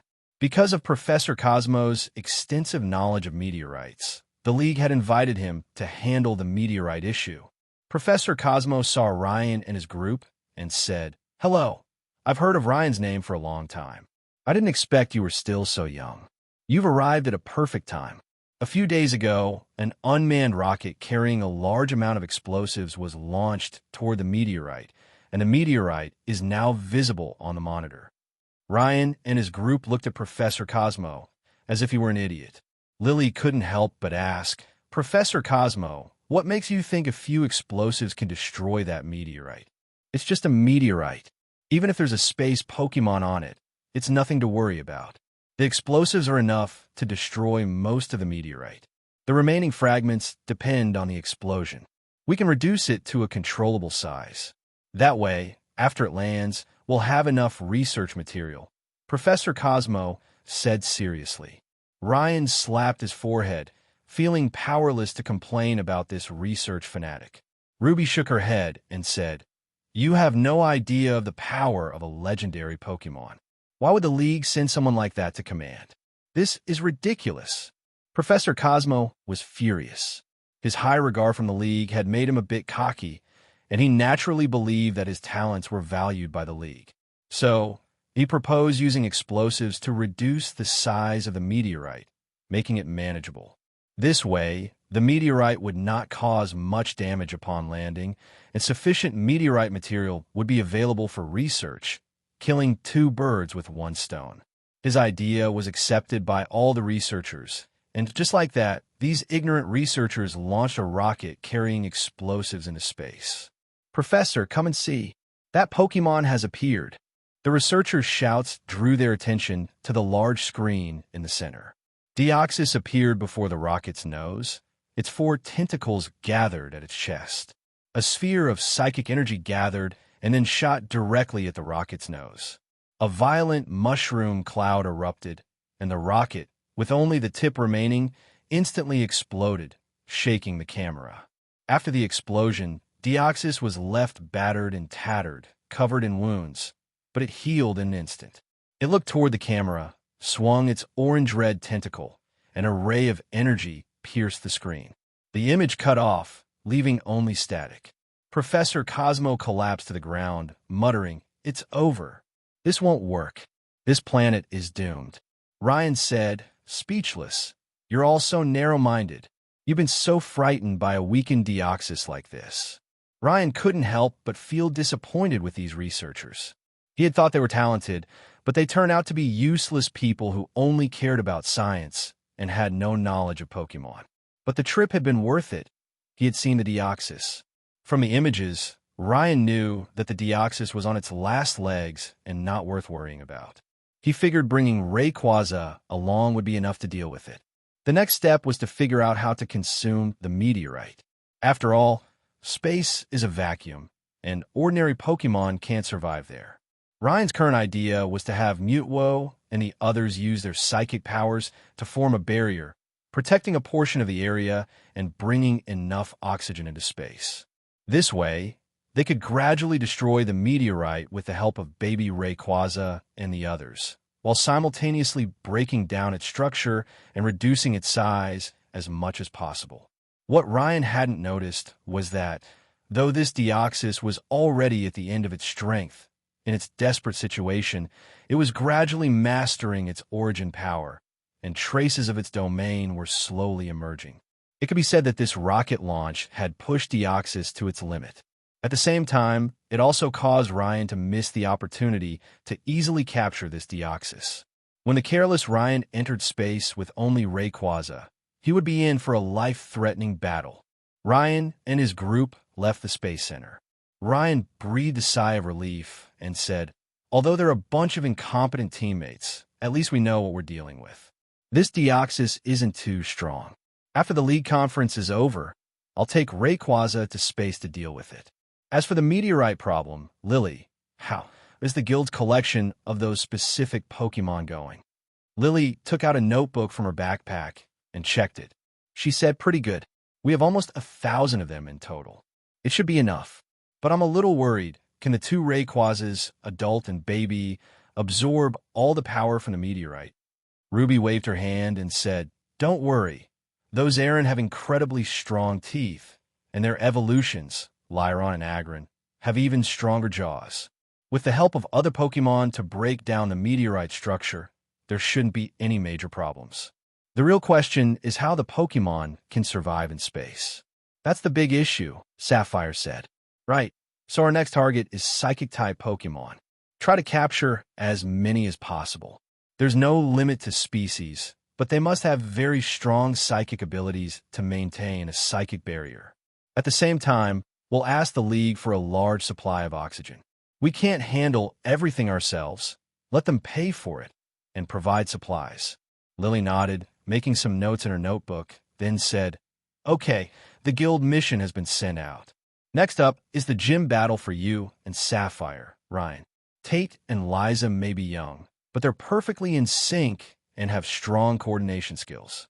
Sapphire patted Ryan's shoulder casually and said, "It's a doubles match. I'll leave it to you, Ryan. I'll just cheer from behind." Ryan said helplessly, "If you do that, they definitely won't give you a badge. Moss Deep Gym tests coordination, after all. If you don't participate properly, they have every reason to refuse you a badge." "Oh," Sapphire said dejectedly. Then, the group arrived at Moss Deep Gym. Entering the gym, the first thing they saw was a futuristic scene with planets floating in the air, mimicking outer space. Tate and Liza were training with their Solrock and Lunatone. Seeing Ryan and his group enter, Tate excitedly said, "Great, we have challengers. We're Tate and Liza, the gym leaders of Moss Deep. Don't think we're easy targets just because we're young. We're very strong," Liza said. "Tate, if you want to get the badge. Liza, just defeat us."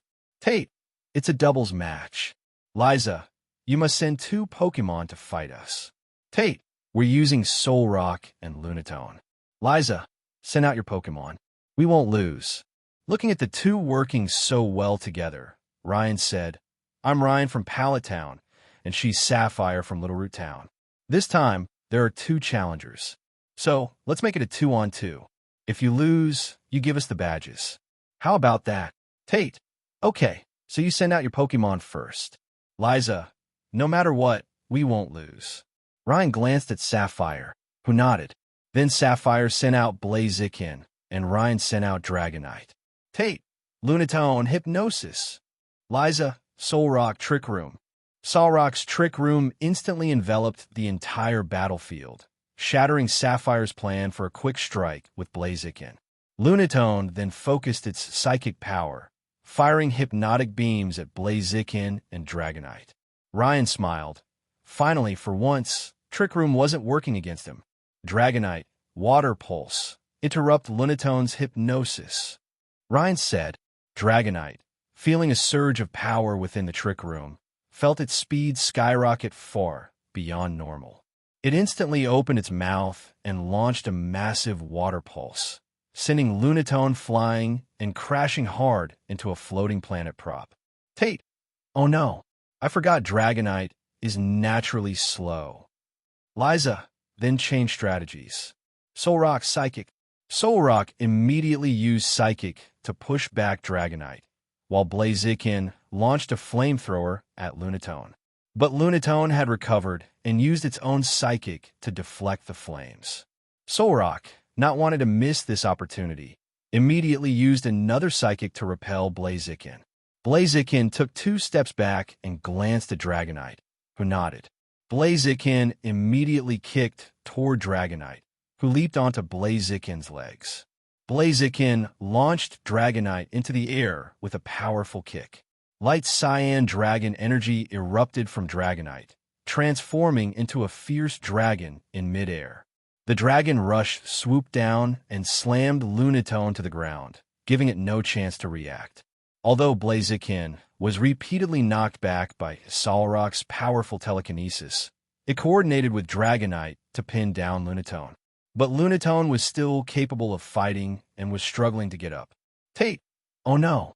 Solrock, protect Lunatone. Liza, Solrock, protect Lunatone. Use Psychic to control Dragonite. Too late. One more water pulse, Ryan said.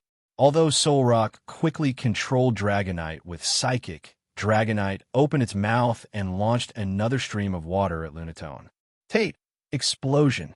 Lunatone was decisive. The second before losing its ability to fight, it used Explosion. Dragonite had no way to escape and had to withstand the massive blast head-on. Blaziken took the opportunity to strike Solrock with a sky uppercut, sending it flying. After the explosion subsided, Dragonite stood panting beside the fainted Lunatone. Its tough hide had cracked slightly, but it had managed to block the blast. Dragonite roared to the sky, and light instantly enveloped it. When the light faded, a Shelgon, now encased in an even thicker shell, appeared on the field. Tate reluctantly returned Lunatone. Now, only Solrock faced Shelgon and Blaziken. The trick room dissipated, and Sapphire immediately called out, Blaziken, Blaze Kick. Blaziken instantly transformed into a fireball, rapidly closing the distance and slamming into Solrock. Liza quickly commanded Solrock to rise higher, dodging Blaziken's Blaze Kick, while simultaneously directing Solrock to use Rock Slide on Shelgon, hoping to defeat it and continue the battle. But how could Sapphire let that happen? Blaziken swiftly returned to defense, kicking its legs in the air and knocking down all the rocks targeting Shelgon. Shelgon took the opportunity to fire a water pulse directly at Solrock, dealing massive damage and taking away the last of Solrock's HP. Seeing Solrock fall, Ryan reached out and high-fived Sapphire. The two had successfully defeated Tate and Liza and obtained their 7th badge. Liza reluctantly returned Solrock and said, "We lost. Tate, as agreed, we'll give you the badges. Liza, if there's a next time. Tate, we definitely won't lose." After that, the two took out badges and handed them to Ryan and Sapphire respectively. Ryan took the badge, looked at it, and smiled. After their victory at Moss Deep Gym, Ryan and his companions discussed their next move and decided to fly to Satopoly City. However, upon checking with the airline, they learned that there were no flights to Satopoly City today, and the next available flight wouldn't arrive until tomorrow afternoon. Ryan and his companions had no choice but to stay in Moss Deep City for the day. After booking a hotel, he said to Ruby and the others, "I remember there's Shoal Cave not far from Moss Deep City. Want to explore it? We can have a flying-type Pokemon lead the way. We should be back tonight." "No, I'm a little tired," Sapphire said, raising her hand. "Shoal Cave? I've heard there's an ice cavern at the very back, with many ice-type Pokemon," Ruby said. "There are Pokemon there? Let's go check it out," Sapphire said, immediately changing her mind. Ryan and his companions then prepared to explore Shoal Cave. Altaria led Ryan, Metagross was lent to Ruby, Lily rode on Toadkiss, and Sapphire borrowed a Tropius from Steven. The four of them followed the electronic map to Shoal Cave. After flying for over 10 minutes, Ryan and his companions landed at Shoal Cave. They weren't the only ones visiting. Many other trainers were there as well. However, it was high tide, so the final ice cavern was temporarily inaccessible. Those familiar with water or with water-type Pokémon went ahead and explored anyway. The ice cavern could only be entered at low tide, so Ryan and his companions weren't in a hurry and waited for the tide to recede. After a while, the water gradually receded, along with the water in the cave. Then, Ryan and his companions followed the main group and entered Shoal Cave. Along the way, they spotted a number of ice-type Pokémon, but most were dual-type, such as Spheal, Celio, and Shelder, with one being Lapras. Lapras was once a relatively rare Pokémon, but conservation efforts in recent years had led to a surge in their numbers. As they delved deeper into Shoal Cave, other ice-type Pokémon began to appear, with the most distinctive being Snorret. Arriving at the ice cavern, the surrounding rock walls were covered in ice, and the temperature had plummeted below freezing. Ryan and his companions quickly pulled out their thicker coats from their backpacks and put them on. The temperature was dangerously low, and catching a cold wouldn't be worth it just for visiting. There were many ice-type Pokémon in the ice cavern, and they seemed accustomed to human visitors. When someone piqued a particular Pokémon's interest, they would challenge them to a battle. The Pokémon accepted challenges without hesitation. If they lost, they were captured, and if they won, they received food from the visitors. It seemed the humans and Pokémon here had formed a tacit understanding. The Pokémon didn't mind being captured, and in return, the humans would bring them food, creating a mutually beneficial relationship. So, are you thinking of capturing one? Ryan asked the three of them. It feels a bit strange, Lily said. Yeah, it's like a zoo here. The Pokémon have lost their wildness. There aren't even any strong Pokémon left, Sapphire said. It's nice to visit, but I'll pass on catching any, Ruby said, shaking her head. Ryan nodded. This place felt just as Sapphire had described, a zoo. While the Pokémon still had some wildness, it had been worn down considerably, making them unworthy of spending too much time on. But just then, Ryan glanced around and spotted someone familiar. He smiled and said, "It's Teddy. I haven't seen him since we left Kanto." With that, Ryan walked over to Teddy. Teddy was currently battling a Sneasel. His Empoleon used Steel Wing to fend off Sneasel's attacks until the Sneasel, no longer able to continue, sat on the ice panting heavily and was finally caught by Teddy. Seeing Teddy catch Sneasel, Ryan walked over and said, "Teddy, long time no see." Ryan's words startled Teddy and also startled Empoleon. It was reminded of the fear it had felt when Greninja had dominated it. Teddy glanced back and said helplessly, "It's you, Ryan." "Geez, scaring people like that can give someone a heart attack." "I didn't know you were such a scaredy cat," Ryan said grumpily. "By the way, what brought you to the ice cavern?" "Traveling." Teddy shook his head and said, "No, my gym challenge is over, and I'm on vacation. I was also looking for information about a particular Pokémon." "What Pokémon?" "Ask me. You know about my breeding facilities. You can go there to try your luck with any Pokémon you want," Ryan said, patting Teddy on the shoulder. At that moment, Lily and the others approached. Ryan introduced Teddy to them, and he nodded in greeting. Teddy looked at Ryan and said seriously, "I know you have many legendary Pokémon, Ryan, but you might not have this one. It's called Jirachi. You should know about Jirachi's wish tags. This legendary Pokémon, when awakened from its slumber, can grant anyone 3 wishes. And it's been almost 1,000 years since Jirachi last awoke, so I plan to try and find it. If I can find it, it'll be a huge score." Jirachi. Ryan's eyes lit up. He had tested the power of Jirachi's wish tags before. Although the effect only lasted for a minute, it had allowed Ryan to obtain Zeraora. And this time, Jirachi itself had awakened. A once-in-a-millennium opportunity. "How's it going? Any news?" Ryan asked excitedly. Teddy looked at Ryan and knew he was interested, so he said, "Not much. I also heard that Jirachi might descend to this planet from space, so I came to Moss Deep City to try my luck, but unfortunately, there's no useful information. However, there's also a rumor that someone saw the crystal cocoon that Jirachi turns into after falling asleep, and it's supposedly in Farina. I'll head there to try my luck later. Farina, Ryan murmured, always feeling that this place name was very familiar. Lily shook her head and said, I've read in ancient texts that Jirachi will grant wishes written on the wish tags above its head when it awakens, but its awakening period is only 7 days. However, if it hears a pure voice singing, it will awaken from its 1,000-year slumber. I don't know if that's true, and you said it's been almost 1,000 years.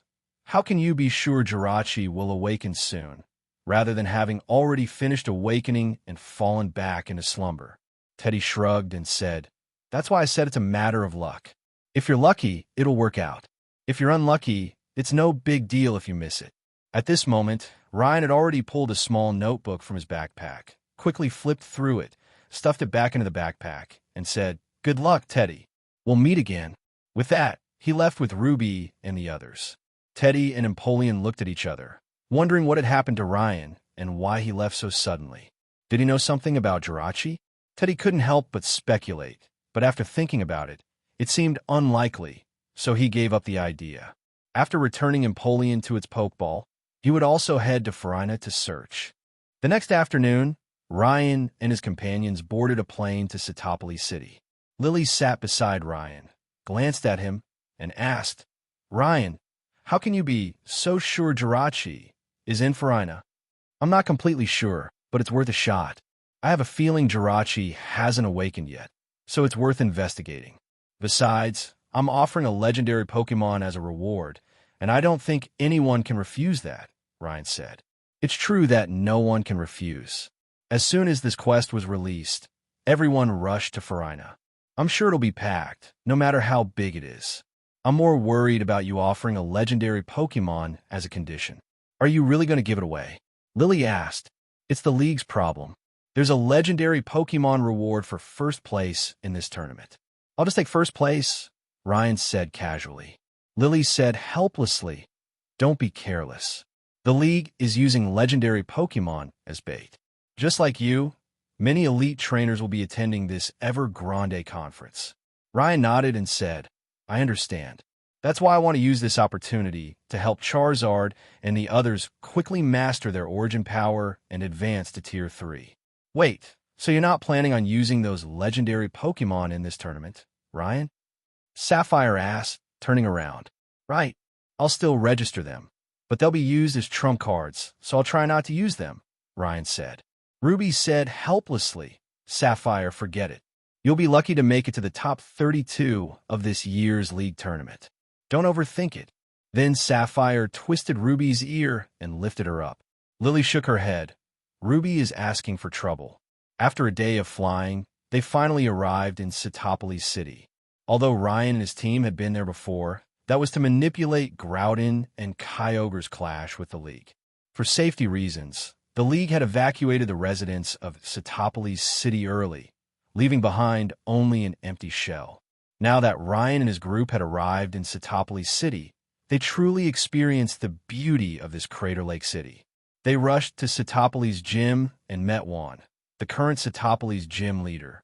Juan smiled upon seeing Ryan and his group and said, Ah, it's you. There was quite a commotion a while ago. But as the Sitopolis Gym leader, I'm very grateful for your control of Groudon and Kyogre, minimizing casualties throughout the Hoenn region. Ruby scratched her head and said, Hello, Master Juan. It couldn't be helped. Wallace was Juan's disciple, and as Wallace's disciple, it was only natural for Ruby to call Juan Master. Juan looked at Ruby and said, Well, not bad. Wallace has taken in a very good disciple. I've watched every one of your contest performances, and they're all quite remarkable. We can discuss this after the gym battle.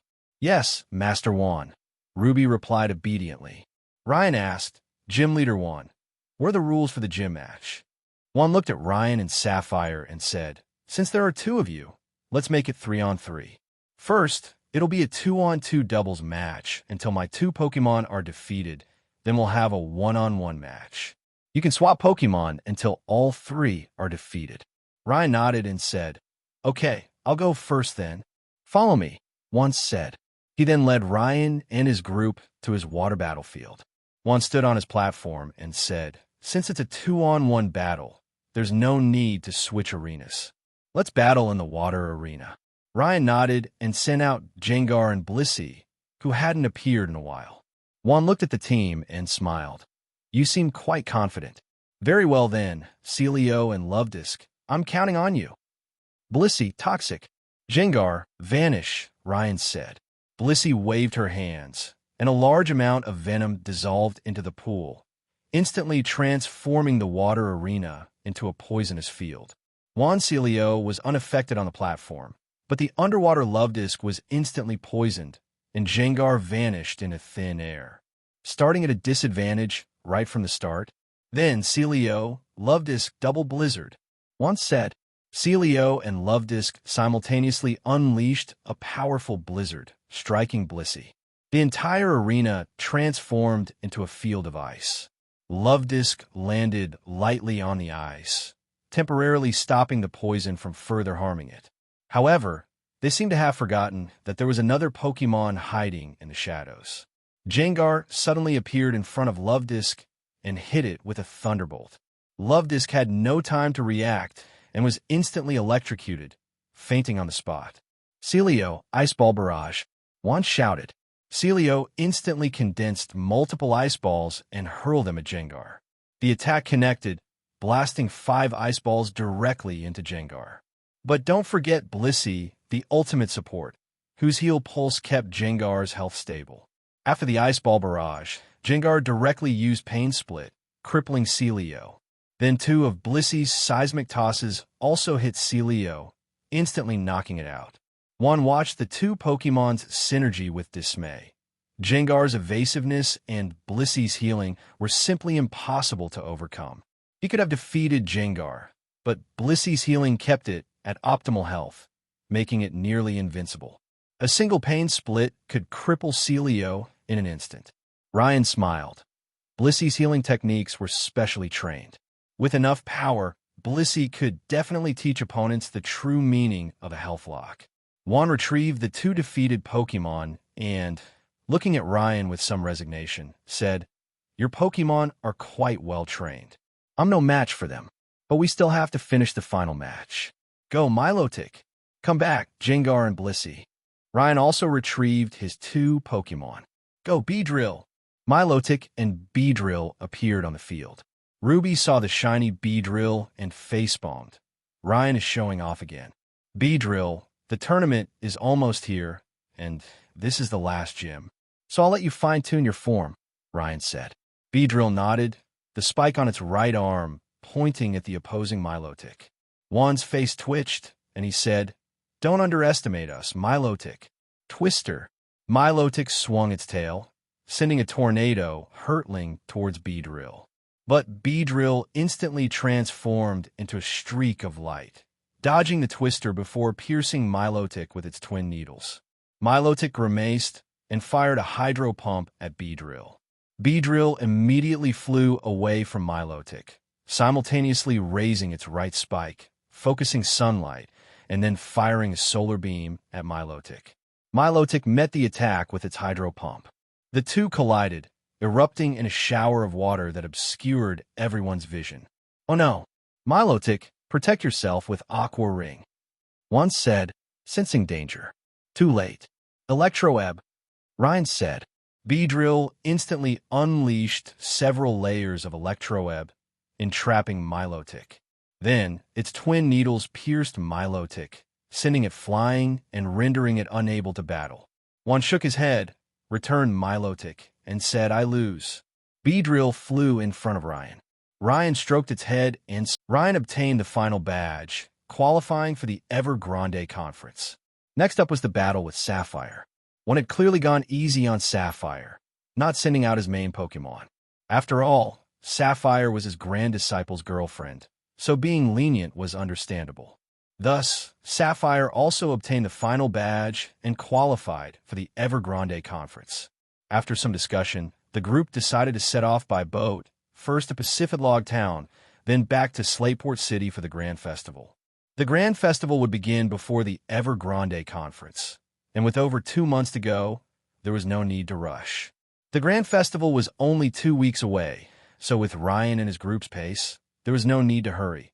A leisurely boat trip wouldn't take long. By the time Ryan and his group boarded the boat and set off for Pacific Log Town, something serious was happening with Team Plasma in the Unova region. Team Plasma's research lab was under complete lockdown. Colress's face darkened as he shouted, "Are you protecting the lab just for show? That Pokémon was meant for our king, and it was stolen so easily. Capture the thief immediately." Team Plasma members lowered their heads, barely daring to breathe. Upon hearing the order, they scattered, searching for the intruder. But they failed to notice a figure quietly crouching in the ventilation duct above them. He watched the Plasma members leave through the gap before crawling forward. If Ryan were here, he'd probably recognize him. This was Blake, the protagonist of Black 2 and White 2. In the Pokémon Adventures manga, he's an officer of the International Police, holding the rank of superintendent and is Looker's superior. His code name is Black 2. Blake's primary mission was to keep an eye on Team Plasma, but after infiltrating Team Plasma, he discovered they were cultivating a Pokémon and then mechanically modifying it into a terrifying weapon. Blake took advantage of a security lapse and overwhelmed a pair of guards, snatching the Pokémon away. As he crawled through the ventilation duct, he glanced at the Pokeball in his right hand and muttered, "Don't worry, I'll get you out. Even though you're an artificially revived Pokémon, they can't just reshape you however they want. If you need somewhere to go, stay with me." The Pokeball shook twice before settling, a gesture of agreement. If Ryan knew about this, he'd probably curse. "You stole someone else's Pokémon, and you have the nerve to let it follow you." This also indirectly reflected Team Plasma's treatment of this Pokémon. If it weren't disgusted by Team Plasma's actions, how could it have just left with a stranger based on a single promise? Seeing the Pokeball stop moving, Blake put it back on his belt and quickly made his way through the ventilation duct to a safe room. He had already devised an evacuation plan before infiltrating Team Plasma. Otherwise, he wouldn't have risked stealing the Pokémon. Reaching the corner of the room, he easily lifted a metal plate from the floor, revealing a dark passage beneath. Blake jumped down, covered the plate above, and followed the tunnel he had dug, escaping unnoticed from Team Plasma's facility. He then entered the sewer system through the passage. When he emerged, he had reached the sewer's exit, with the ocean just ahead. Blake looked down and saw his speedboat still waiting. Blake took a deep breath, leaped, and dove into the sea. He then swam to the speedboat and sped away from Castelia City. After depleting the speedboat's fuel, Blake drifted on the surface of the sea. He retrieved the Pokeball and released the Pokémon.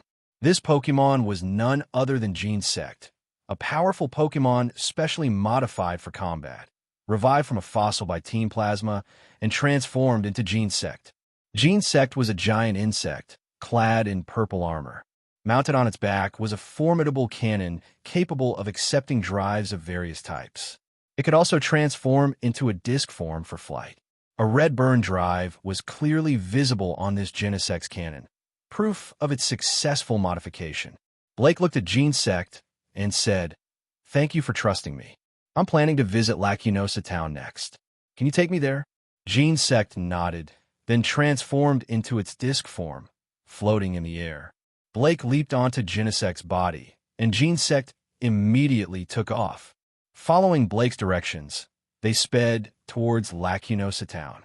2 weeks later, Genesect brought Blake to the northwest of Lacunosa Town, where the famous giant chasm was located. According to Lacunosa Town legend, the giant chasm was formed by an ancient meteorite impact, and within the town, rumors circulated that approaching the chasm would bring disaster. A monster from the meteorite has terrorized the town, bringing freezing winds every night to prey on humans and Pokémon. A massive wall has been erected to protect the residents, and people are forbidden from leaving at night. However, Blake's investigation reveals that Team Plasma has obtained 2 strange orbs. Unbeknownst to them, after they took the 2 orbs, a 3rd orb appeared in their place. Blake then took it with him. However, this orb always emits a chilling aura. Inspired by the legends of Lacinosa Town, Blake decides to return it to the giant chasm, hoping to see if this will change anything. Blake enters the cave and returns the orb to its original location. Suddenly, the orb glows brilliantly, and black and white energy appears in the cave, gradually absorbed by the orb, its glow intensifying. Then, a massive figure suddenly materializes, and a powerful, freezing aura erupts. Genesect steps in front of Blake, blocking the frigid air. In an instant, the entire cavern transformed into a world of ice and snow. The behemoth itself was frozen solid, transformed into a massive block of ice, standing motionless. Blake frowned as he gazed at the massive creature within the ice, saying, "Could this be the legendary monster? But why is it freezing itself as well?" At that moment, in a dark corner of the cavern, a man with narrowed eyes and trembling hands dialed his cell phone. He simultaneously returned his Aegislash, which had been reduced to an ice sculpture and rendered unable to battle. "Hello." Ryan's voice came from the other end of the line. "Hello, boss. The guy you told me to keep an eye on has appeared," the man said. "I see. Good work, Frost," Ryan said. "By the way, boss, can I get a raise when I get back this time? I've been in this godforsaken place for so long. Even if I haven't accomplished much, I've definitely put in the effort," Frost said helplessly. "Don't worry, you'll get one. But keep a close eye on that guy." "Don't." Ryan hadn't finished his words when he heard an explosion, followed by a series of crackling sounds, and then a dragon's roar from the phone. Ryan swallowed his last words, because there was no need. Damn it, who the hell released Kiram? Having already arrived in Slateport City, Ryan yelled into the phone, "Get out of there immediately, as far as you can." He then hung up and told Ruby and the others, "Something's come up. I have to go to Unova." As he spoke, a white orb burst out of Ryan's backpack, emitting intense heat and white light. When the light faded, a giant white dragon-type Pokémon appeared on the Slateport City dock. Ryan didn't care about anything else and leaped directly onto the white dragon. The white dragon's tail suddenly emitted a blue light. The next second, it shot straight into the sky and flew rapidly toward Unova region, leaving behind a stunned crowd and the somewhat bewildered Ruby and the other two. Frost stared at the now disconnected phone call in silence, then obeyed Ryan's orders to evacuate immediately. Before leaving, however, he glanced at the young man who had shattered the giant beast's ice with a single blast, and 1,000 curses ran through his mind. Blake was also a little confused by the current situation. He had simply wanted to see the giant beast within the ice more clearly. He had Genesect cut some ice to give him a better view. However, the ice seemed fragile, and Genesect's Technoblast was quite powerful. A single blast shattered the ice, releasing Kiram from within. Kiram roared to the heavens, venting its rage. "I've been imprisoned for nearly 100 years, and now you dare disturb my slumber. You're asking for death." Kiram exhaled a sudden glaciate, hurling it at Genesect and Blake. Blake immediately commanded Genesect to fire a Technoblast. The two collided, canceling out the damage, but the next second, Kiram unleashed an even more powerful blizzard, freezing Genesect in place. Kiram then blasted a deadly ice beam at Blake. "Zekrom, Fusion Bolt," a voice called out. Zekrom's tail glowed blue, its body enveloped in a corona of purple electricity. Zekrom then slammed into Kiram, sending it flying and saving Blake, and then entered the cave.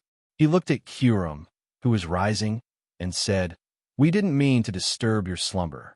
If you're dissatisfied with this world, then will you join me in changing it, shattering its existing rules, and creating a world where Pokémon can be free?"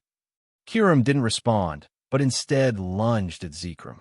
It was incomplete, having known its incompleteness from the moment it was born. Therefore, it needed the power of the other two dragons to complete itself. Zekrom used Fusion Bolt again, sending it flying. En frowned as he watched Kiram's appearance. Kiram was a bipedal, gray-blue Pokémon with a distinctive ice-blue spiked crest, pale yellow eyes with no visible pupils, and a yellow horn on its head. Its long neck and body were gray, and its two slender arms, each with two claws connected to two icy wings. The wings ended in a flat section with two ice spikes on each. Kyurem's body was asymmetrical, with its left horn, wing, and lower jaw slightly longer than the right. But now that Kyurem had regained its footing, the ice wings shattered, revealing two pairs of linear wings connected to the ice spikes. These wings aimed at Zekrom, and two purple beams of light shot out from the two ice spikes. Zekrom immediately took flight to avoid them, but Kyurem fired two more beams even faster, successfully hitting Zekrom. Zekrom immediately showed a pained expression. Res Hiram, Fusion Flare. Ryan's voice rang out.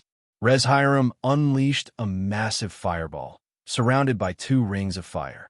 It collided directly with Kyurem, creating a powerful explosion that ripped apart the upper rock of the giant chasm. Res Hiram, carrying Ryan, slowly descended. While the hero's entrance was impressive, and couldn't help but laugh at Ryan's appearance. Laugh all you want. If we hadn't arrived in time, your Zekrom would have been absorbed by Kyurem, Ryan said, clutching his disheveled hair. Res Hiram had no other choice but to show Ryan the true speed of a legendary Pokémon. They made the journey from Hoenn's Slateport City to Unova's Lacunosa town in record time. The result was that Ryan's hair was blown into a complete mess, and his clothes, if not for Ryan's aura protection, would have been completely tattered. He looked even more miserable than a vagabond. He also suffered severe internal injuries, and his body's healing abilities were rapidly working on recovery. It would likely take some time for him to fully heal. And nodded and said, "Thank you for coming. What is the origin of this Kyurem? How could it possibly absorb Zekrom?" Kyurem is one with Zekrom and Res Hiram. You've studied the ancient texts, so you should understand, Ryan said. Yes, Zekrom and Res Hiram were once a single dragon Pokémon, serving under the command of an ancient hero. The hero's two sons were both ambitious, but their ideals diverged. So, the dragon split into Zekrom and Res Hiram, each helping the two brothers in their struggle. But unexpectedly, a third dragon remained. This Kyurem should be stronger than the two we have, and said gravely. We'll have to fight to find out. Res Hiram, Draco Meteor. Ryan said, Zekrom, Draco Meteor, and shouted. Two meteor showers struck Kyurem directly, sending it hurtling into the sky. With a loud explosion, Kyurem plummeted to the ground, wounded and seemingly defeated. So vulnerable, and frowned. Don't be careless, Res Hiram, Blue Flare. Ryan shouted. A red light suddenly erupted from Reshiram's tail, and a powerful blue flame shot out from its mouth, aimed straight at Kyurem. Kyurem instantly rose, its two pairs of linear wings piercing the ground. The blue flare successfully hit Kyurem, but the ice on the ground moved like flowing water, instantly freezing the lower halves of Zekrom and Res Hiram.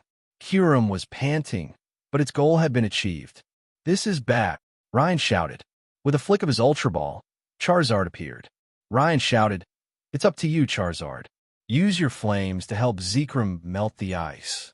Charizard immediately fired a flamethrower at Zekrom, helping it melt the ice. At the same time, Ryan flung a revival herb towards Blake, saying, Hurry up and restore Gene's sect. Come help us, or we won't be able to defeat Kyurem after the fusion. Blake caught the revival herb and quickly broke the ice from Genesek's body, feeding it the herb. But it was too late. Kyurem began to absorb Zekrom's power. Res Hiram had no choice but to stop melting and blast Kyurem with Fusion Flare. But Kyurem took the blast head-on, forcibly transforming Zekrom into a dark sphere and absorbing it directly into its body. Damn it, this is serious, Ryan said helplessly, and watched helplessly as the scene unfolded before him. For the first time, his inner resolve wavered. If only I had other powerful companions, I could save Zekrom. Kyurem absorbed Zekrom, its form radiating light and gradually transforming.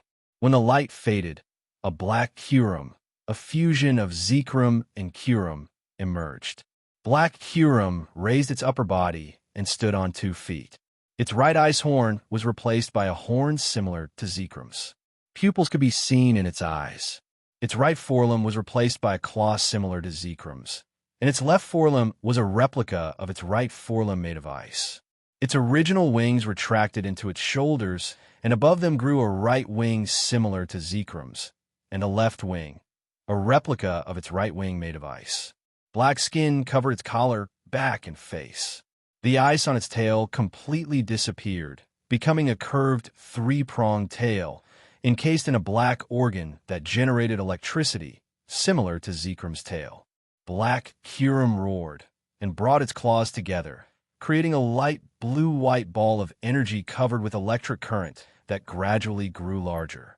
It then released its claws and fired the energy at the frozen and immobile Reshiram. Reshiram was hit by the freeze shock and was directly frozen into an ice sphere, unable to move. Gene Sect Technoblast. Blake said, a red beam hit Black Kyurem, but was immediately frozen solid by another freeze shock. Black Kyurem walked directly towards Ryan and In. Charizard gritted its teeth and blocked Black Kyurem's path. Ryan smiled bitterly and said, "This is serious. We might all die here." And also smiled bitterly. Is what he's been pursuing the right path? Charizard roared, its claws glowing with energy. With a flap of its wings, it lunged directly at Black Kyurem. Black Kyurem spotted the small creature charging at it and slashed with a single blow, sending Charizard flying. Charizard flew backward, slamming heavily into the rock wall.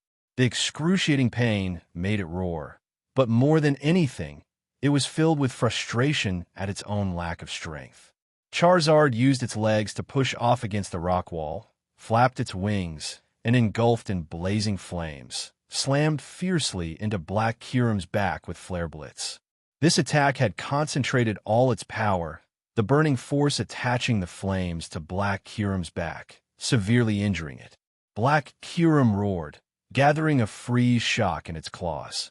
"Lucario, Aura Sphere," a voice called out. An Aura Sphere slammed directly into Black Kyurem's face, exploding on impact. Black Kyurem staggered, and the freeze shock passed just above Charizard's head, missing it. Ryan turned to see Frost, a member of his elite squad. "Didn't I tell you to leave?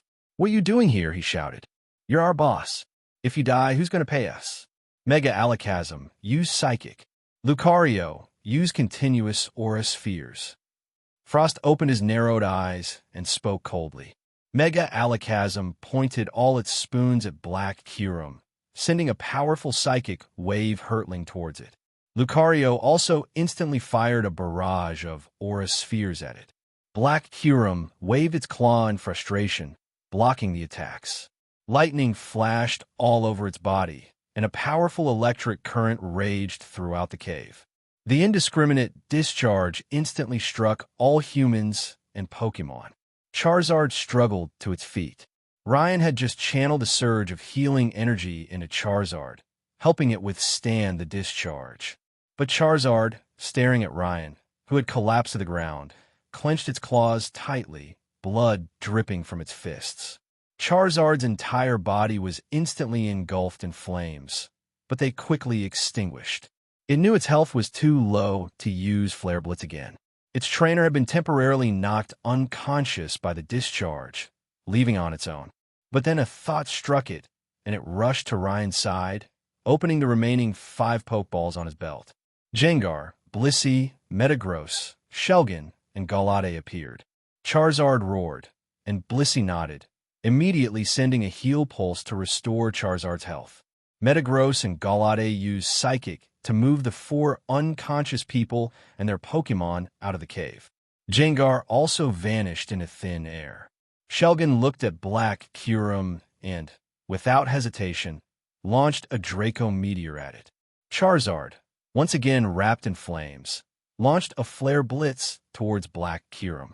Black Kyurem roared, unleashing a blizzard upon Charizard and the others. Metagross faced the blizzard head-on. As a Steel/Psychic type, Ice-type moves were only normally effective against it, so it was best positioned to help block the blizzard. Even so, Blissey's heal pulse helped Metagross recover, barely preventing it from being knocked out by the blizzard. Charizard's Flare Blitz knocked Black Kyurem off balance. Charizard gasped, then unleashed a flamethrower directly into Black Kyurem's face.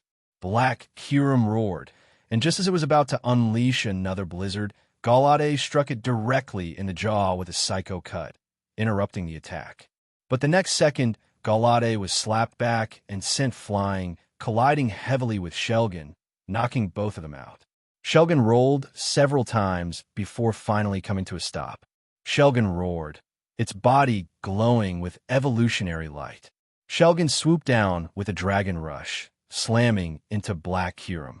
Black Kyurem instantly pinned Shelgon to the ground with a single Dragon Claw, knocking it unconscious. Charizard seized the opportunity to attack Black Kyurem's back, its flaming claws forming and slashing at it with Fire Punch. Black Kyurem roared in pain. Gengar, who had been invisible, appeared and struck Black Kyurem with Shadow Ball. But a second later, Black Kyurem blasted Gengar away, and a Dragon Breath struck Gengar directly. Before Gengar lost consciousness, it desperately tried to hit Black Kyurem with Destiny Bond, but was undoubtedly blasted away. Before falling unconscious, Gengar thought helplessly. As expected, without mastering Origin Power, there's no way to truly harm it. Indeed, the difference between mastering Origin Power and not mastering it was this vast. Without it, one couldn't inflict significant damage to a Pokémon that possessed it. Only by mastering it could one unleash the power of Origin on all abilities, thereby inflicting even greater damage. Charizard watched its companions fall one by one, something inside it snapping. Fierce flames blazed around Charizard. As these flames touched Black Kyurem, it screamed and recoiled. A fierce, freezing aura instantly erupted from its body, extinguishing the flames. But Charizard knew it could reignite the flames. It had achieved a breakthrough. It had successfully entered the realm of a legendary Pokémon. Charizard roared to the sky, venting its triumph. Its flaming claws reformed, and with a flap of its wings, it descended upon Black Kyurem's head. With a single powerful blow, it smashed Black Kyurem's head into the ground, shattering the ice with a tremendous crash. Metagross, Hammer Arm. Blissey, Healing Wish on Reshiram. Charizard, Heat Wave to suppress Black Kyurem. Pheromosa, High Jump Kick. Ryan shouted, bracing himself against the rock wall, and simultaneously sent out Pheromosa. With Ryan's return to consciousness, his Pokémon instantly regained their coordination. Metagross swung its arms and slammed heavily onto Black Kyurem's head, which was still dazed from Charizard's blow. Charizard also soared into the air, flapping its wings with all its might, using Heat Wave to suppress Black Kyurem. Black Kyurem roared and tried to rise, but Pheromosa, transformed into a stream of light, kicked it back down with High Jump Kick, preventing it from moving. At the same time, Blissey sacrificed its own health, its body emitting a white glow. Then, a burst of light blue energy shone onto the frozen Reshiram. Reshiram's tail instantly glowed red, and a crackling sound echoed. Reshiram struggled to break free from the ice, returning to full health. Reshiram, one more blue flare. Ryan shouted. Reshiram roared, unleashing a cyan flame that successfully struck the immobilized Black Kyurem. A violent explosion erupted, and Black Kyurem was finally defeated by the final blast of Blue Flare. Go Ultra Ball! Ryan threw the Ultra Ball without hesitation. Pop! The Ultra Ball burst without hesitation. Ryan frowned. I don't have a Master Ball. The two I had after the Johto League were given to Celebi and Cosmoem. Now, without a Master Ball, it's really hard to capture this Black Kyurem. Ding! Even with a Master Ball, you can't capture Black Kyurem, the system said. What do you mean? Ding! Although the trio are originally one, Zekrom and Kyurem have been separated for too long and have formed two separate consciousnesses. Zekrom follows in, so you can't capture Zekrom. Then separate the two for me. I want to capture Kyurem. Where's the DNA splicers? Ding. It's inside Black Kyurem's body. Tell me what you need. Separate them from me quickly. I don't want to fight Black Kyurem again. Ding. The diamonds and popularity points have been deducted, and the DNA splicers have been extracted successfully. As the system's voice fell, a round object with a white appearance, but darkness visible through the small opening floated in front of Ryan. Ryan grasped the object, examining it carefully. He then asked the system, "This is another orb. I remember the DNA splicers weren't like this. This orb should be similar to the light stone and dark stone." Ding. The DNA splicers themselves are made from the Godstone, and now they're in their original form. They can be used to control Kyurem's fusion and separation, and function similarly to a Pokeball, just like the light stone. The system explained, instructing Ryan on how to manipulate it. Ryan used his psychic powers to control the Godstone's consciousness. Black Kyurem glowed and gradually split into two Pokemon. Both Zekrom and Kyurem had lost their ability to battle. After separating, Kyurem was unable to control the cold energy within its body. Its two pairs of linear wings were once again covered in ice, and its body gradually became encased in ice as well, as if returning to frozen stasis to recover from its injuries. However, Ryan controlled the Godstone, and Kyurem gradually faded and merged into it. Zekrom also transformed back into the Dark Stone and fell to the ground. Ryan finally breathed a sigh of relief. He turned back to Hiram and said, "Do you want to return to the Light Stone, or enter an Ultra Ball?" He pulled out an Ultra Ball and placed it before Hiram.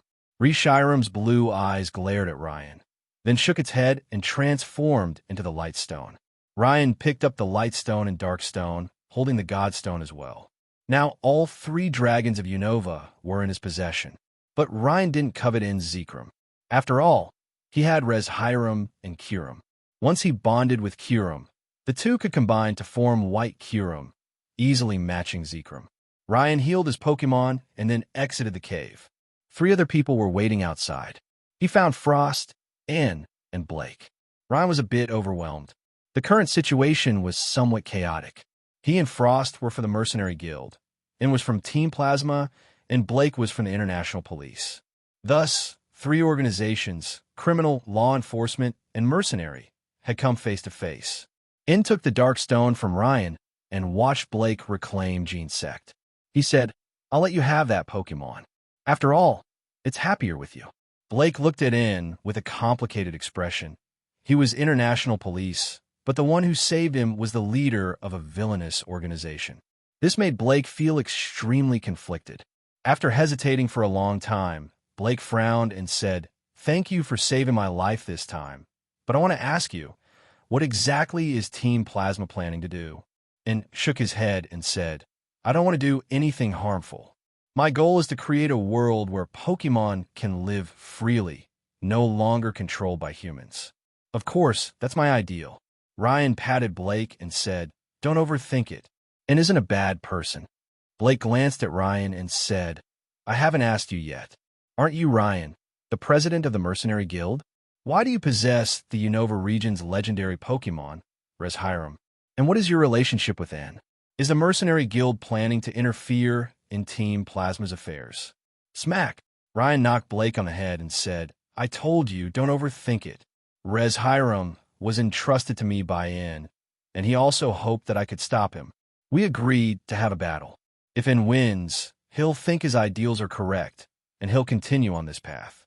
If I win, it'll prove his ideals are flawed, and he'll stop. And will also join my mercenary guild and work for good from then on." "Hey, what did I ever say I wanted to join your guild?" In said helplessly, "It's only a matter of time. I offer freedom here, and the benefits are excellent. Why wouldn't you join?" Ryan said, "Besides, I've always had a spot reserved for you." Frost narrowed his eyes, flashing his signature smile. "Boss, I hope you can approve a raise when we get back this time." "No," Ryan said with a wave of his hand. Frost was speechless. "Go into the breeding facilities and check them out. You can pick 2 Pokemon," Ryan said proudly. "Thank you, boss. You're the best." Frost's smile widened even more. "Get away from me. I'm not into that." Ryan pushed Frost away as he lunged at him. Then he said, "Things here are resolved. I'll leave the follow-up to you. I need to return to Hoenn first. Blake also stood up and said, I'm leaving too. The next time we meet, we'll be on opposite sides. Blake released Jean's sect, which had recovered somewhat, and jumped onto the disc like Jean's sect, flying away. Ryan looked at Blake's Jean sect and clicked his tongue. TSK, TSK, giving away such a powerful Pokemon just like that? When it comes to generosity, I can't compare to you. By the way, can this Jean sect be mass-produced? What are you planning? And suddenly tensed. Nothing, just asking, Ryan said.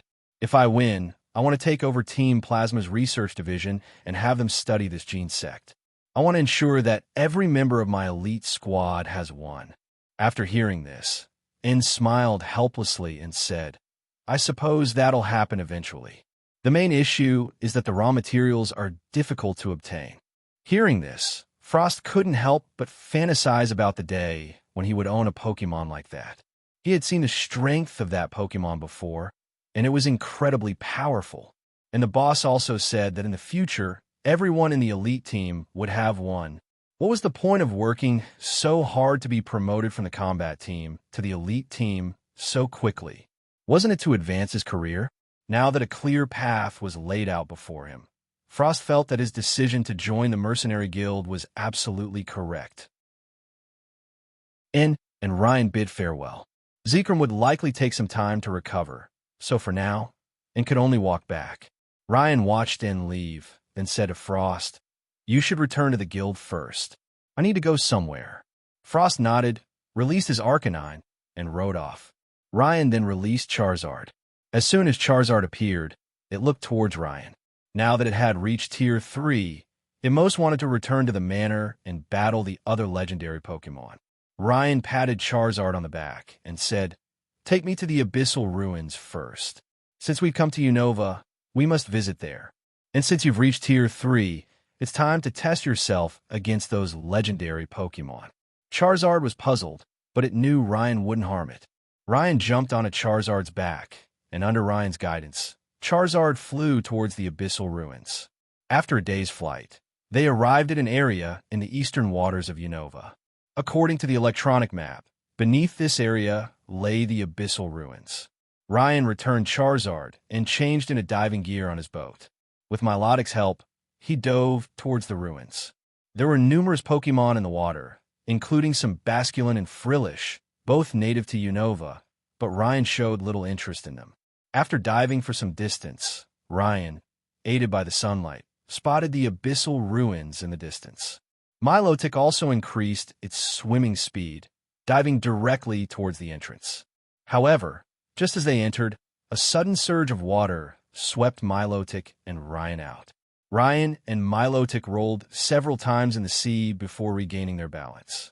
Confused, Ryan instructed Milotic to continue. Milotic once again plunged into the ruins, but this time, there was no current to carry them out. But the complex maze of passages within the ruins proved daunting.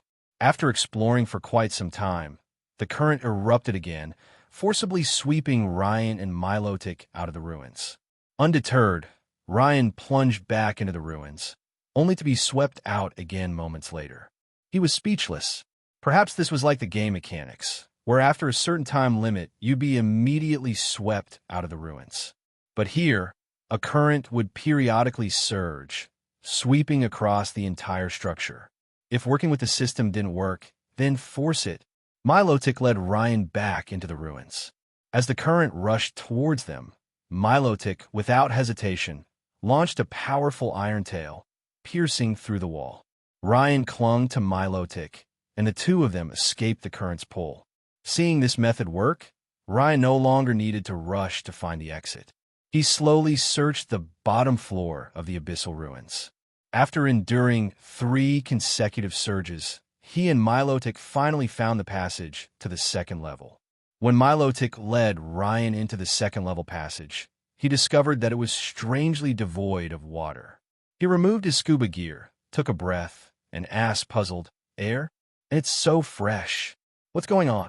Milotic shook its head, indicating it had no idea. Ryan first returned Milotic and released Alakazam, saying, Alakazam, help me scout ahead. Alakazam nodded, slowly sending out its psychic senses, and then signaled to Ryan, indicating that there was no danger. Ryan nodded and, with alakazam, began to explore the ruins on the second level. Along the way, Ryan discovered several stone tablets inscribed with ancient text, but he couldn't decipher their meaning, so he moved on. After searching the entire second level and finding nothing significant, he headed to the third level. Upon reaching the third level, he was shocked by what he saw. The Swords of Justice? Why are they here? Ryan looked at the 3 Pokémon frozen in ice, somewhat surprised. But what caught his attention even more was the stone tablet on the wall behind the 3 swords. It was fragments of Arceus's plates. Ryan walked over and carefully counted them. Aside from the Splash plate, the Pixie plate, and the Draco plate, all the other plate fragments were there. Ryan was overjoyed. He had come to the Abyssal Ruins only for the reveal glass, but he hadn't found it yet, and he'd already discovered 14 different plate fragments. Adding the Swords of Justice, it was an incredible find.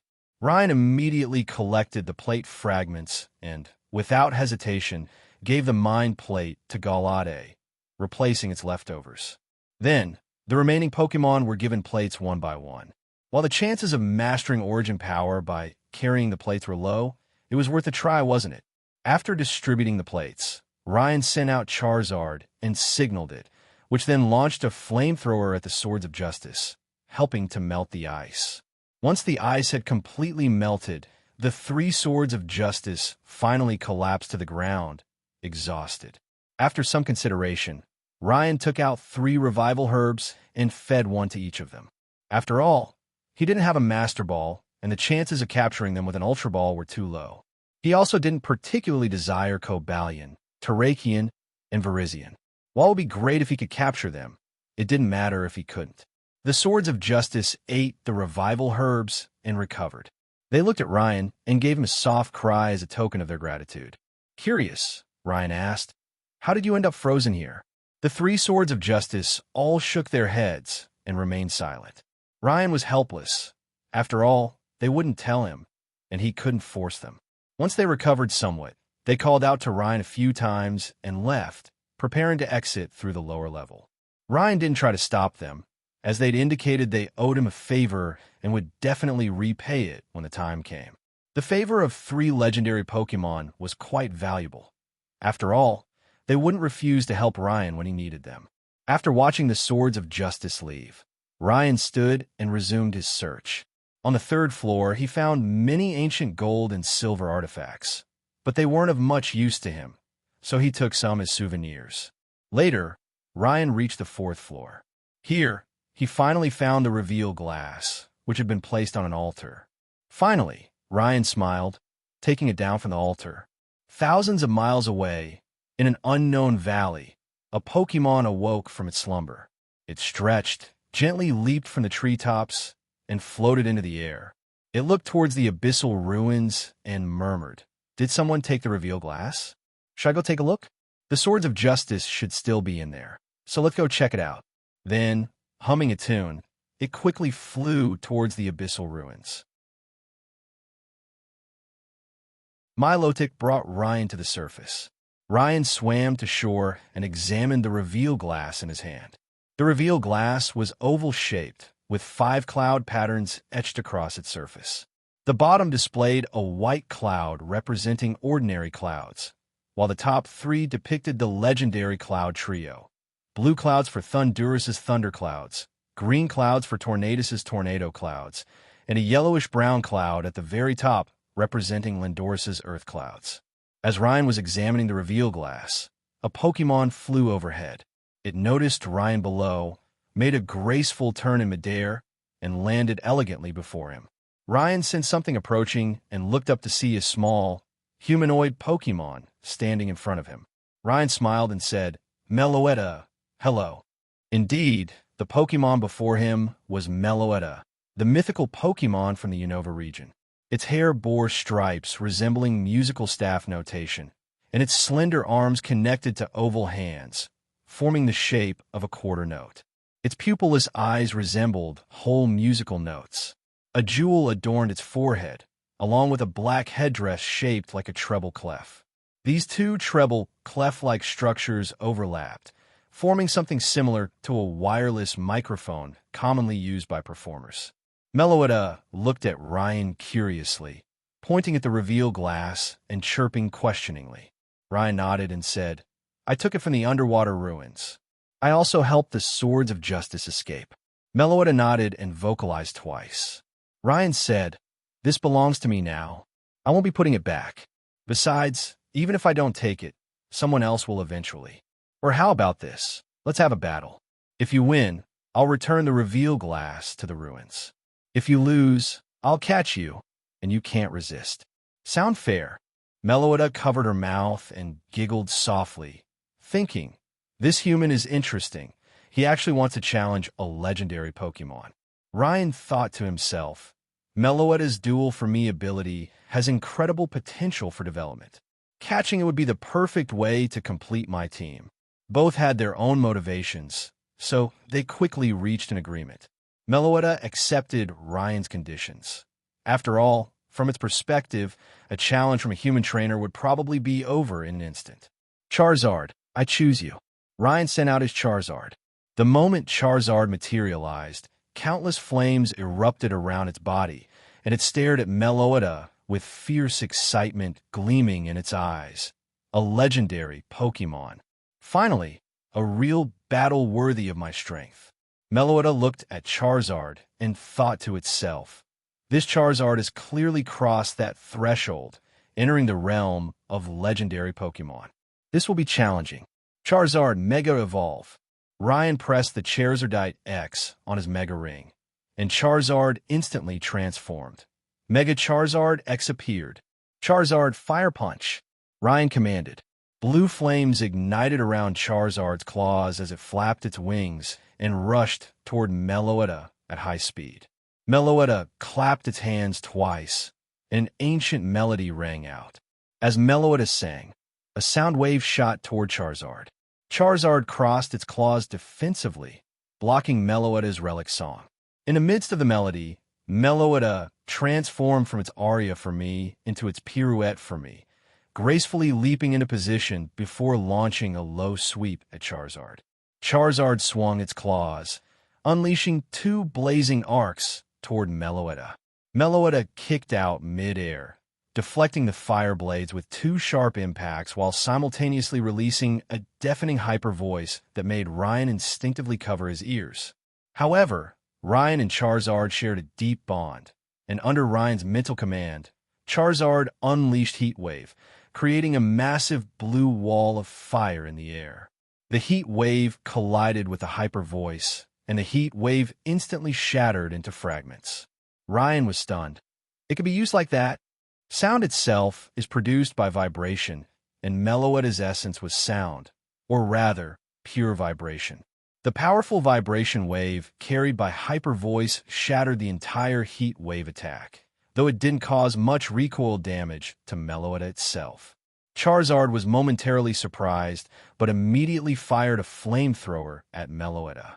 Meloetta tried to redirect the flamethrower with Psychic, but psychic energy was quickly burned away by the intense heat essence carried within the flames. The flamethrower struck Meloetta directly, sending it plummeting into the sea. However, Charizard's flames contained burning essence, and even the seawater couldn't extinguish them immediately. The flames burned beneath the waves for several moments before gradually dying out. Meloetta burst from the water. The flamethrower had dealt significant damage, and only by drawing on its own inner essence had it managed to sever the connection to the burning flames. Meloetta's expression grew serious. This Charizard has already mastered Origin Power. Using ordinary moves will only lead to defeat. Now, it's a battle of pure essence versus pure essence. Meloetta began singing its ancient melody again, transforming from pirouette for me back to aria for me. Charizard swung its fire punch to block the damage from the relic song, but immediately afterward, Meloetta's enchanting voice filled the air with sing, and Charizard instantly fell asleep. Ryan grimaced, "Instant sleep. Meloetta's singing techniques are terrifying." Ryan immediately commanded Charizard to use Sleep Talk. Charizard got lucky. After using Sleep Talk, it unconsciously unleashed a flamethrower at Meloetta. But Meloetta, now an Aria for me, with greatly increased special attack and special defense, countered with another powerful hyper voice that shattered the flamethrower completely. Ryan frowned and used their bond connection to forcefully wake Charizard with all his mental strength. Upon waking, Charizard roared furiously, and its next flamethrower, ignoring the damage from hyper voice, slammed directly into Meloetta. Meloetta cried out in pain, knocked back by the flamethrower's force. Seeing the opening, Charizard refused to let it slip away. Enduring its own injuries, blue flames reformed around its claws. With a powerful beat of its wings, it charged toward Meloetta. Meloetta, still reeling from pain, cried out again, its voice growing increasingly shrill. Ryan felt a sharp, piercing pain in his ears, then heard nothing more as warm liquid trickled down. Ryan sighed helplessly. Meloetta had been truly enraged now, unleashing its full power without restraint. The blue flames on Charizard's claws vibrated violently as Charizard roared in fury. Its fire punch blazed even more intensely, growing larger and more ferocious. With one powerful motion, it grabbed Meloetta and slammed her onto the beach. Meloetta's voice vanished instantly, replaced by a thunderous crash that sent sand exploding in all directions. Charizard dove downward, its flaming claws carving searing wounds across Meloetta's body. Having delivered its final strike, Charizard's Mega Evolution immediately faded. Having lost its ability to battle, it fell from the sky and crashed onto the beach. Meloetta, too, had already lost consciousness within the impact crater. "Go Ultra Ball," Ryan said, throwing his Ultra Ball toward Meloetta. The ball struck the fallen mythical Pokémon, drawing it inside in a flash of red light. Ryan held his breath as the ball rocked once, twice. The Ultra Ball successfully captured Meloetta, who had lost the ability to battle. Meloetta transformed into red light and entered the Ultra Ball. The ball wobbled a few times before clicking shut with finality. Ryan walked over, picked up the Ultra Ball, and smiled. "I didn't expect you to keep your word. Come on out, Meloetta." Ryan released Meloetta and immediately took out a supply of potions, full restores, and other medicines to treat both Meloetta's and Charizard's injuries. Both Pokémon had fought with everything they had, and their injuries were severe. For at least the next few days, they wouldn't be able to engage in battles against legendary Pokémon. Meloetta looked at Ryan as he gently cleaned its wounds, and a soft smile crossed its face. At least this human was kind and strong. Following him might not be so bad after all. Special side quest complete. Rewards: 100 million Poke Dollars, 100 rare candies, 50 PP max, 5 Master Balls, 5 complete Mega Stone sets, Trainer's Choice, feature unlocked, legendary Pokemon training system. With Meloetta's acknowledgement of Ryan as its trainer, the system determined the special side quest was complete. The generous rewards made Ryan ecstatic. But the most important gain was the legendary Pokemon training system. Ryan immediately accessed the new feature. The system interface explained that Pokemon could determine their own origin power path, and the system would assist the Pokemon in comprehending their origin. Each attempt cost 100,000 Poke Dollars, consuming 1 rare candy and 1 PP max, allowing the Pokemon to attempt origin comprehension with a 20% success rate. With a plate fragment, the success rate increased to 50%, and with a complete plate, the success rate reached 80%. Worth it. That was Ryan's immediate thought. Some of his Pokemon hadn't even begun to grasp the concept of origin power yet, but the system could directly help them comprehend it. Although the success rate wasn't guaranteed, with sufficient resources, he could attempt it repeatedly. Moreover, Ryan had just obtained numerous plate fragments, which could easily boost the success rate to 50%, and for water-type Pokemon, all the way to 80%. Ryan decided to test it immediately. Currently, the Pokemon closest to grasping origin power was Pheromosa. Ryan released Pheromosa and, following the system's instructions, placed his hands on Pheromosa's head. Pheromosa seemed to sense something and closed its eyes. The system promptly responded. Origin power confirmed. Speed essence, bug type alignment. Inject bug type, plate fragment. Inject, Ryan confirmed. Insect plate fragment injected. Origin comprehension success rate now 50%. Payment processed. Initiating comprehension sequence. As the system's notification ended, a beam of light entered Pheromosa's body. Pheromosa shuddered, and in that instant, it grasped its origin power. Its aura transformed immediately, successfully comprehending the essence of speed. Nice, one try and it worked. Not bad luck at all. Ryan checked Pheromosa's updated data. Its classification had changed to pseudo-legendary status. Ryan laughed with satisfaction. Now, he could systematically train pseudo-legendary level Pokémon. He also planned to offer this origin power comprehension opportunity to his guild's elite members, though only after they had accumulated sufficient merit through missions and battles. Meloetta, standing beside him, stared in shock at Pheromosa. She hadn't expected it to reach the threshold of legendary status in an instant, achieving what took many legendary Pokémon years of growth to accomplish. Meloetta looked at Ryan with a complicated expression, wondering just how far the human she'd chosen to follow could go. Ryan recalled the excited Pheromosa and then selected from the 5 complete Megastone sets the system had provided. Ryan currently possessed sets for Charizard, Beedrill, Mewtwo, Aerodactyl, and Tyranitar, and now had the right to choose 5 more sets. Ryan first chose a Mawile set for Lily, since Mawile would be her ace Pokémon, and he naturally wouldn't be stingy with her. Next came his own Pokémon. Ryan selected 4 sets: Metagrossite, Salamencite, Gingerite, and Gyarados. Thinking he wasn't short on funds, and considering the upcoming Evergrande conference, he purchased the remaining Megastones he needed as well: Septolite, Blazikenite, Galadite, and Altarionite. The system processed them, and all 13 Megastones were set into a specialized bracelet alongside his keystone. Ryan packed up his belongings and prepared to head to the nearest town to catch a flight back to Hoenn. But just then his phone rang. He glanced at the caller ID. It was an internal guild number. He answered, "This is Ryan. What's the situation?" "Hello, boss. This is Sakura. A Jirachi crystal cocoon has been discovered in Farina, but a major conflict has broken out. What should we do?" A clear female voice came through the line. Ryan frowned and asked, "How many people? Which factions are involved? And what's the current situation?" "Approximately 1,000 trainers from various factions, plus numerous independents. The major players are a mercenary guild, Team Rocket, the Pokemon League, Team Magma, and Team Aqua has gotten involved as well. Right now, no one's making a move because whoever strikes first becomes everyone else's target," Sakura explained. "Hold your position. I'll be there shortly," Ryan said. Boss, aren't you in Unova right now?"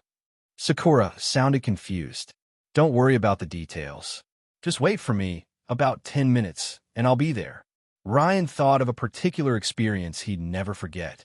After hanging up, he reluctantly recalled his exhausted Charizard. He took out the light stone and said, "Res Hiram, I need your help." The light stone glowed brilliantly, and Res Hiram materialized before Ryan. Ryan climbed onto Res Hiram's back, patted its neck gently, and said, "Thanks for the assist. Also, could you slow down just a bit and protect me from the wind pressure? Last time nearly killed me." Res Hiram let out a few amused growls, as if saying, "You survived, didn't you? Don't complain when you're the one in a hurry." With that, the red glow on its tail turbine blazed intensely, and the incredible thrust propelled Res Hiram into the sky.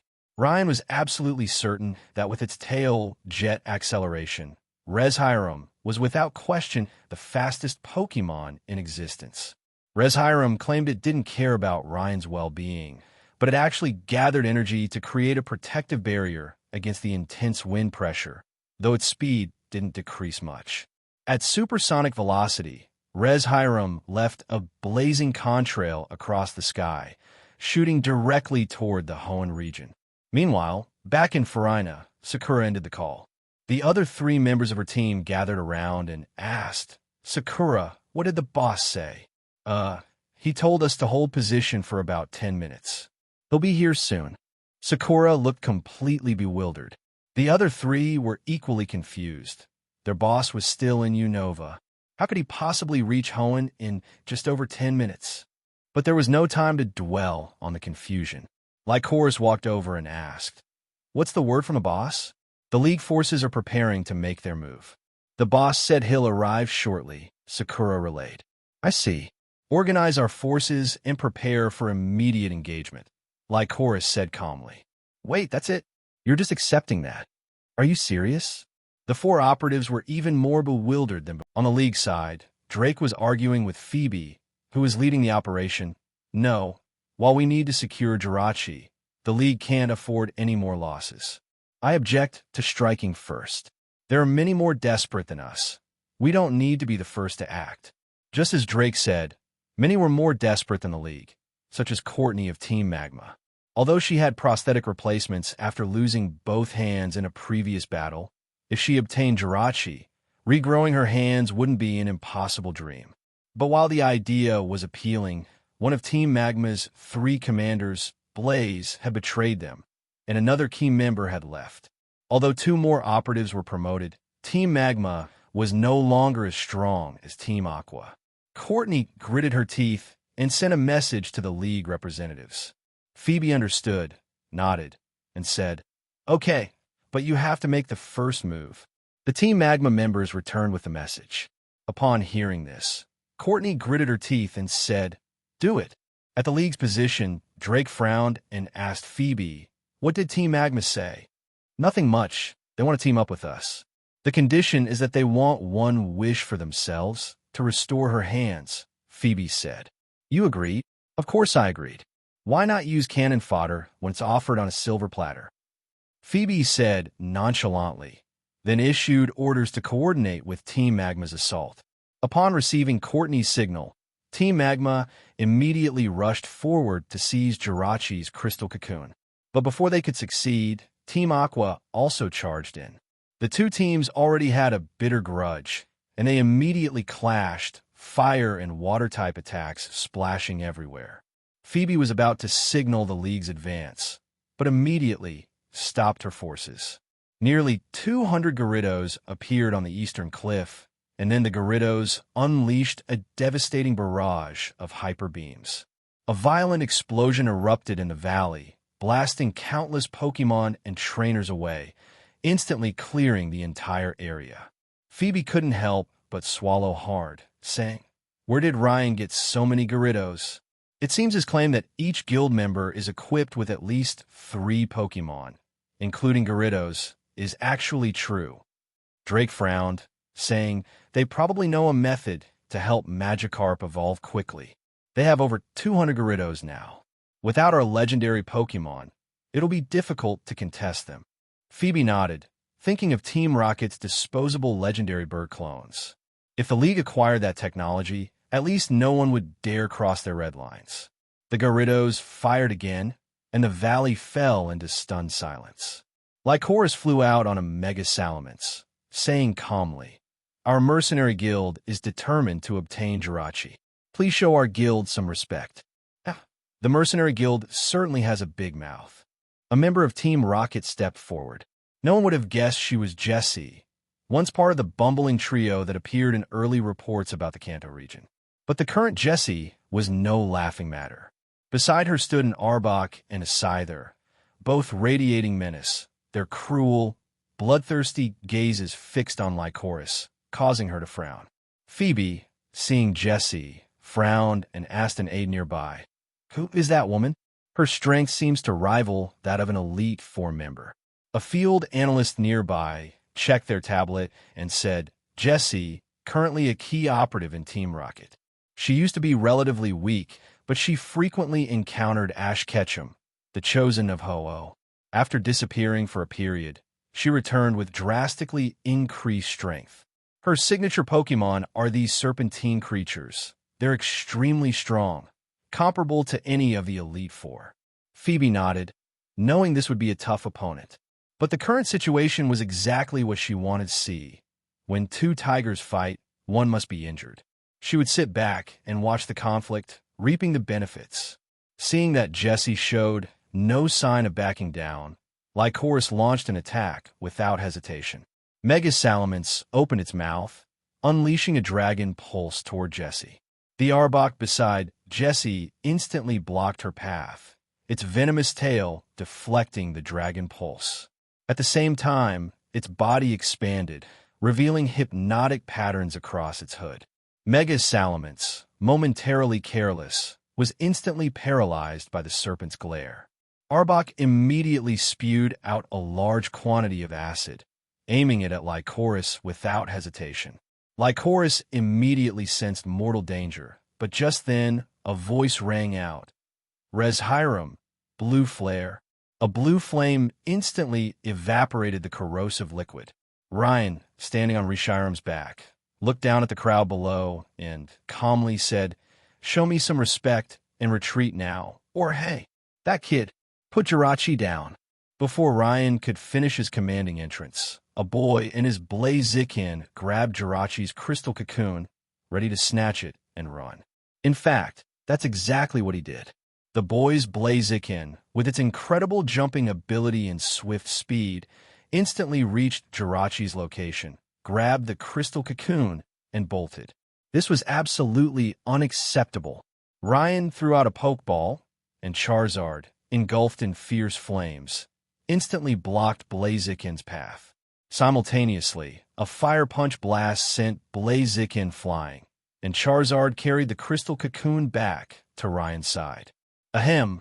Ryan coughed twice, clutching the crystal cocoon, and said, "Please show me some respect. It's not too late to retreat now. Don't make me resort to more aggressive methods." Res Hiram slowly descended into the valley, the red glow from its tail turbine dissipating, but the immense heat still forced many people and Pokémon backward. Phoebe looked at Ryan helplessly and loudly announced, "The League withdraws from this matter." With that, she led the League members away. Jessie looked at Ryan and said, "Team Rocket also withdraws." With that, Jessie led the Team Rocket operatives away. The remaining Team Magma and Team Aqua members, seeing the two major forces departing and considering the Mercenary Guild's strength, also left reluctantly. The other independent trainers also dispersed helplessly. After all, they were no match for a large organization, and no one was foolish enough to steal from such a powerful guild. As the crowd gradually dispersed, the boy who had tried to steal Jirachi glared at Ryan with hatred. He said, "Ryan, right? I'll also be participating in this Evergrande conference. Don't let me catch you in the tournament. My name is Wally. Remember that name." With that, he left with his Blaziken. Ryan looked at the boy who called himself Wally with amusement, a promising talent, refusing to admit defeat even when facing overwhelming strength. Either a fool or a genius. Which would you turn out to be? Seeing that the crowd had mostly dispersed, Ryan released Meloetta. The reason he'd wanted to capture Meloetta so badly was because of its song. Jirachi awakens once every 1,000 years, roused from its millennia-long slumber upon hearing a voice of purity. The only truly pure song Ryan could think of was Meloetta's, and only Meloetta's melody could truly be called the purest sound in existence. Ryan looked at Meloetta, who nodded and softly began to sing a beautiful melody. As Meloetta sang, Ryan felt the crystal cocoon in his arms begin to tremble. The crystalline shell gradually cracked and fell away, and a beam of light emerged from within. The light dissipated, and Jirachi floated in the air, opening its eyes. Jirachi had a star-like appearance, with two ribbon-like appendages on its back, eye-like patterns on its abdomen, blue-green square structures at the ends of its star-shaped points, and blue-green triangular markings below its eyes. Ryan didn't make a wish immediately. Instead, he took out some Poke blocks from his backpack and said, "Jirachi, after sleeping for 1,000 years, you must be hungry. I'll take good care of you for the next 7 days." Jirachi floated over, took a Poke block from Ryan's hand, and nibbled it in small bites. Then, clearly enjoying the treat, Jirachi happily perched on Ryan's shoulder and used its psychic powers to levitate the poke block container in Ryan's hand closer, eating contentedly. Lycoris, accompanied by 4 operatives, approached Ryan. Lycoris said, "Boss, now that we've obtained Jirachi, may I make a wish? You wish to revive Aster, right?" Ryan said calmly, "That's right. Boss, please." With that, Lycoris dropped to her knees before Res Hiram with a heavy thud. Ryan sighed and dismounted from Res Hiram. Jirachi looked at the girl kneeling before Ryan and chirped in confusion. Ryan asked, "Jirachi, can you revive the dead?" Jirachi shook its head sadly, and Lycoris's expression instantly turned to despair. From the moment she'd heard they were going to capture Jirachi, Lycoris had harbored a sliver of hope. How wonderful it would be if she could truly bring back the lost. But reality was cruel. Even Jirachi could not revive the dead. Lycoris left in a daze. Ryan, unable to bear watching, said, "Sakura, Iris, Daisy, Violet. Take your teams and fall back. Remember, keep an eye on Lycoris. She must be devastated right now. Take good care of her." "Understood, boss," Iris said. "We'll organize the withdrawal." Ryan nodded and climbed back onto Rishiram's back. Although he cared deeply about Lycoris, he knew that, as a leader, he couldn't focus too much attention on individual subordinates. It might seem cold, but it was a necessary approach. Also, send operatives to Kalos and try to track down what I mentioned, Ryan added. After speaking, Res Hiram carried Ryan towards Slateport City. Dealing with these matters had taken considerable time. Hopefully, they could still make it for the Grand Festival's final round. The 4 operatives watched Ryan depart. Sakura spoke first. The Kalos region? What was the boss looking for? He mentioned several legendary Pokémon. "Man, when will we get a legendary Pokémon? Look at the boss. He has so many." Violet said. "That's why he's the boss," Daisy said. "The elite squads have all been deployed, and we need to coordinate follow-up. Let's send out the combat teams, too. Otherwise, finding a few legendary Pokémon across such a vast region will be a real headache." Iris didn't say anything, but focused on catching up with Lycoris first. After all, she was clearly devastated, and they needed to at least prevent her from doing anything reckless. Res Hiram carried Ryan and Jirachi through the sky. Charizard initially stayed out of its Pokeball, enjoying the freedom of flight.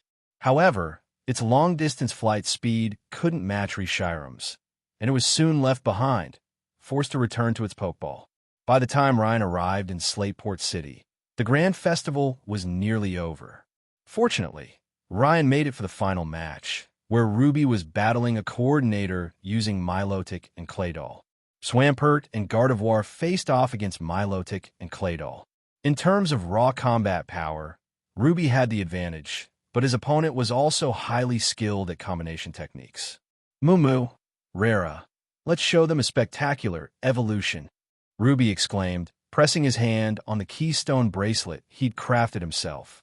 The Megastone bracelet on Swampert's arm glowed, connecting with the light emanating from Ruby's keystone, and Swampert evolved into Mega Swampert. Gardevoir's pendant also connected with the light from Ruby's hand, and Gardevoir transformed into Mega Gardevoir. "Oh, that's Mega Evolution." Ruby, Swampert, and Gardevoir have Mega evolved into Mega Swampert and Mega Gardevoir. The beauty of this transformation is absolutely captivating. Robert is losing appeal points. How will Robert respond? Vivian provided commentary. Milotic Hydro Pump. Claydol, Ancient Power. Robert said with a confident smile. Milotic immediately unleashed a powerful water cannon, while Claydol launched massive rocks that surrounded the water stream. The hydro pump was then dispersed by the centrifugal force of the rocks, the water jets propelling the stones into a rapid spin, creating streaks of blue ribbon dancing through the air.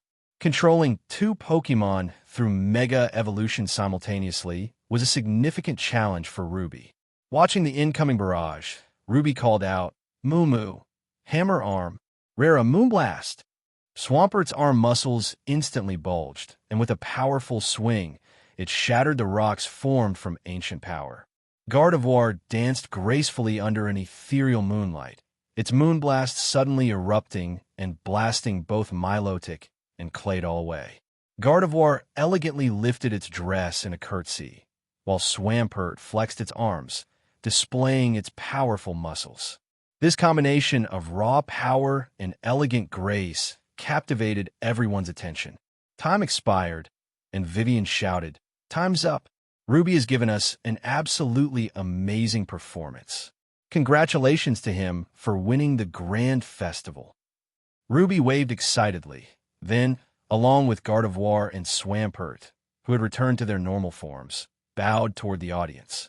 He spotted Sapphire and Lily cheering enthusiastically for him, and of course, Ryan at the back of the stands.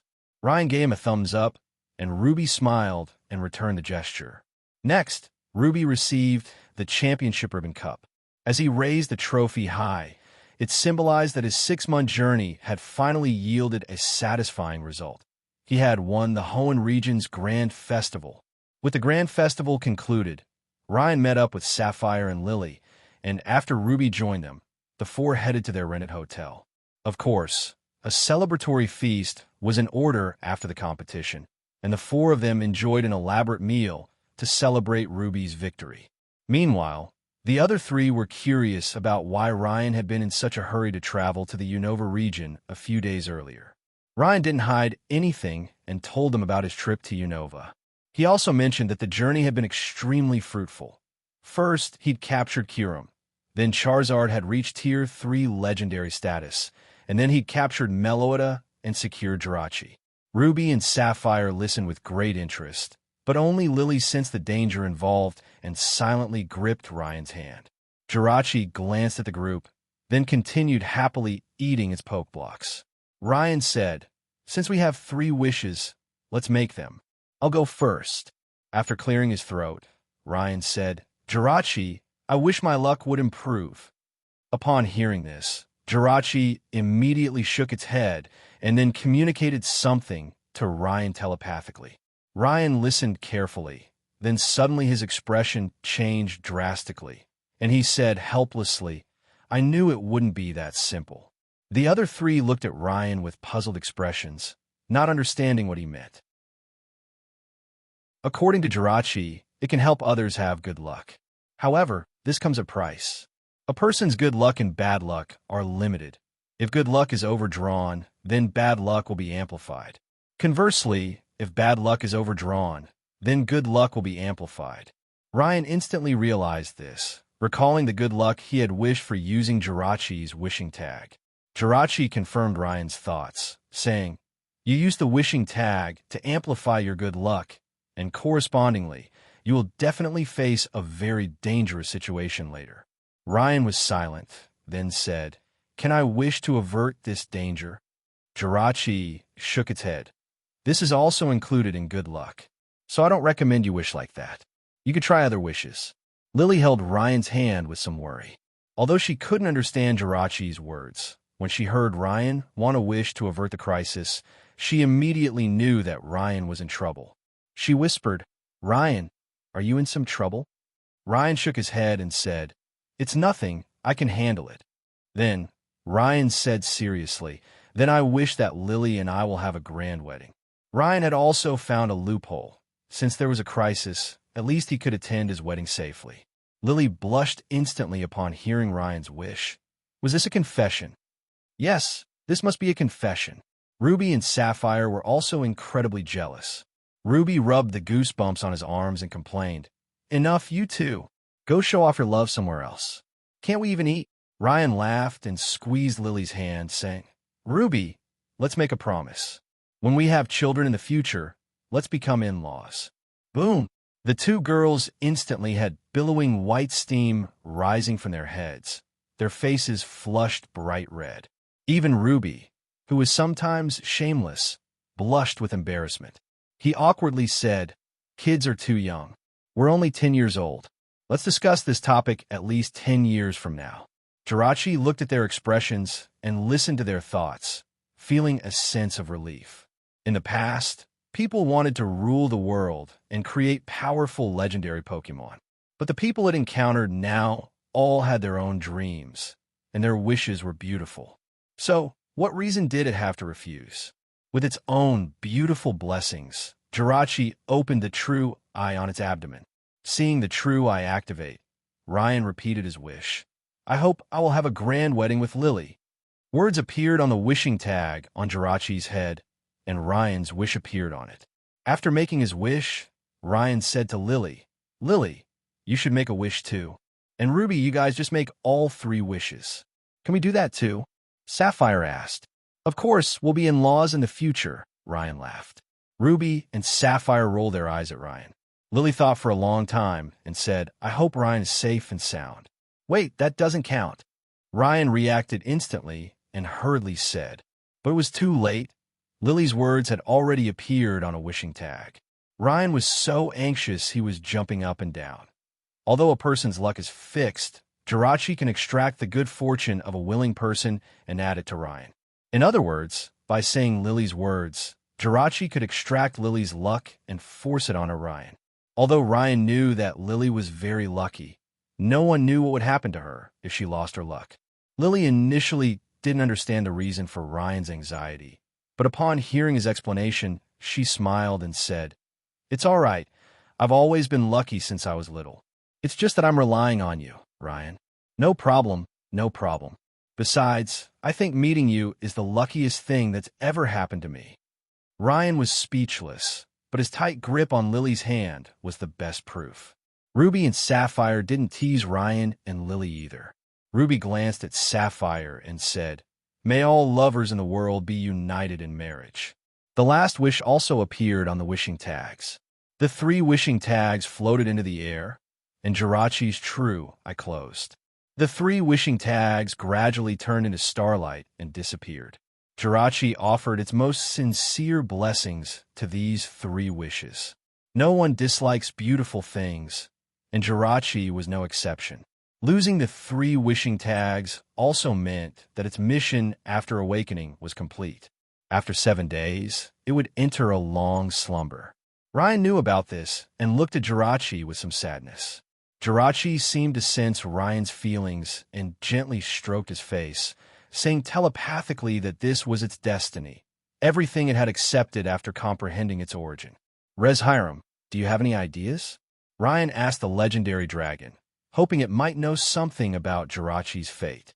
Rez Hiram pondered for a moment, then communicated telepathically with Ryan about ancient legends it remembered. Wait, the ruins of Ulf, Ryan said suddenly, his eyes widening. The unknown space. Ryan recalled something crucial. When he had visited the ruins of Ulf in Jado, he'd encountered that mysterious dimension filled with unknown. Shalebi had mentioned that it was a legendary Pokémon space, but the legendary Pokémon had died, so it was abandoned.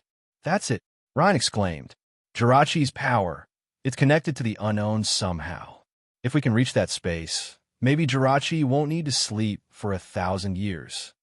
Jirachi and Lily both looked at Ryan. Ryan smiled and said, Little guy, you don't need to fall into a deep sleep anymore. I found a way. Ryan grinned and said, Let's rest today. Tomorrow we'll head to Jado and then figure out how to access the ruins of Ulf. We need to move fast. Jirachi only has 7 days. Facing Ryan's confident smile, the 3 of them had no idea what kind of adventure awaited them tomorrow. Slow down. With a series of panic screams, Ryan suddenly felt a surge of exhilaration. Lily, her face pale, clung tightly to Ryan. Rez Hiram had once again proven to the world just how fast it was with its infinite acceleration from flames. Ruby and Sapphire were practically in tears. How could they have been so foolish as to come along for this ride? It was fortunate that Rez Hiram had protected everyone with its energy. Otherwise, Ryan wouldn't have let them come along. A dozen minutes later, the group arrived above the ruins of Ulf. Rez Hiram landed on the ground of the ruins of Ulf, and Ryan, in a princess carry, jumped off Reshiram's back with Lily in his arms. Ruby and Sapphire took a long time to recover before sliding off Reshiram's body to the ground, their legs feeling weak. Jirachi curiously examined the structure, wondering why Ryan had brought it here. Rez Hiram returned to Ryan's hands as the light stone, and Ryan led the group into the ruins of Ulf. The ruins looked newer than before, probably because the archaeologists had cleaned them. Ruby, looking at the familiar scene, said, "Ryan, you mean to go to the space of the unknown?" "Yes. The dead space we went to last time was actually the space where Jirachi was. Although it was a dead Jirachi, since a Jirachi could create a space using the unknown, there's no reason why this Jirachi couldn't," Ryan said. "What space?" Sapphire asked curiously. "Oh, it's the ruins of Ulf that Ryan, Rosa, and I visited when we were traveling in Johto. We also discovered a dead space deep within the ruins," Ruby said. But before he could finish speaking, Sapphire pouted and said, "Who's Rosa? That sounds like a girl's name." Lily also looked at Ryan curiously. Ryan shrugged and said, "Rosa is from the Unova region. She traveled with us in the Johto region, so she's kind of our partner." "Oh," Lily nodded. Ruby slapped his forehead and said, "In that space, Ryan also discovered those 2 Togepi eggs. It was for those last 2 eggs that the unknown allowed us to enter that space. But after we came out, that space had been completely destroyed and disappeared." Sapphire nodded and said, "Oh, I see." As they spoke, the group arrived at the deepest part of the ruins. Ryan took out the Master Ball he had teleported over that morning and said, "Please, Shalebi." A flash of white light, and Shalebi appeared. Shalebi looked at the somewhat familiar scene and gazed at Ryan. Ryan said, "Shalebi, please summon the unknown. The space last time should have belonged to Jirachi. This time, we've brought another Jirachi. Let's see if we can create another space." Shalebi looked at Jirachi, sitting in its original throne position, and nodded. Shalebi opened its arms, and then rings of pale green light spread outward. As the light dispersed, the unknown carved on the stone walls peeled off and began to spin rapidly around the group. Ryan said to the unknown, "Unknown, do you remember me?" After speaking, Ryan released another Pokemon, Togekiss, and Lily also released her Togekiss. The 2 Togekiss flew in the air, and the unknown stopped. Seeing this, Ryan immediately said, "The space we went to last time should be Jirachi's space, right? We also have a Jirachi here. I'd like to ask you to help this Jirachi create a space so it won't fall into a long slumber again." The unknown whispered among themselves, and then an O-shaped unknown floated out. It represented all the unknown in agreeing and also indicated that it would teach Jirachi how to open a space. Ryan nodded, simultaneously thinking to Shalebi, "This is a rare opportunity. Watch carefully and learn well. Try to be able to open your own legendary Pokemon space later." Shalebi nodded in understanding and then began observing the actions of the unknown. However, the unknown immediately dispelled Ryan's idea of learning their technique. The reason was simple. The task of opening spaces was to be completed by the unknown themselves. It was estimated that only Palkia and the Cosmic Line could open their own spaces, and only they had comprehended an essence related to space, so they should be able to open their own separate legendary Pokemon spaces. The unknown tore open an entrance in the space. The other side of the space was endless chaos. Jirachi, protected by the unknown, entered the chaos. The method for creating space from then on was simple. The space torn apart by the unknown was already a relatively stable area. Jirachi only needed to release its essence, and substances in the chaos that matched its essence would converge toward Jirachi. As these substances gradually increased, a stable small space would form. Sand, water, trees, and flowers would then slowly grow within this stable space. Of course, this growth was very slow, and external objects could be moved into it. Because this space was formed from Jirachi's essence, it was more suitable for Jirachi's survival and could keep Jirachi active, preventing it from falling into a long slumber.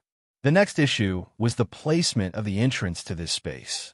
Placing it within the ruins of Ulf wasn't a good choice. Ryan suggested that Jirachi place the entrance near his manor, so he could help it quickly develop the environment within the space. Jirachi readily agreed to Ryan's suggestion. Ryan handed the Master Ball to Shalebi, allowing the unknown to use their dimensional portal to return directly to Pallet Town, eliminating the need for Ryan to teleport Pokeballs anymore. Moreover, Shalebi itself is a forest guardian, which can help Jirachi perfect its small space. At the same time, Ryan also began planning to convince the Unknown to help his other Pokemon create their own small spaces. According to Reshiram's knowledge, these small spaces are formed from the convergence of primal energy, making them very suitable for legendary Pokemon. Because their primal attributes are compatible, they can better hone their primal power and accelerate their mastery. After the Unknown sealed the entrance to the space, Ryan and his companions left the ruins of Ulf. Ryan looked up at the sky and said, "There's still a little over a month until the Champions League tournament begins. I'm determined to take first place this time." Sapphire also pumped her fist and said, "I'll work hard too.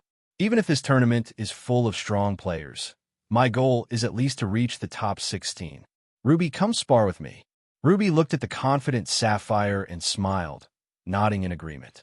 "Next, let's go back to Pallet Town first, handle some Team Rocket matters, and then have some proper special training," Ryan said.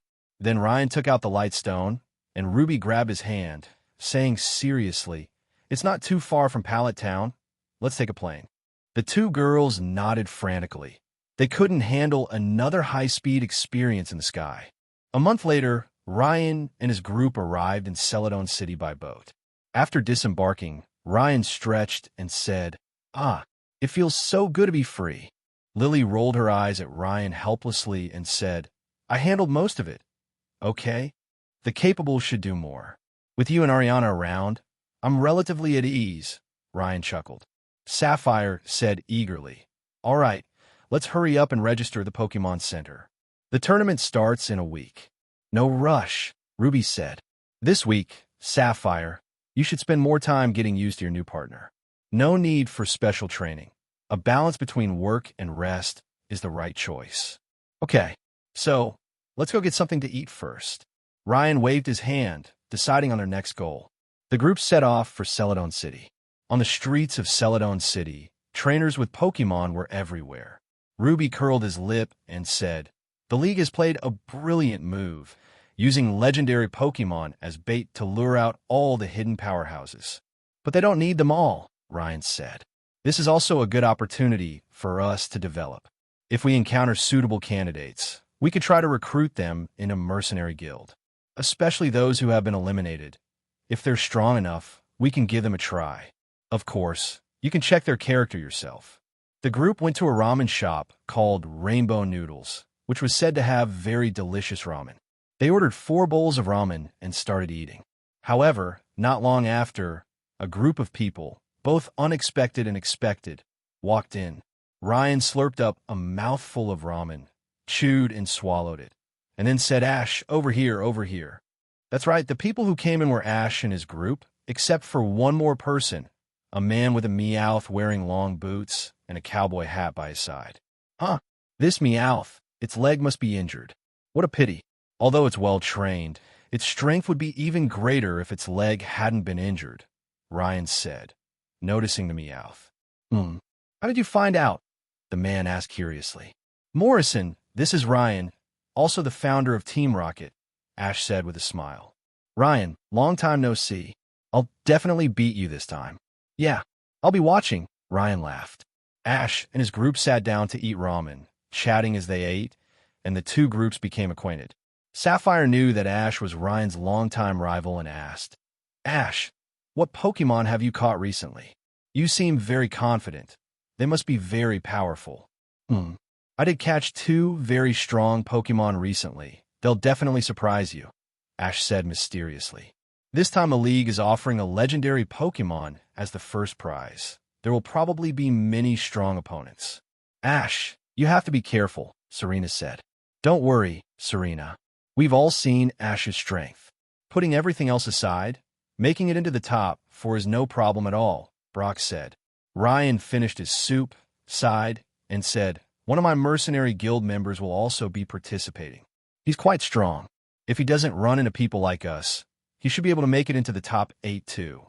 After their casual chat, Morrison checked the time and exclaimed, "Oh no, I'm going to be late." He immediately dashed out, with Ash and the others chasing after him in confusion. Ruby glanced at the leisurely Ryan and asked, "Should we chase after him?" "No need. Let's go to the Pokémon Center to register first. After all, we still need to consider the Pokémon we'll be using in the tournament," Ryan said casually. The group paid and strolled leisurely toward the Pokémon Center, the venue for the tournament. The tournament venue for this year's Evergrande Conference was a complex built on a large lake. The buildings were arranged in a circular pattern, with 2 outer rings and the main tournament venue in the center. The 2 outer rings were the venues for the preliminary rounds and the qualifying rounds. On the shore were the players' village, restaurants, and recreational facilities. After registration, participants were assigned dormitories. The Pokémon Center, where registration took place, was located on the outermost ring of the lake, where participants could register and transfer their Pokémon. Ryan and his group arrived at the Pokémon Center and handed their trainer cards and 8 badges to Nurse Joy for scanning at the front desk. After the scan was complete, Nurse Joy said, "Ryan from Pallet Town and Sapphire from Little Root Town, your records have been registered for the tournament. Here are your room keys and competition guides." Ryan and Sapphire took their things. Ryan looked at the competition guide and asked, "How many people have participated in the preliminary rounds?" "Okay, let me check," Nurse Joy said. "There are over 800 people. Regarding the preliminary rounds, after the registration deadline, the schedule will be sent to the computers in the players' rooms. Please check your email."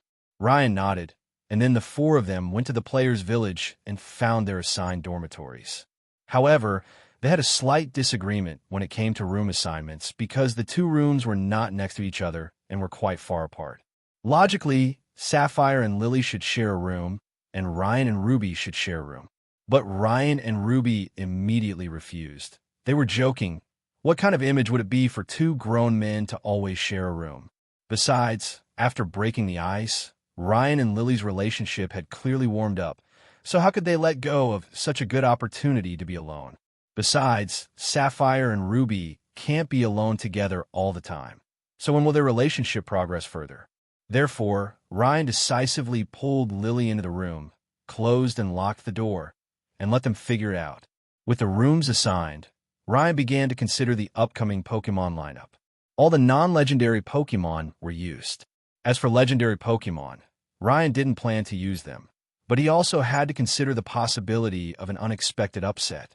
Therefore, for legendary Pokémon, Ryan submitted the 3 younger Rayquaza, Groudon, and Kyogre, also as a way to annoy the league.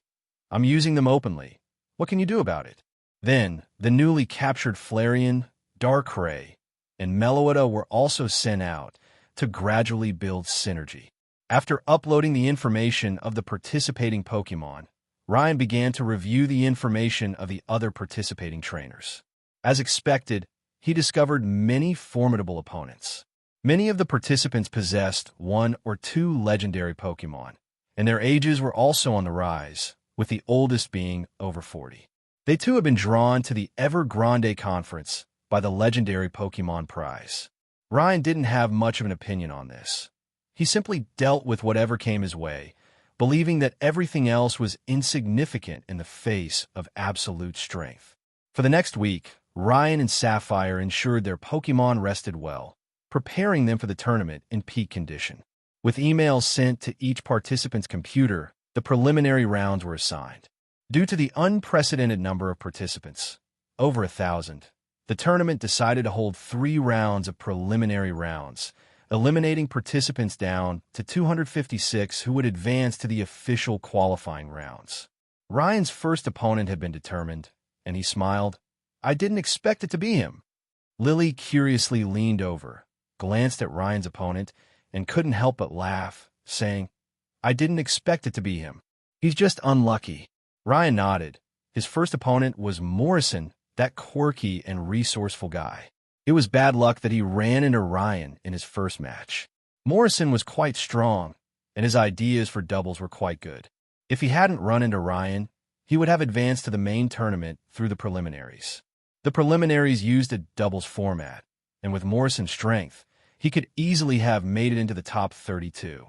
Unfortunately, he ran into Ryan, meaning he was destined to be eliminated in the first match. Meanwhile, in the other player's dormitory, Morrison was already wailing, clutching his head. Ah, ah, ah, ah, ah. Why'd I have to run into that guy? It's over, completely over. I can't beat him at all. Morrison frantically scratched his head, trying to think of a battle strategy, but unfortunately, it was all useless. His Pokémon was no match for Ryan.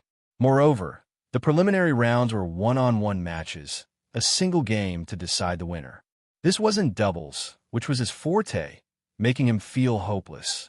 While Morrison was anxiously unable to sleep, Ryan was already soundly asleep, holding Lily. He figured the first match the next day would be decided quickly. The next day, the exciting preliminary rounds officially began. There were 5 groups in the preliminary rounds: A, B, C, D, and E, with 3 courts in each group, for a total of 15 courts. Ryan was assigned to the first court in Group A, and it was his first match. Ryan arrived at the arena full of energy, while Morrison, sporting dark circles under his eyes, entered the arena. Seeing Ryan opposite him, Morrison smiled wryly. "Brother, I called you brother. Please go easy on me. At least give me a chance to show off." Ryan nodded with amusement. "Okay, then I won't attack. I'll let you show off." "Really? You keep your word. You said you wouldn't attack." Morrison perked up immediately upon hearing Ryan's words. The referee looked at the two helplessly and said, "Please do not communicate casually. The match begins. Both players send out their Pokémon. Go Swampert," Morrison said excitedly. He felt that if Ryan kept his promise and didn't attack, he might win. Defeating a Team Rocket boss. He could brag about that for the rest of his life. Just as Morrison was daydreaming, Ryan also sent out his Pokémon. A Wobbuffet appeared on the field. Morrison shouted, "Swampert, it's just a Wobbuffet. Don't be afraid. Use Earthquake." Swampert roared, slamming its arms heavily onto the ground, and a strong shockwave rippled outward from beneath it. The violent tremors were felt even in the audience seats. Ryan smiled, and although Wobbuffet remained expressionless, a hint of disdain could be seen in its narrowed eyes. Counter instantly formed a light shield, blocking the earthquake. Morrison was dumbfounded. He asked doubtfully, "Is this Protect? Can Wobbuffet really use Protect?" "Naive." "Wobbuffet, reflect it back," Ryan said calmly.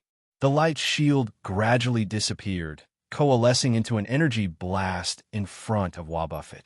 The energy blast was launched suddenly. Swampert's eyes couldn't even see the trajectory of the energy blast.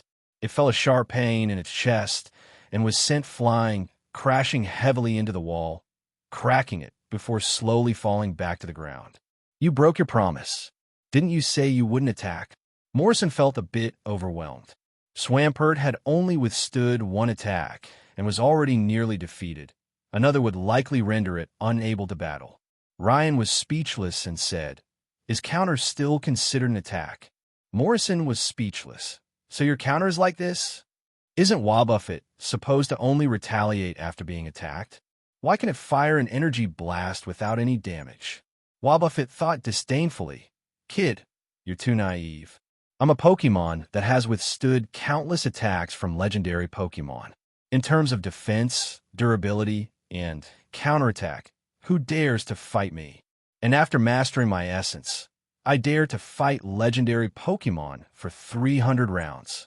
That's right, during the month back in Pallet Town, Ryan spent a huge amount of resources to raise all his Pokémon to the pseudo-legendary level using training against legendary Pokémon. With their greatly increased strength, they were all eager to make a big splash at the Evergrande Conference. It's also worth mentioning that Lugia was captured by Ryan. After all, Lugia's parent had witnessed the progress of Ryan's Pokémon, with many reaching pseudo-legendary status. As its parent, they naturally felt comfortable in trusting Lugia to him. However, Lugia's current strength was still lacking, so Ryan didn't take it to the Evergrande Conference. Once trained, it would become a formidable force. Faced with this situation, Morrison was helpless. Should they even fight? Wobbuffet always launched a fierce counterattack, and his Swampert had no status moves to weaken it. After thinking for a while, Morrison said, Swampert, use Mud Slap. Swampert grabbed some mud from the ground and hurled it at Wobbuffet. The audience booed, as it seemed like Swampert was resorting to tantrums because it couldn't win.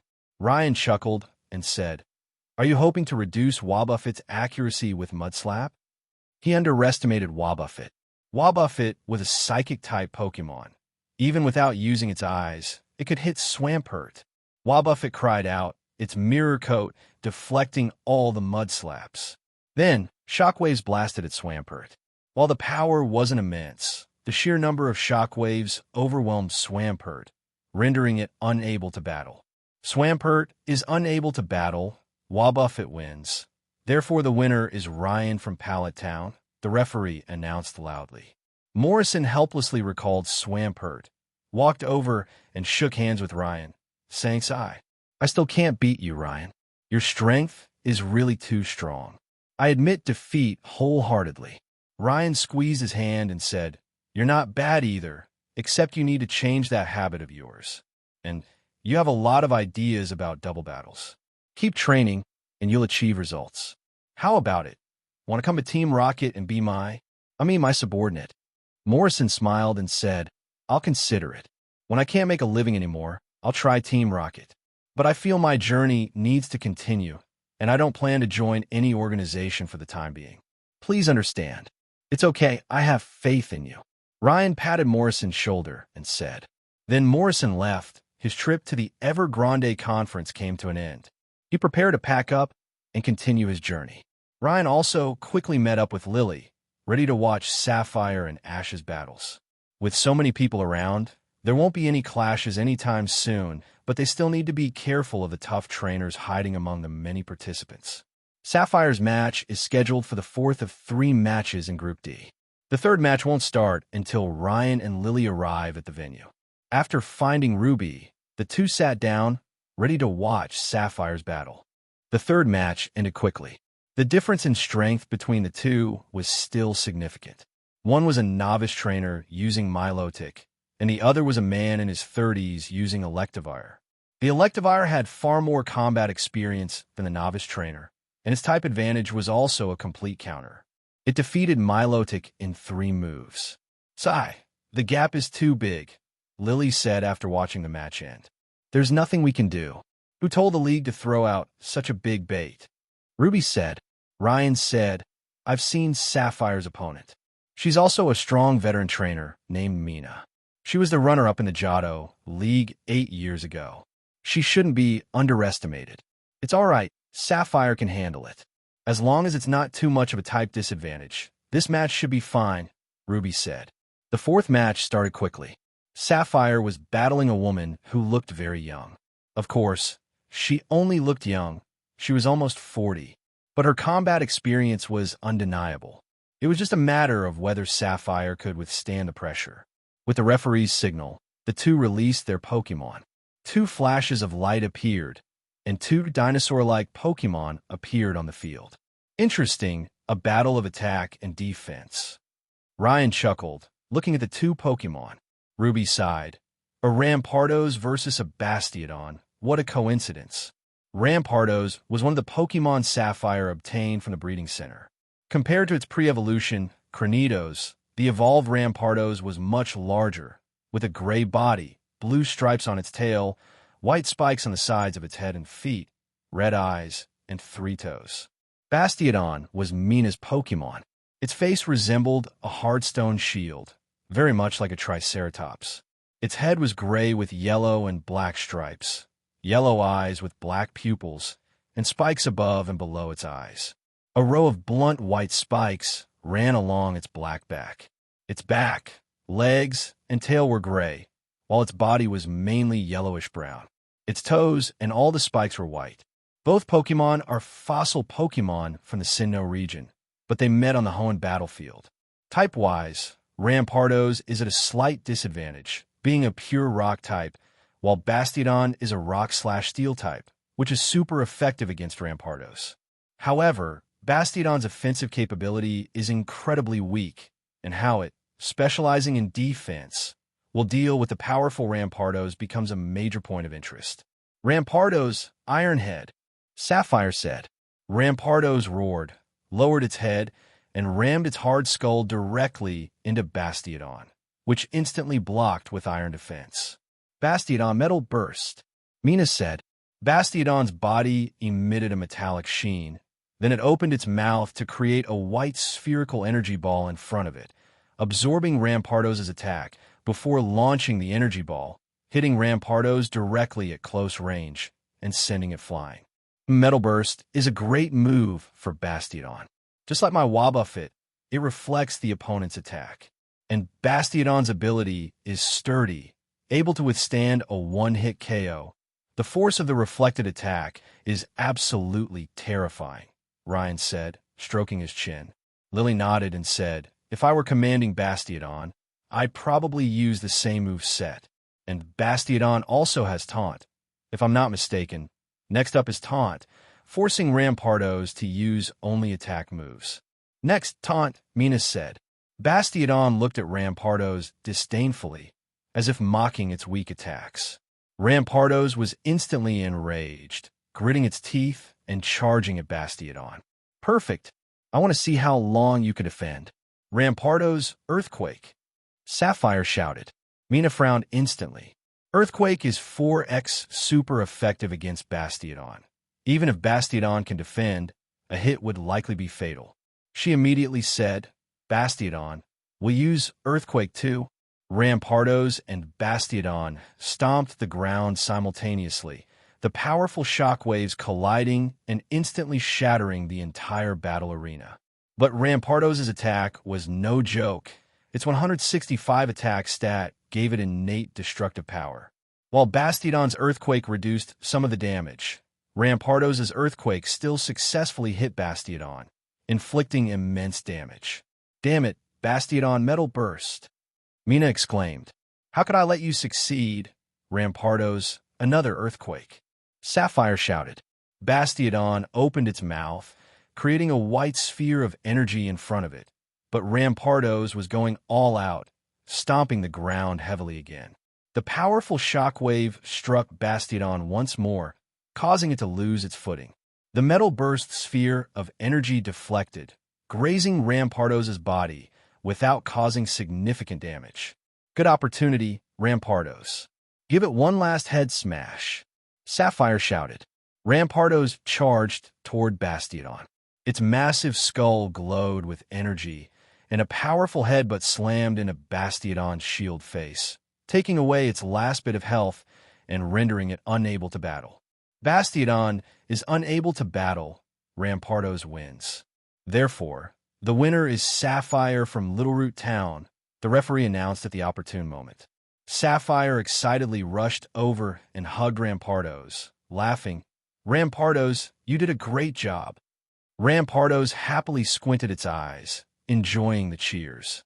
Mina recalled Bastiodon, shook her head helplessly, and left the arena. Ryan and the others also met up with Sapphire, first congratulating her on her victory, and then checking the competition schedule. Ash's match was in the afternoon, so they'd wait until after lunch to watch it. As for the Mercenary Guild members' match, it was tomorrow. They could go watch then too. According to Ariana's description, this operative named Dragonair was quite skilled at commanding Dragon-type Pokémon. After lunch, the group went to the second arena in Group E, where they met up with Brock and Serena. Ruby, however, didn't see Morrison and asked, Where's Morrison? Brock replied, Morrison's match starts in a little while, so he didn't have time to cheer for Ash. The group then sat down to watch the matches. The first few matches were evenly matched, but nothing particularly outstanding. Soon it was Ash's turn to battle. Ash's opponent used Hitmonlee, and Ash sent out Pikachu to lead the charge.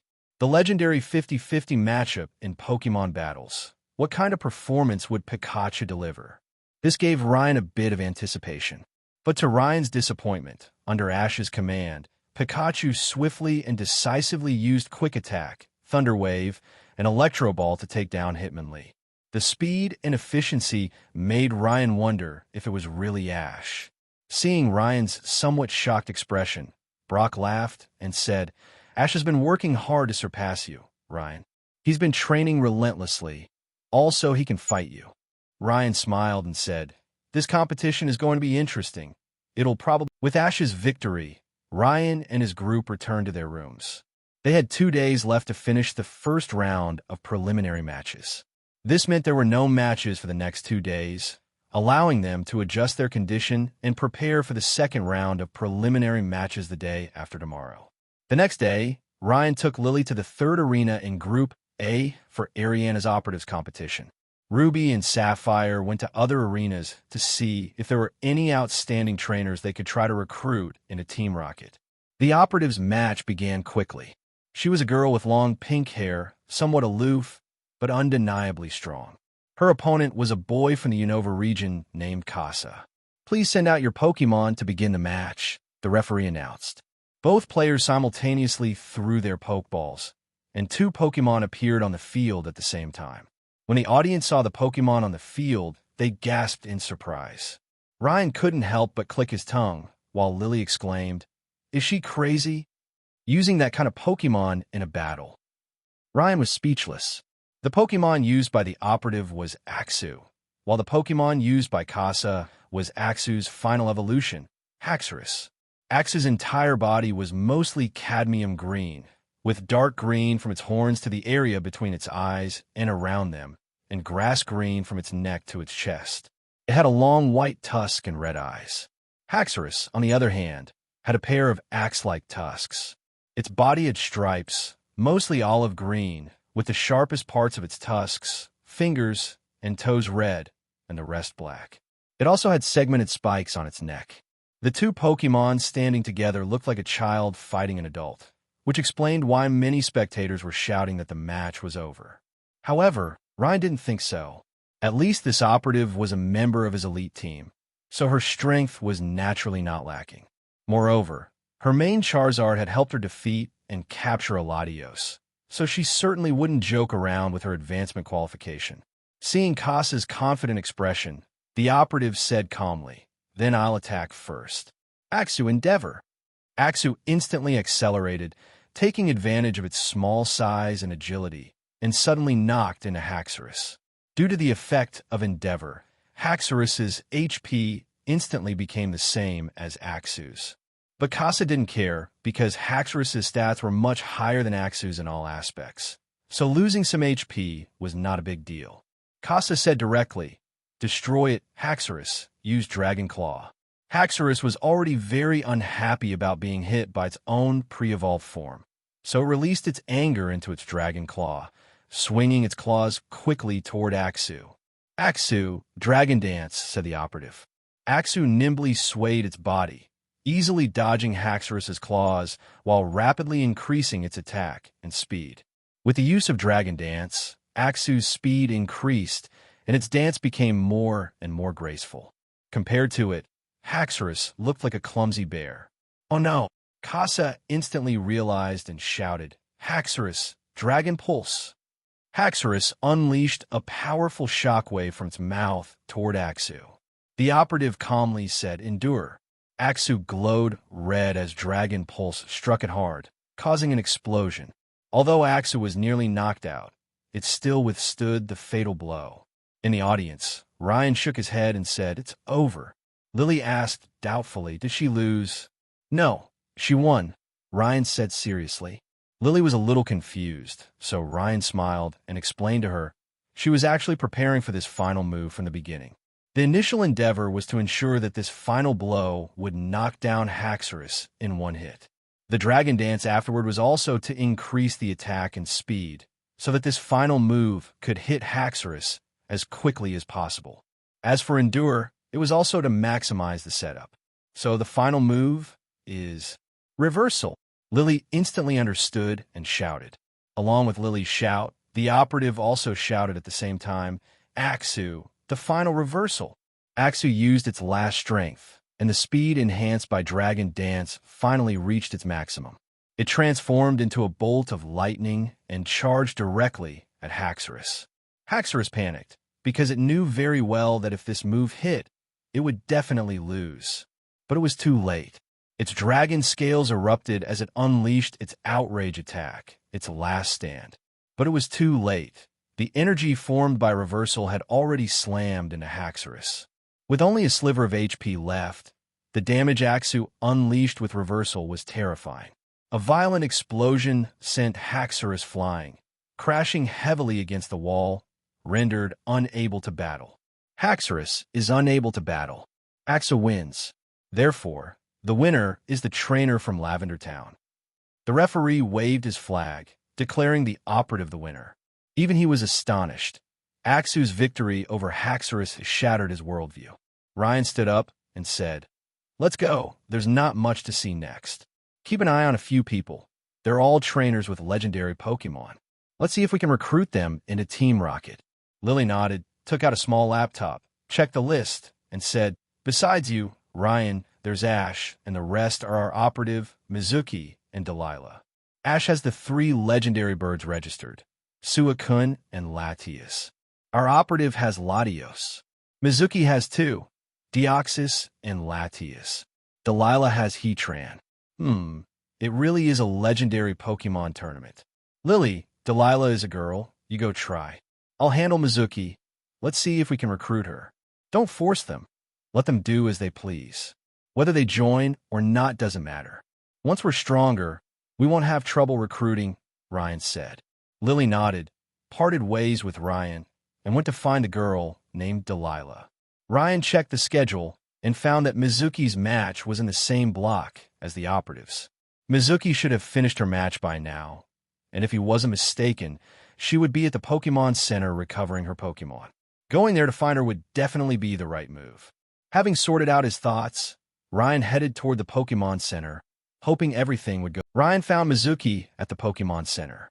She was a cheerful, sunny girl with an optimistic disposition. Ryan extended an invitation to her, but was unsurprisingly rejected. After all, the Pokémon League was still the most powerful organization, and most trainers with ambition would choose to join it. Those who joined group were generally either struggling trainers looking for opportunities, those who knew the inside story about the organization's true goals, or highly perceptive individuals who sensed something unusual about the guild's establishment and thus chose to join. The last type consisted of Ryan's fans. After all, Ryan was quite famous, having won 2 consecutive regional championships and being the youngest trainer with elite 4-level strength. With these accolades, Ryan had accumulated a large fan base.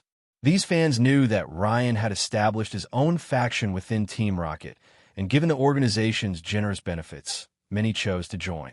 But Mizuki didn't belong to any of these categories. Still young and ambitious, and possessing 2 legendary Pokemon, Deoxys and Latias, she naturally looked down on what she perceived as a smaller organization like Team Rocket. Ryan smiled and didn't force the issue. Trainers with Mizuki's skill level were definitely not overlooked by the league, especially with her experience catching legendary Pokemon. She was absolutely a key prospect for the league to cultivate. Ryan's recruitment attempt failed, and back at the dormitory, he learned Lily had also been unsuccessful. Delilah already had ties to the Pokemon League. She had accidentally discovered Heatran while exploring a volcano near Stark Mountain in Sinnoh. The two had gotten along well, and Heatran chose to follow her. The league learned of this and promptly recruited her. Ryan wasn't bothered by the setbacks. Legendary Pokemon were just that, legendary Pokemon. He could obtain as many as he wanted later. He had placed all his hopes on Team Plasma's GeneSect project. If the raw materials were sufficient, with Colress's technology, they should be able to mass-produce GeneSect. Time flew by, and in the blink of an eye, the first round of preliminaries ended, followed by the second round. Ryan's match was the second of the day, and he was assigned to the first arena in Group E. His opponent was a skilled fighting-type Pokemon specialist from the Kalos region, whose ace was a Hawlucha. The two stood on the battlefield.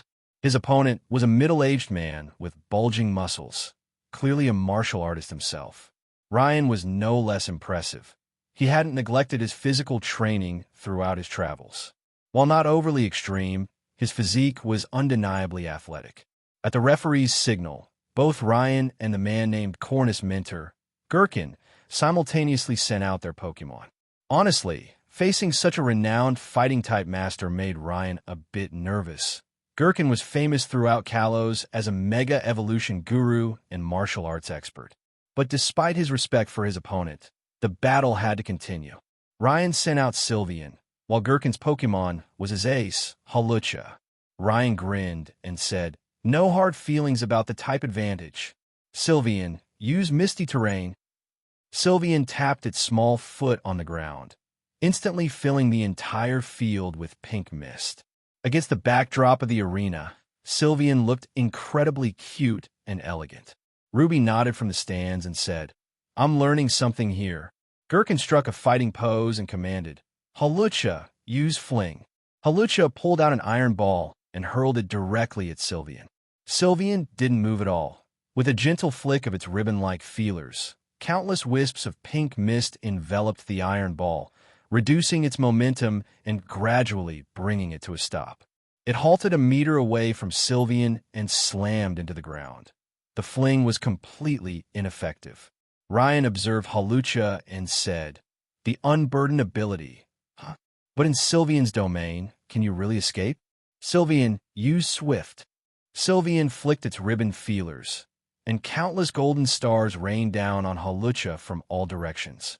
Hawlucha immediately leaped into the air and then used Flying Press to crush Sylveon. But Sylveon waved its ribbon feelers, creating a vortex of fairy wind that swept up Hawlucha, inflicting massive damage. Ryan smiled as he watched Hawlucha being swept into the vortex. Sylveon's mastery over fairy-type energy is truly remarkable. Sylveon's specialty was its profound connection to fairy-type energy, which enhanced all of its fairy-type moves. However, Sylveon had never liked battling through brute force alone, so it gradually developed this method of using its power to control the fairy-type energy within Misty Terrain. It could be said that Sylveon's technique already resembled a domain of sorts. This Misty Terrain was Sylveon's domain. However, this domain wasn't the same as the territory power wielded by first-tier legendary Pokémon. It was only somewhat similar. Ryan called it a pseudo-domain, but its effect was still considerable. Within Misty Terrain, attacks could be launched from all directions, and it could restrict the movement and power of opposing Pokémon, suppressing the enemy while boosting Sylveon's own capabilities. But the disadvantage was also obvious. It only lasted for 5 turns, which was relatively short. Moreover, since it was a recently mastered technique, it could only be used once per battle and couldn't be chained together. Brave Bird, break through. Show your fighting spirit, Hawlucha. Gherkin shouted passionately. Hawlucha roared, using Brave Bird to shatter the vortex of fairy wind, then charged towards Sylveon. Sylveon scoffed, its 2 ribbon feelers wrapping around Hawlucha's waist, spinning it around, and slamming it heavily to the ground. Now the finishing blow, Moonblast! Ryan exclaimed. Roost! Gherkin countered. A bright moon appeared above the arena, its intense light striking Hawlucha. But Hawlucha assumed a defensive stance, using Roost. It healed while temporarily losing its flying type, managing to withstand Sylveon's Moonblast. The Misty Terrain effect faded, returning the battlefield to its original state. Hawlucha flexed its slightly sore wings, then launched a powerful flying press at Sylveon. But even having survived the Moonblast, how much HP did Hawlucha have left? Ryan shook his head and said, Sylveon, finish it with Fairy Wind. Sylveon unleashed Fairy Wind, instantly knocking Hawlucha out of the battle mid-flight, causing it to fall helplessly to the ground. Hawlucha is unable to battle. Sylveon wins. Therefore, the victory goes to Ryan from Lavender Town, the referee announced. Gherkin sighed, recalled Hawlucha, and walked over to shake hands with Ryan. As expected, the gap between regular Pokémon and those trained to face legendaries is still vast. Ryan, keep pushing forward. I hope you can win the championship again. You can count on it. Ryan smiled, giving Gherkin a thumbs up. The match was over, and since the guild operative's next match was the following day, Ryan and his group promptly went to check on Ash's progress in the tournament. Ryan and his group quickly arrived at the second arena of Group B. Ash was already in the middle of battling his opponent. They found seats and quickly sat down to watch. Ash's opponent was formidable, a trainer using Charizard that had Mega evolved into Mega Charizard X using a Keystone and Charizardite X. This trainer looked familiar. Ryan felt like he'd seen him somewhere before, but couldn't quite place him. Ryan asked Lily beside him, "Lily, who's Ash battling right now?" "Oh, let me check." Lily pulled out her small laptop. "Found it. His name is Alan, from the Kalos region. He used to be Professor Sycamore's assistant, and he was the champion of the last Kalos League Conference. He's incredibly strong." Ryan instantly realized this guy was Alan, the same trainer who had defeated Ash in the Kalos League Finals. This guy had already proven himself a champion. His skills were undeniable. And now, Ash was facing him again. However, Ash didn't have his Greninja with him for this tournament, so the famous Ash Greninja synchronization battle wouldn't be happening. But this match was still quite interesting. Mega Charizard X was battling Suicune. Okay, let's have a moment of silence for Mega Charizard X. Charizard versus Suicune, and a veteran legendary Pokemon at that. Even Ryan's own Charizard would probably only have a 50-50 chance, let alone this Charizard that hadn't even reached pseudo-legendary tier yet. Man, what a tough draw for Alan. Let's see how long he can last. Ryan shook his head and sighed. Ruby nodded and said, "Yeah, I didn't expect Ash to have caught Suicune. I wonder if this Suicune has learned the domain skill." Ryan shook his head and said, "Definitely not. Otherwise, what's the point of the battle? They might as well just hand the championship trophy to Ash right now." The Team Rocket operative and Lily nodded in agreement. After all, they had experienced the power of domain firsthand.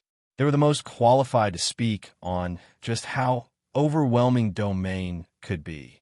In the arena, Alan watched as Suicune easily thwarted his Charizard's attack, a bitter expression crossing his face. Was the gap between him and legendary Pokemon really that vast? "Charizard, Dragon Claw," Alan shouted. "Suicune, Iron Head," Ash commanded calmly. Mega Charizard X's claws were wrapped in pale green dragon-type energy, and with a powerful flap of its wings, it pounced towards Suicune.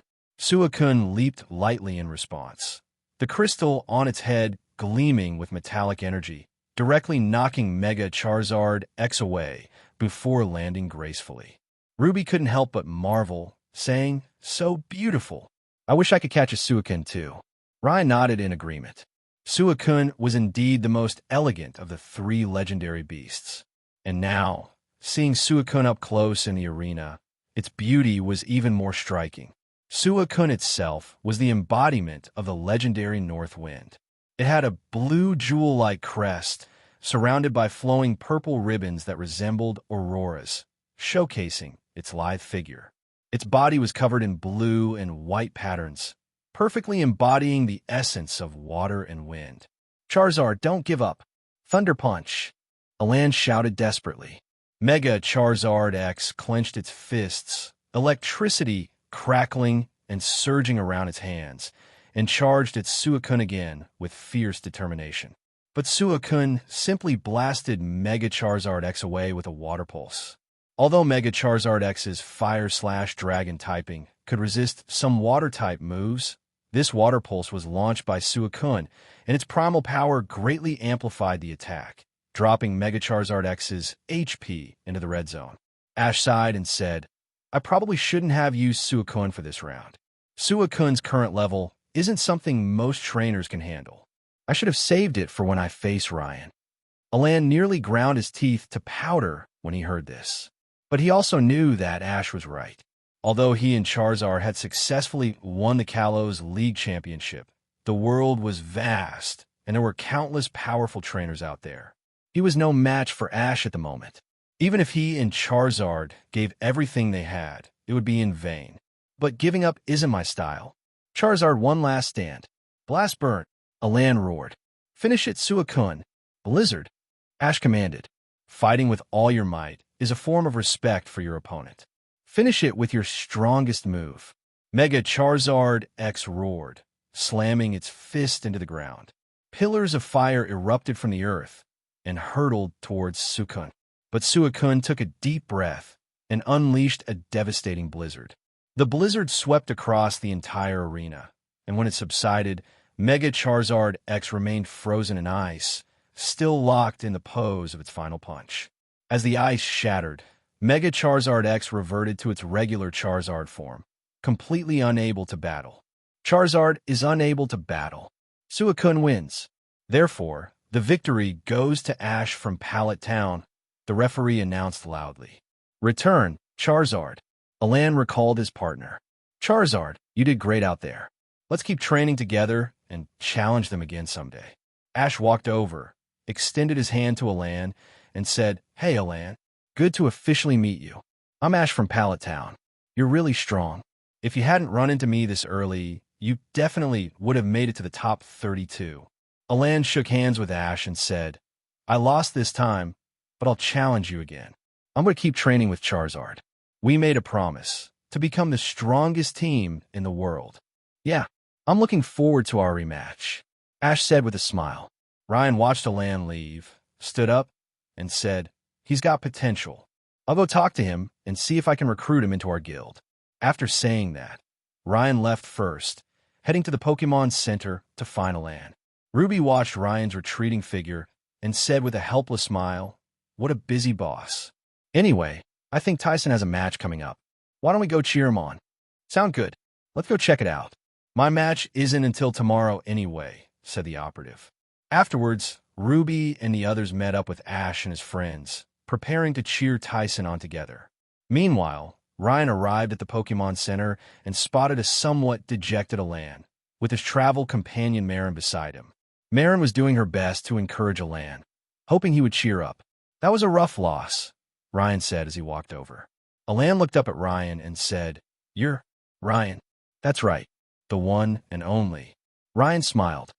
So, kid, do you crave power? Come join Guild. Work under me, and I can teach you how to unlock